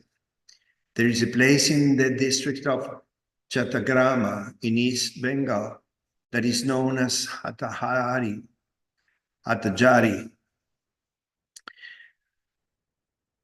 And a short distance from this place is a village known as Mekalagrama, in which Pundarika Vidyanidhi forefathers lived. One can approach Mekalagrama from Chattagrama, either on horseback, by bullock cart, or by steamer. The steamer station is known as Anapurnaragata. The birthplace of Pundarika Vidyanidhi is about 2 miles southwest of Annapurnara. The temple constructed there by Pundarika Vidyanidhi is now very old and much in need to repair. Without repair, the temple may soon crumble. There are 2 inscriptions on the bricks of that temple, but they are so old that one cannot read them. There's another temple, however, about 200 yards south of this one, and some people say that this is the old temple constructed by Pundarika Vidyanidhi. Sri Caitanya Mahaprabhu called Pundarika Vidyanidhi father, and he gave him the title of Premanidhi. Pundarika Vidyanidhi later became the spiritual master of Gadadhara Pandit and an intimate friend of Swarupa Damodar's. Gadadhara Pandit at first misunderstood Pundarika Vidyanidhi to be an ordinary pounds and shillings man, but later, upon being corrected by Sri Chaitanya Mahaprabhu, he became his disciple. Another incident in the life of Pundarika Vidyanidhi involves his criticizing the priest of the Jagannath temple, for which Jagannath Prabhu chastised him personally by slapping his cheeks. This is described in Sri Chaitanya Bhagavat, Antyakanda, chapter 10. Sri Bhaktisiddhanta Saraswati Thakur informs us that during his time, there were still 2 living descendants of the family of Pundarika Vidyanidhi, who were named Sri Harakumara Smriti Tirtha and Sri Krishna Kinkara Vidyalankara. For under information, one should refer to the dictionary known as Vaishnava Manjusa. Text 15, translation. Gadadhara Pandi, the 4th branch, is described as an incarnation of the pleasure potency of Sri Krishna. No one, therefore, can equal him. Purport. In the Gora Ganodesha Deepika 147:53, it is stated, open quote, Sri Krishna's pleasure potency, formerly known as Vrindavaneshwari, is now personified in the form of Sri Gadadhara Pandit in the pastimes of Lord Chaitanya Mahaprabhu. Sri Swarupa Damodar Goswami has pointed out that in the shape of Lakshmi, the pleasure potency of Krishna, she was formerly very dear to the Lord as Shyamasundara Vallabha. The same Shyamasundara Vallabha is now presented in Lord Chaitanya's pastimes as Gadadhara Pandit, formerly as Lalita Shaki. She was always devoted to Srimati Radharani. Thus, Gadadhara Pandit is simultaneously an incarnation of Srimati Radharani and Lalita Shaki, end quote. In the 12th chapter of this part of the Caitanya Caritamrta, there is a description of the descendants or cyclic succession of Gadadhara Pandit. Text 16, translation. His disciples and grand disciples are his sub-branches. To describe them all would be difficult. Text 17, translation. Vakreshwara Pandit, the 5th branch of that tree, was a very dear servant of Lord Chaitanya's. He could dance with constant ecstasy for 72 hours. Purport. In the Gora Ganodesha Deepika 71, it is stated that Vakreshwara Pandit was an incarnation of Aniruddha, one of the quadruple expansions of Vishnu, Vasudeva, Sankarsana, Aniruddha, and Pradyumna. He could dance wonderfully for 72 continuous hours. When Lord Chaitanya Mahaprabhu played in dramatic performances in the house of Srivasa Pandit, Vakreshwara Pandit was one of the chief dancers, and he danced continuously for that length of time. Sri Rup Govinda Das, an Oriya devotee of Lord Chaitanya Mahaprabhu, has described the life of Vakreshwara Pandit in his book Gora Krishnodaya. There are many disciples of Vakreshwara Pandit in Orissa, and they are known as Gaudiya Vaishnavas, although they are Oriyas. Among these disciples are Sri Gopal Guru and his disciple Sri Dhyana Chandra Goswami. Text 18 translation.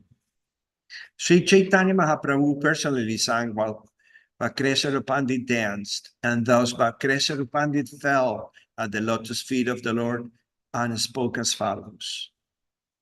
Text 19.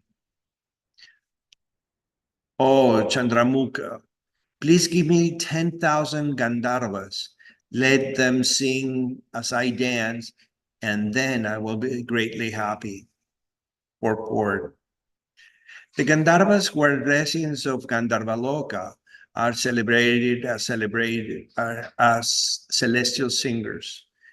Whenever singing is needed in the celestial planets, the Gandharvas are invited to sing. The Gandharvas can sing continuously for days, and therefore Vakreshwara Pandit wanted to dance as they sang. Text 20, translation. Lord Chaitanya replied, I have only one wing like you, but if I had another, certainly I would fly in the sky. Text 21, translation. Pandit Jagadananda, the sixth branch of the Caitanya tree, was celebrated as the life and soul of the Lord. He is known to have been an incarnation of Satyabhama, one of the chief queens of Lord Krishna. Purport.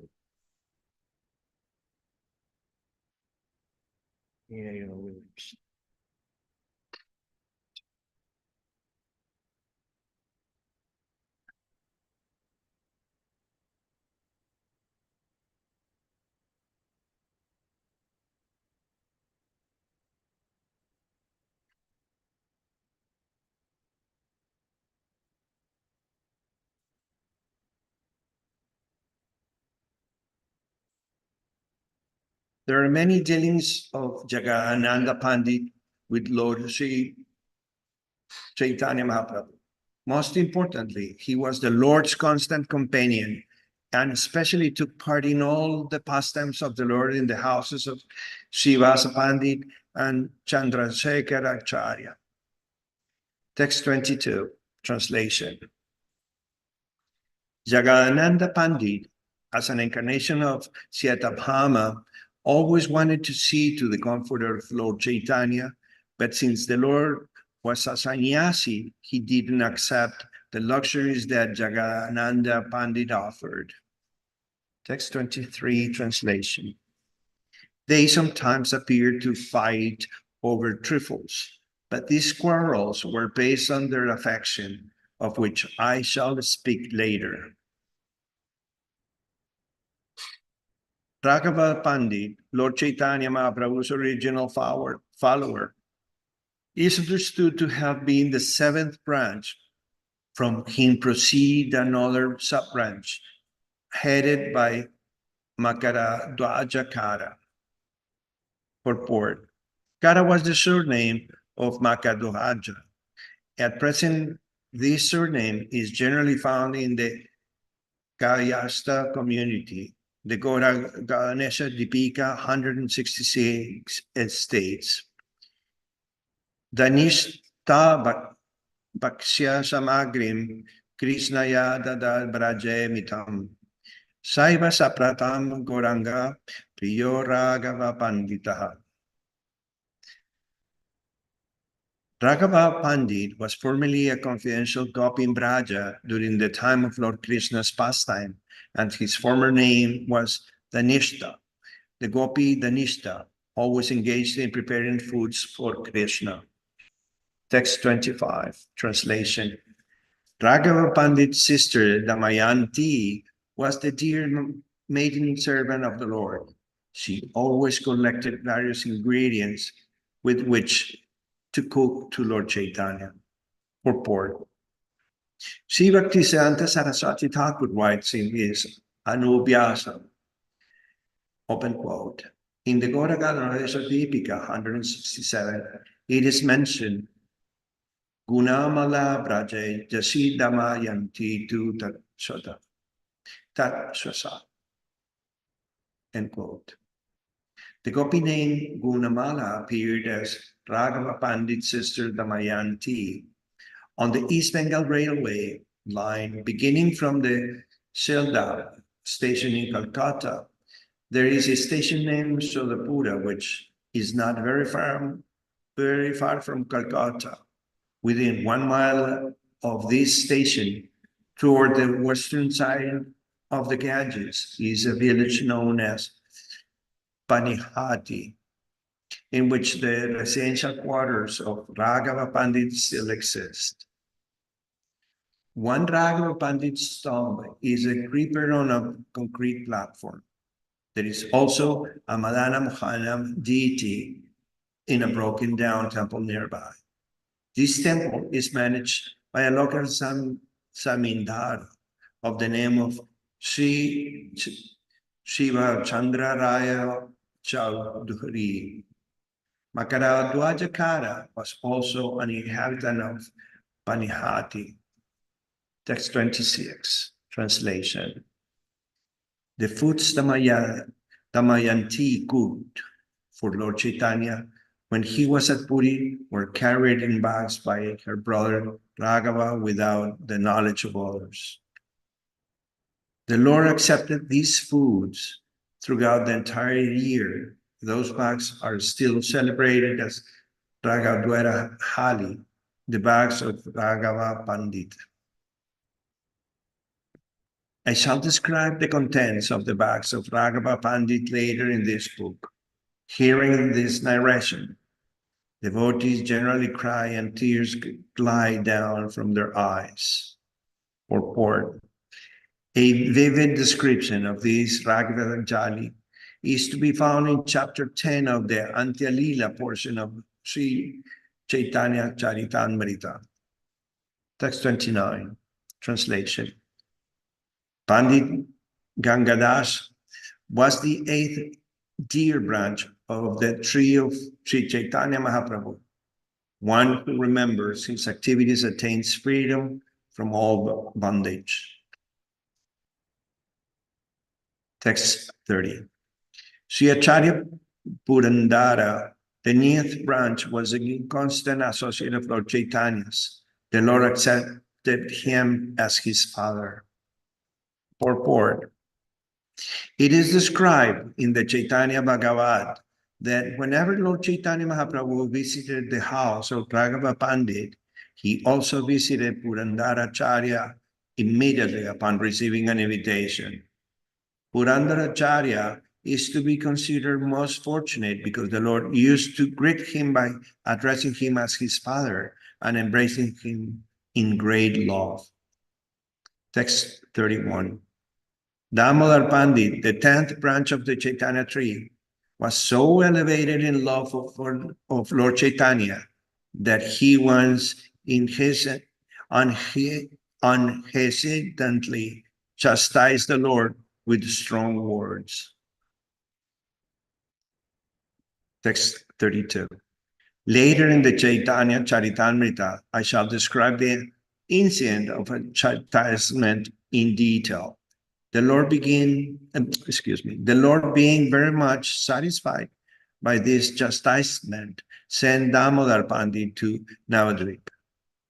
Purport. Damodar Pandit, who was formerly known as Sabya in Brajadam, used to carry messages from Lord Chaitanya to Sachimata, and during the Ratha Yatra festival, he carried messages from Sachimata to Lord Chaitanya Mahaprabhu. Text 33, translation. The 11th branch, The younger brother of Damodar Pandit was known as Sankara Pandit. He was celebrated as the shoes of the Lord. Text 34, translation. Sadashiva Pandit, the 12th branch, was always eager to serve the lotus feet of the Lord. It was his good fortune that when Lord Nityananda came to Navadvip, he resided at his house. Purport. It is mentioned in the Caitanya Bhagavata, Antyakanda, chapter 9, that Sadashiva Pandit was a pure devotee and that Nityananda Prabhu resided in his house. Text 35, translation. The 13th branch was Pradyumna Brahmachari, since he was a worshipper of Lord Narasimha Dev. Sri Chaitanya Mahaprabhu changed his name to Narasimhananda Brahmachari. Purport. Pradyumna Brahmachari is described in the Antilila second chapter of Lord Chaitanya, of Sri Chaitanya Caritamrta. He was a great devotee of Lord Chaitanya who changed his name to Narasimhananda. While coming from the house of Raghava Pandit at Panihati to the house of Sivananda, Lord Chaitanya Mahaprabhu appeared in the heart of Narasimhananda Brahmachari. To acknowledge this, Narasimhananda Brahmachari used to accept as eatables the food of three deities, namely Jagannath, Narasimhadev, and Lord Chaitanya Mahaprabhu. This is stated in the Chaitanya Charitamrta, Antalila second chapter, verses 48 through 78. Upon receiving information that Lord Chaitanya Mahaprabhu was proceeding towards Vrindavan from Kulya, Narasimhananda absorbed himself in meditation and by his mental activities began constructing a very nice road from Kulya to Vrindavan. All of a sudden, however, he broke his meditation and told the other devotees that this time Lord Chaitanya Mahaprabhu would not go to Vrindavan, but would travel only as far as the place known as Kanya Natashala. This is described in Madhya Lila chapter 1, verses 155 through 162. The Gora Ganodesha Deepika 74 says, Aveshas cha tatanya yo misre pradumnya samnya ke. Sri Chaitanya Mahaprabhu changed the name of Pradyumna Mishra or Pradyumna Brahmachari to Narasimhananda Brahmachari, for in his heart Lord Narasimhadev was manifest. It is said that Lord Narasimhadev used to talk with him directly. Text 36, translation. Narayana Pandit, the 14th branch, a great and liberal devotee, did not know any shelter but Lord Chaitanya's lotus feet. Purport. Narayana Pandit was one of the associates of Srivasa Thakur. It is mentioned in the Chaitanya Bhagavat, Antyakanda 8 chapter, verse 36, that he went to see Sri Chaitanya Mahaprabhu at Jagannath Puri with the Thakur brother Sri Rama Pandit. Text 37, translation. The 15th branch was Sriman Pandit, who was a constant servitor of Lord Chaitanya Mahaprabhu. He used to carry a torch while the Lord danced. Purport. Sriman Pandit was among the companions of Lord Chaitanya Mahaprabhu when the Lord performed Sankirtana, when Lord Chaitanya dressed himself in the form of the goddess Lakshmi and danced in the streets of Navadvip. Sriman Pandit carried a torch to light the way. Text 38, translation. The 16th branch, Shuklambara Brahmachari, was very fortunate because Lord Chaitanya Mahaprabhu jokingly or seriously begged food from him or sometimes snatched it from him, forcibly unaided. Purport. It is stated that Shuklambara Brahmachari, an inhabitant of Navadvip, was Lord Chaitanya Mahaprabhu's first companion in the Sankirtana movement.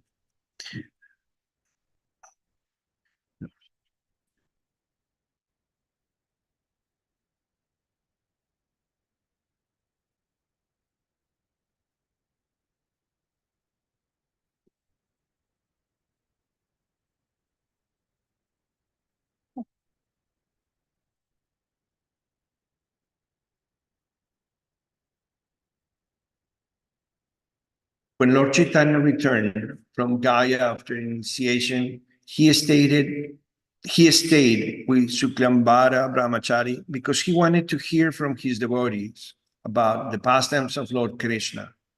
Shuklambara Brahmachari collected alms of rice from the inhabitants of Navadvip, and Sri Chaitanya Mahaprabhu took pleasure in eating the rice that he cooked.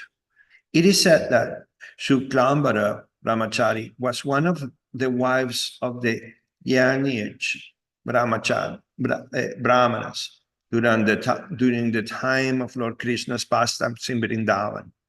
Lord Krishna begged food from the wives of the Yanyaj Brahmanas, and Lord Chaitanya Mahaprabhu performed a similar pastime by begging rice from Shuklambara Brahmachari.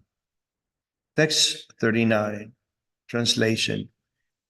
Nandacharya, the 17th branch of the Caitanya tree, is celebrated within the world because the two Prabhus, Lord Chaitanya and Nityananda, sometimes hid in his house. Purport. Nandanacharya was another companion of Lord Chaitanya Mahaprabhu during his Kirtana pastimes in Navadvip. Srila Nityananda Prabhu, as Avaduta, traveled on many pilgrimages, and when he first came to Sri Navadvip Dham, he remained hidden in the house of Nandacharya. For Krishna, Chaitanya Mahaprabhu could understand that he was hiding. Similarly, Lord Chaitanya also sometimes hid in the home of Nandana Acharya, and this connection one may refer to Sri Chaitanya Bhagavat, Madhya Kanda, chapter 6 and 17. Text 40, translation. Mukunda Datta, a class friend of Lord Chaitanya, was another branch of the Chaitanya tree. Lord Chaitanya danced while he sang. Purport. Sri Mukunda Datta was born in the Chattogram district in the village of Chanhara, which is under the jurisdiction of the police station named Patya. This village is situated 10 crosses or about 20 miles from the home of Pundarika Vadyanidhi in the Gaudesha Deepika 140. It is said, Raje Statau Gayakau Yavau Madhukanta Madhu Bratau Mukunda Vasu Devautau Datau Goranga Goyakau. In Braja, there were two very nice singers named Mukunda Madhukanta and Madhubrata. They appeared in Caitanya Lila as Mukunda and Vasudeva Datta, who were singers in the Society of Lord Chaitanya Mahaprabhu. Quote, when Lord Chaitanya was a student, Mukunda Datta was his class friend, and they frequently engaged in logical arguments. Sometimes Lord Chaitanya Mahaprabhu would fight with Mukunda Datta using tricks of logic. This is described in the Caitanya Bhagavat, Adhyakanda, chapter 11 and 12. When Lord Chaitanya Mahaprabhu returned from Gaya, Mukunda Datta gave him pleasure by reciting verses from Srimad Bhagavatam about Krishna Lila. It was by his endeavor that Gandadhara Pandit Goswami became a disciple of Pundarika Vadyanidhi, as stated in Caitanya Bhagavat Madhya Kanda, chapter 7, when Mukundadatta sang in the courtyard of Srivasa Pandu. Mahaprabhu danced with his singing, and when Lord Chaitanya for 21 hours exhibited an ecstatic manifestation known as Satya Prahariya, Mukundadatta inaugurated the function by singing. Sometimes Lord Chaitanya Mahaprabhu chastised Mukundadatta by calling him Kadajatiyabeta, because he attended many functions held by different classes of known devotees. This is stated in the Caitanya Bhagavat Madhya Kanda, chapter 10, when Lord Chaitanya Mahaprabhu dressed himself at the galleries of fortune to dance in the house of Chandrasekhar Mukundadatta began the first song.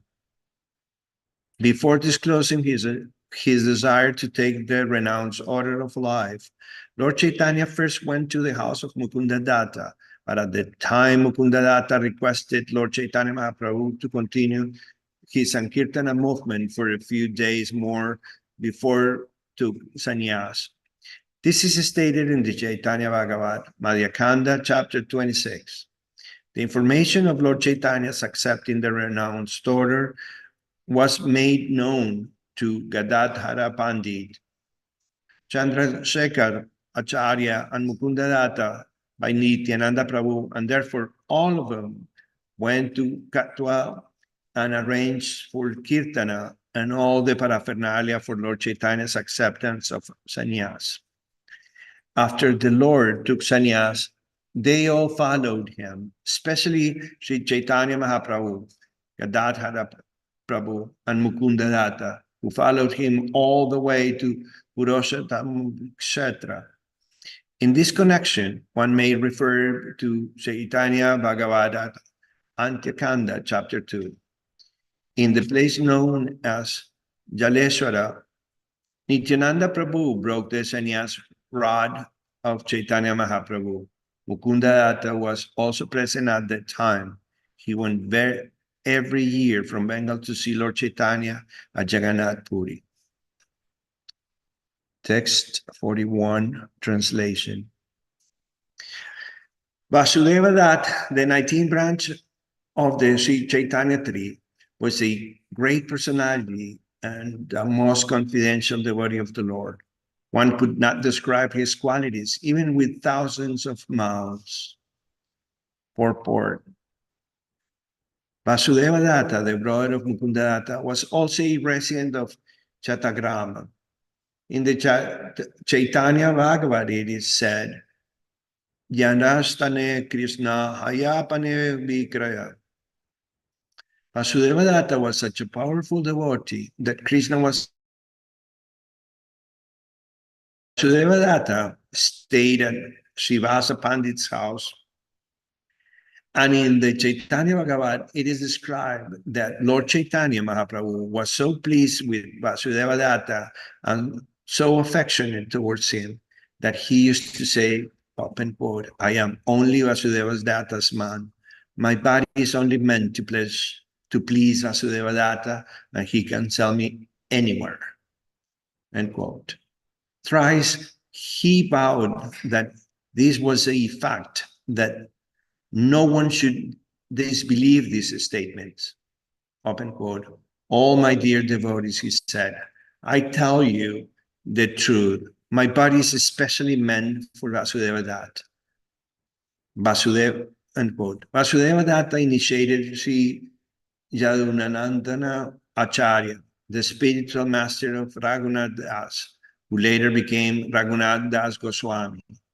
This will be found in the Caitanya Caritamrta Lila, 6th chapter, verse 161. Vasudeva Datta spent money very literally. Therefore, Lord Chaitanya Mahaprabhu asks Sivananda Sena to become his Sarakela, or secretary, in order to control his extravagant expenses. Vasudevadatta was so kind to the living entities that he wanted to take all their sinful reactions so that they might be delivered by Lord Chaitanya Mahaprabhu.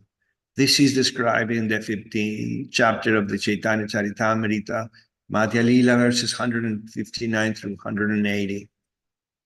Sri Bhaktisiddhanta Saraswati Thakur writes in his Anubhyasya, open quote, there is a railway station named Purvastalvi near the Navadvip rail station, in about 1 mile away, in a village known as Mamagachi, which is the birthplace of Brindavana Das Thakur. There is presently a temple of Madan Gopal that was established by Vasudevadatta, end quote. The Gaudiya Math devotees have now taken charge of this temple, and the Seva Puja is going on very nicely. Every year, all the pilgrims of the Navadvip Parikrama visit Mamagachi. Since Sri Bhaktisiddhanta Saraswati Thakur inaugurated the Navadvipa Parikrama function, the temple has been very well managed. Text 42 translation. Srila Vasudeva Thakur wanted to suffer for the sinful activities of all the people of the world so that the Lord Chaitanya Mahaprabhu might deliver them. The 20th branch of the Chaitanya tree was Haridas Thakur. His character was wonderful. He used to chant the holy name of Krishna 300,000 times a day without fail. Purport. Certainly, the chanting of 300,000 holy names of the Lord is wonderful. No ordinary person can chant so many names, nor should one artificially imitate Haridas Thakur behavior. It is essential, however, that everyone fulfill a specific vow to chant the Hare Krishna mantra. Therefore, we have prescribed in our society the law that all of our students must chant at least 16 rounds daily. Such chanting must be offenseless in order to be of high quality. Mechanical chanting is not as powerful as chanting of the holy name without offenses. It is stated in the Chaitanya Bhagavat, Adhyakanda chapter 2, that Haridas Thakur was born in a village known as Uthana, but after some Udana, but after some time came to live in the banks of the Ganges at Pulya, near Shantipur. From the description of his chastisement of the Muslim magistrate, which is found in the 16th chapter of the Adhyakanda of Chaitanya Bhagavat, we can understand how humble and meek Haridas Thakur was and how he achieved the causeless mercy of the Lord. In the dramas performed by Lord Chaitanya Mahaprabhu, Haridas Thakur played the part of a police chief. While chanting the Hare Krishna Mahamantra in Benapula, he was personally tested by Mayadevi herself. Haridas Thakur passing away is described in the Antya Lila of Caitanya Charitamrita, 11th chapter. It is not definitely certain whether Sri Haridas Thakur appeared in the village named Udhana, that is in the district of Khulna. Formerly, this village was within a district of 24 parganas within the Satakshira division. Text 44 translation. There was no end to the transcendental qualities of Haridas Thakur. Here I mention but a fraction of his qualities. He was so exalted that Advaita Goswami, when performing the Shraddha ceremony of his father, offered him the first plate. Text 45. The waves of these good qualities were like those of Prahlad Maharaj. He didn't even slightly raise an eyebrow when prosecuted by the Muslim rulers. Text 46. After the passing away of Haridas Thakur, the Lord himself took his body in his lap and danced with it in great ecstasy. Text 47 translation. Srila Brindavana Das Thakur was vividly described the pastimes of Haridas Thakur in his Caitanya Bhagavat. Whatever has reminded and described, I shall try to explain later in this book. Text 48. Once a branch of Haridas Thakur consisted of the residents of Kulinagrama. The most important among them was Satyaraja Khan or Satyaraja Vasu, who was a recipient of all the mercy of Haridas Thakur. Purport. Satyaraja Khan was the son of Gunaraja Khan and father of Ramananda Vasu.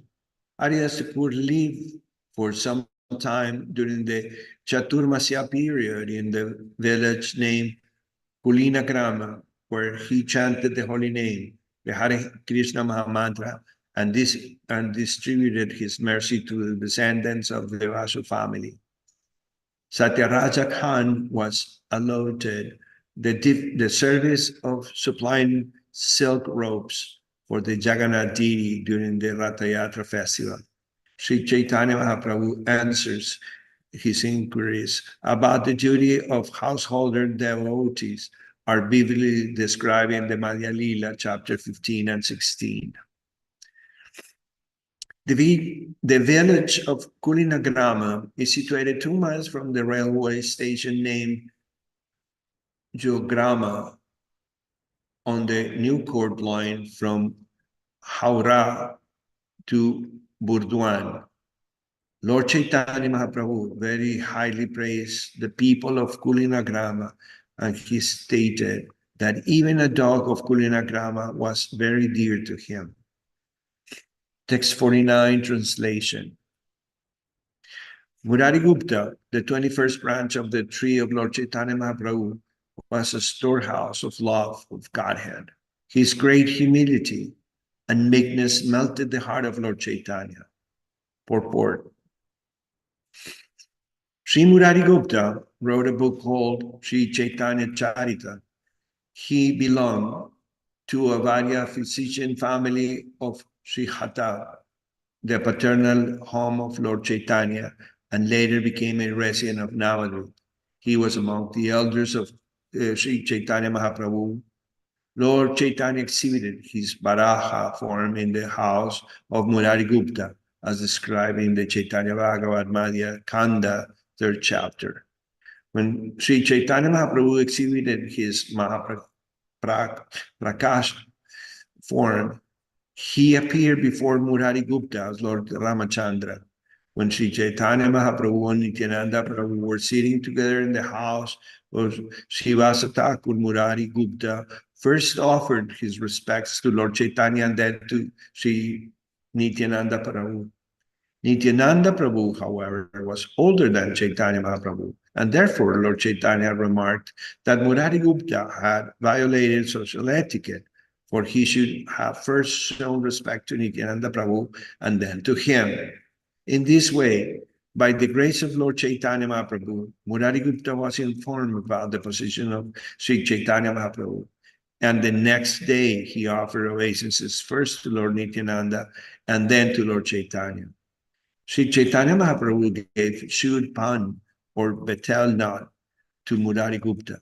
Once Shivananda Sena offered food to Lord Chaitanya that had been cooked with excessive ghee, and the next day the Lord became sick and went to Murari Gupta for treatment. Lord Chaitanya accepted some water from the water pot of Murari Gupta, and thus he was cured. The natural remedy for indigestion is to drink a little water, and since Murari Gupta was a physician, he gave the Lord some drinking water and cured him.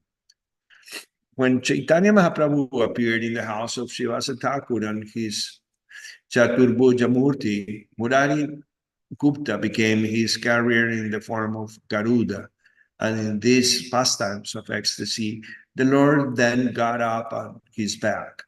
It was the desire of Murari Gupta to leave his body before the disappearance of Chaitanya Mahaprabhu, but the Lord forbade him to do so.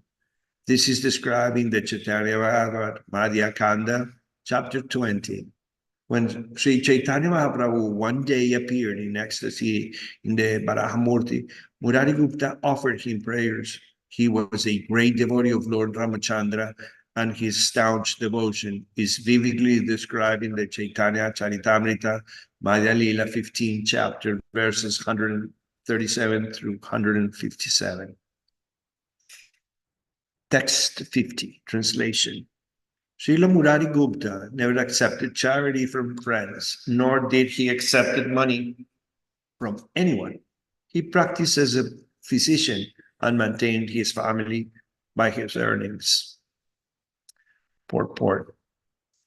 It should be noted that a grihastra, householder, must not make his livelihood by begging from anyone.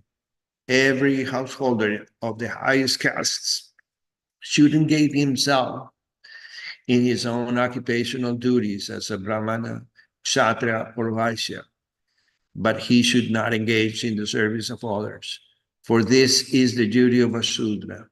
One should simply accept whatever he earns by his own profession. The engagements of a Brahmana are Jayana, Jajana,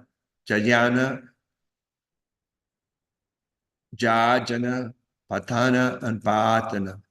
Dana and Pratigraha. A Brahmana should be a worshipper of Vishnu, and he should always instruct others how to worship him. A Kshatriya can become a landholder and earn his livelihood by levying taxes or collecting rent from tenants. A Vaishya can accept agriculture or general trade as an occupational duty. Since Murari Gupta was born in a physician's family, Vaidavamsa, he practiced as a physician, and with whatever income he earned, he maintained his family.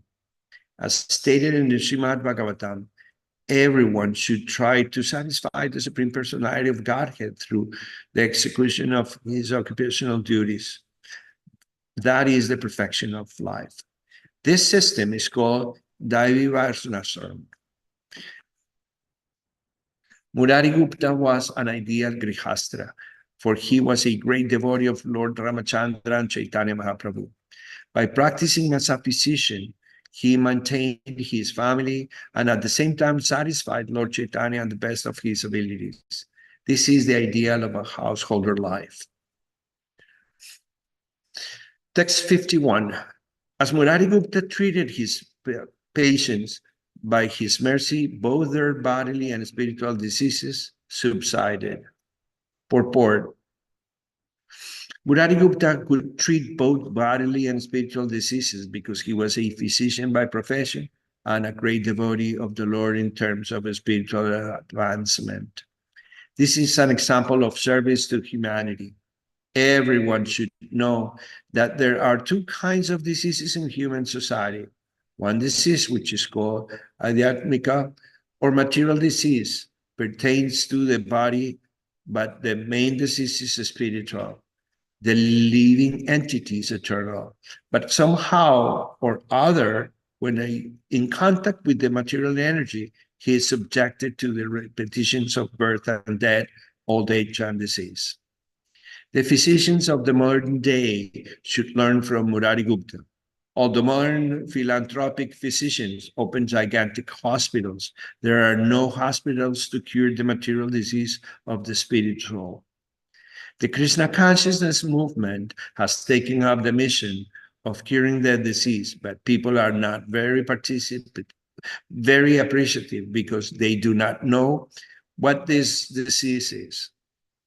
A diseased person needs both proper medicine and a proper diet. And therefore, the Krishna consciousness movement supplies materially stricken people with the medicine of the chanting of the holy name or the Hare Krishna Mahamantra and the diet of prasadam. There are many hospitals and medical clinics to cure the bodily diseases, but there are not such hospitals to cure the material disease of the spirit soul. The centers of the Krishna consciousness movement are the only establishments established hospitals that can cure men of birth, death, old age, and disease. Translation, text 52. Shimanjana, the 22nd branch of the Caitanya tree, was a very faithful servant of Lord Chaitanya. He knew nothing else but the lotus feet of Sri Chaitanya Mahaprabhu. Purport.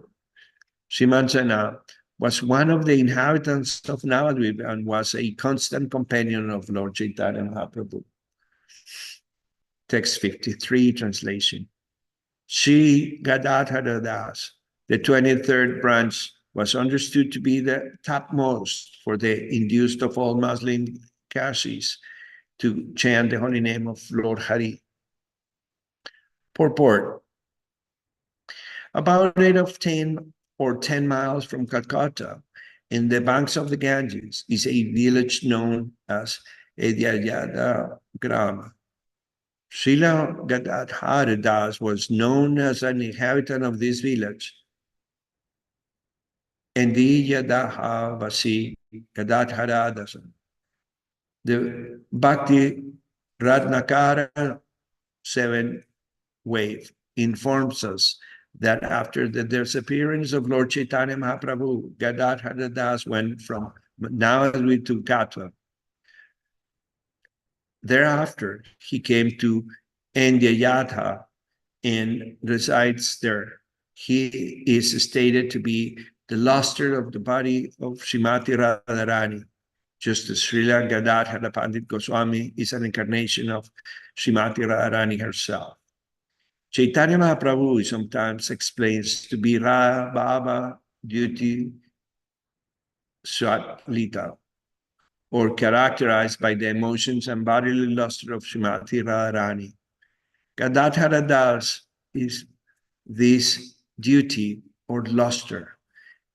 In the Gora Ganodesha Deepika 154, he is described to be an expansion of the potency of Srimati Radharani. He counts among the associates of both Srila Gaurahari and Nityananda Prabhu.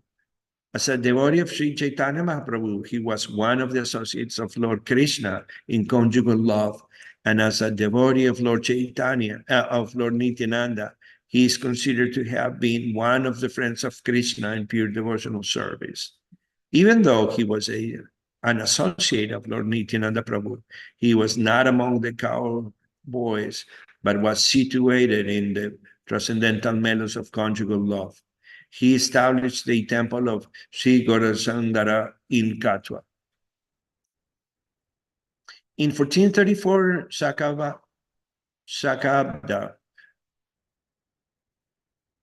AD 1512, Anno Domini 1512, when Lord Nityananda Prabhu was empowered by Lord Chaitanya to preach the Sankirtana movement in Bengal, Sri Gadadhara Das was one of Lord Chaitanya's chief assistants. He preached the Sankirtana movement by requesting everyone to chant the Hare Krishna Mahamantra. This simple preaching method of Srila Gadadhara Das can be followed by anyone and everyone in any position of society. One must simply be a sincere and serious servant of Nityananda Prabhu and preach this called door to door.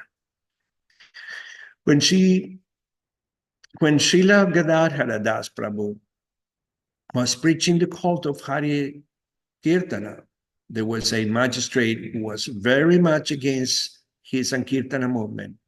Following in the footsteps of Lord Chaitanya Mahaprabhu, Srila Gadadhara Das one night went to the house of Dekashi and requested him to chant the Hare Krishna Mahamantra. Dekashi replied, "All right, I will chant Hare Krishna tomorrow." On hearing this, Srila Gadadhara Das Prabhu began to dance, and he said, "Why tomorrow? You have already chanted the Hare Krishna Mahamantra. So simple. Continue." In the Gora Ganodesha Deepika, verses 154-55, it is said, Radha Vibhuti Rupaya Chandrakantihi Pura Vraje Sri Goranga Nikate Dasa Vamsyo Gadadhara Purnananda Braje Jasit Baladeva Priyagrani Sapi Karyavasareva Pravisyatam Gadadharam. Srila Gadadhara Das is considered to be a united form of Chandrakanti, who is the effulgence of Srimati Radharani, and Purnananda, who is the foremost of Lord Balaram, very dear girlfriend. Thus, Srila Gadadhara Das Prabhu was one of the associates of both Chaitanya Mahaprabhu and Nityananda Prabhu.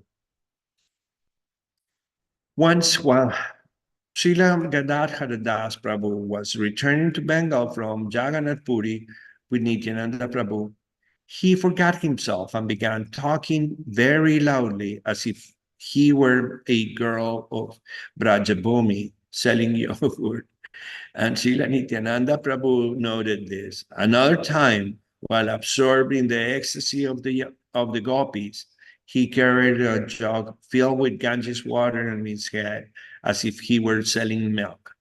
When Lord Chaitanya Mahaprabhu appeared in the house of Raghava Pandit, while going to Vrindavan, Gadadhara Das went to see him, and Sri Chaitanya Mahaprabhu was so glad that he put his foot on his head. When Gadadhara Das Prabhu was present in Yadha, he established a Bala Gopala Murti for worship there. Sri Madhava Gosha performed a drama known as Dhanakanda with the help of Sri Nityananda Prabhu and Sri Gadadhara Das. This is explained in the Chaitanya Bhagavata, Antya 5, 1894. The tomb of Gadadhara Das Prabhu, which is in the village of Endyayadaha, was under the control of the Samyogi Vaishnavas and later on the direction of Siddha Bhagavan Das Babaji of Khanna. By his order, Sri Madhusana Mulik, one of the members of the aristocratic Mulik family of the Narikeladanga in Calcutta, established a Pathavadi, a monastery there in the Bengali year of 1256, Anno Domini 1849. He also arranged for the worship of a deity named Sri Radhakanta. His son, Balaichanda Maulik, established Gauranitai deities there in the Bengali year of 1312, AD 1905. Those on the throne of the temple are both Gauranityananda deities and Radhakrishna deities. Below the throne is a tablet with the description written in Sanskrit in that temple. There is also a small deity of Lord Shiva as Gopeshwara. This is all described on a stone by the side of the entrance door. Text 54, translation. Shivananda Sena, the 24th branch of the tree, was an extremely confident servant of Lord Chaitanya Mahaprabhu. Everyone went to Jagannath Puri to visit Lord Chaitanya, took shelter and guidance from Sri Shivananda Sena. Text 55. Every year, he took a party of devotees from Bengal to Jagannath Puri to visit Lord Chaitanya. He maintained the entire party as they journeyed on the road. Translation. Lord Chaitanya Mahaprabhu bestows his causeless mercy upon his devotees in three features: his own direct appearances, sakshat, his prowess within someone he empowers, avesha, and his manifestation, avirbhava, purport. This sakshat feature of Chaitanya Mahaprabhu in his personal presence. Avesha refers to invested power like that invested in Nakula Brahmachari. Avirbhava is a manifestation of the Lord that appears even though he is personally not present. For example, see Sri Sachimata offered food at home to Sri Chaitanya Mahaprabhu, although he was far away in Jagannath Puri, and when she opened her eyes after offering the food, she saw that it had actually been eaten by Sri Chaitanya Mahaprabhu. Similarly, when Srivasa Thakur performed Sankirtana, everyone felt the presence of Sri Chaitanya Mahaprabhu even in his absence. This is another example of Avirbhava. Avirbhava. Text 57, translation. The appearance of Lord Chaitanya Mahaprabhu in every devotee's presence is called Sakshat. His appearance in Nakula Brahmachari is a symptom of a special prowess, as an example of Avesha. Text 58, translation. The former Pradyumna Brahmachari was given the name Narasimha Brahmashimananda Brahmachari by Chaitanya Mahaprabhu. Text 59, translation. In his body, there were symptoms of Avirbhava. Such appearances are uncommon, but Lord Chaitanya Mahaprabhu displayed many such pastimes through his different features. Purport. In the Gauraganda Desha Deepika 73-74, it is said that Nakula Brahmachari displayed the prowess Avesha, and Pradyumna Brahmachari the appearance Avirbhava of Sri Chaitanya Mahaprabhu. There are many hundreds and thousands of devotees of Lord Chaitanya among whom there are no special symptoms, but when a devotee of Lord Chaitanya Mahaprabhu functions with the specific prowess, he displays the features called Avesha.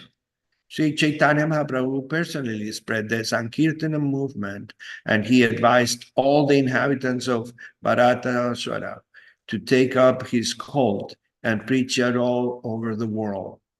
The visible body symptoms of devotees who follow such instructions are called Avesha. Srila Sivananda Sena observed such Avesha symptoms in Nakula Brahmachari, who displayed symptoms exactly like those of Sri Chaitanya Mahaprabhu.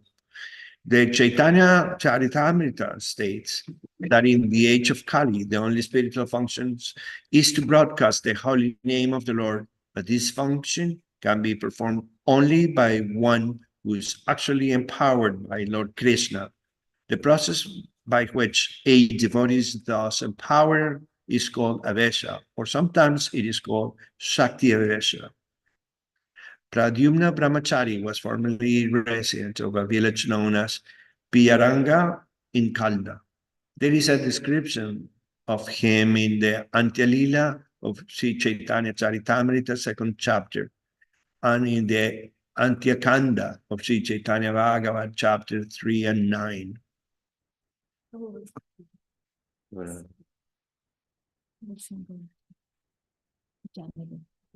Oh, Janedo. Yay. I was happy. I know. Also, we want to send your views.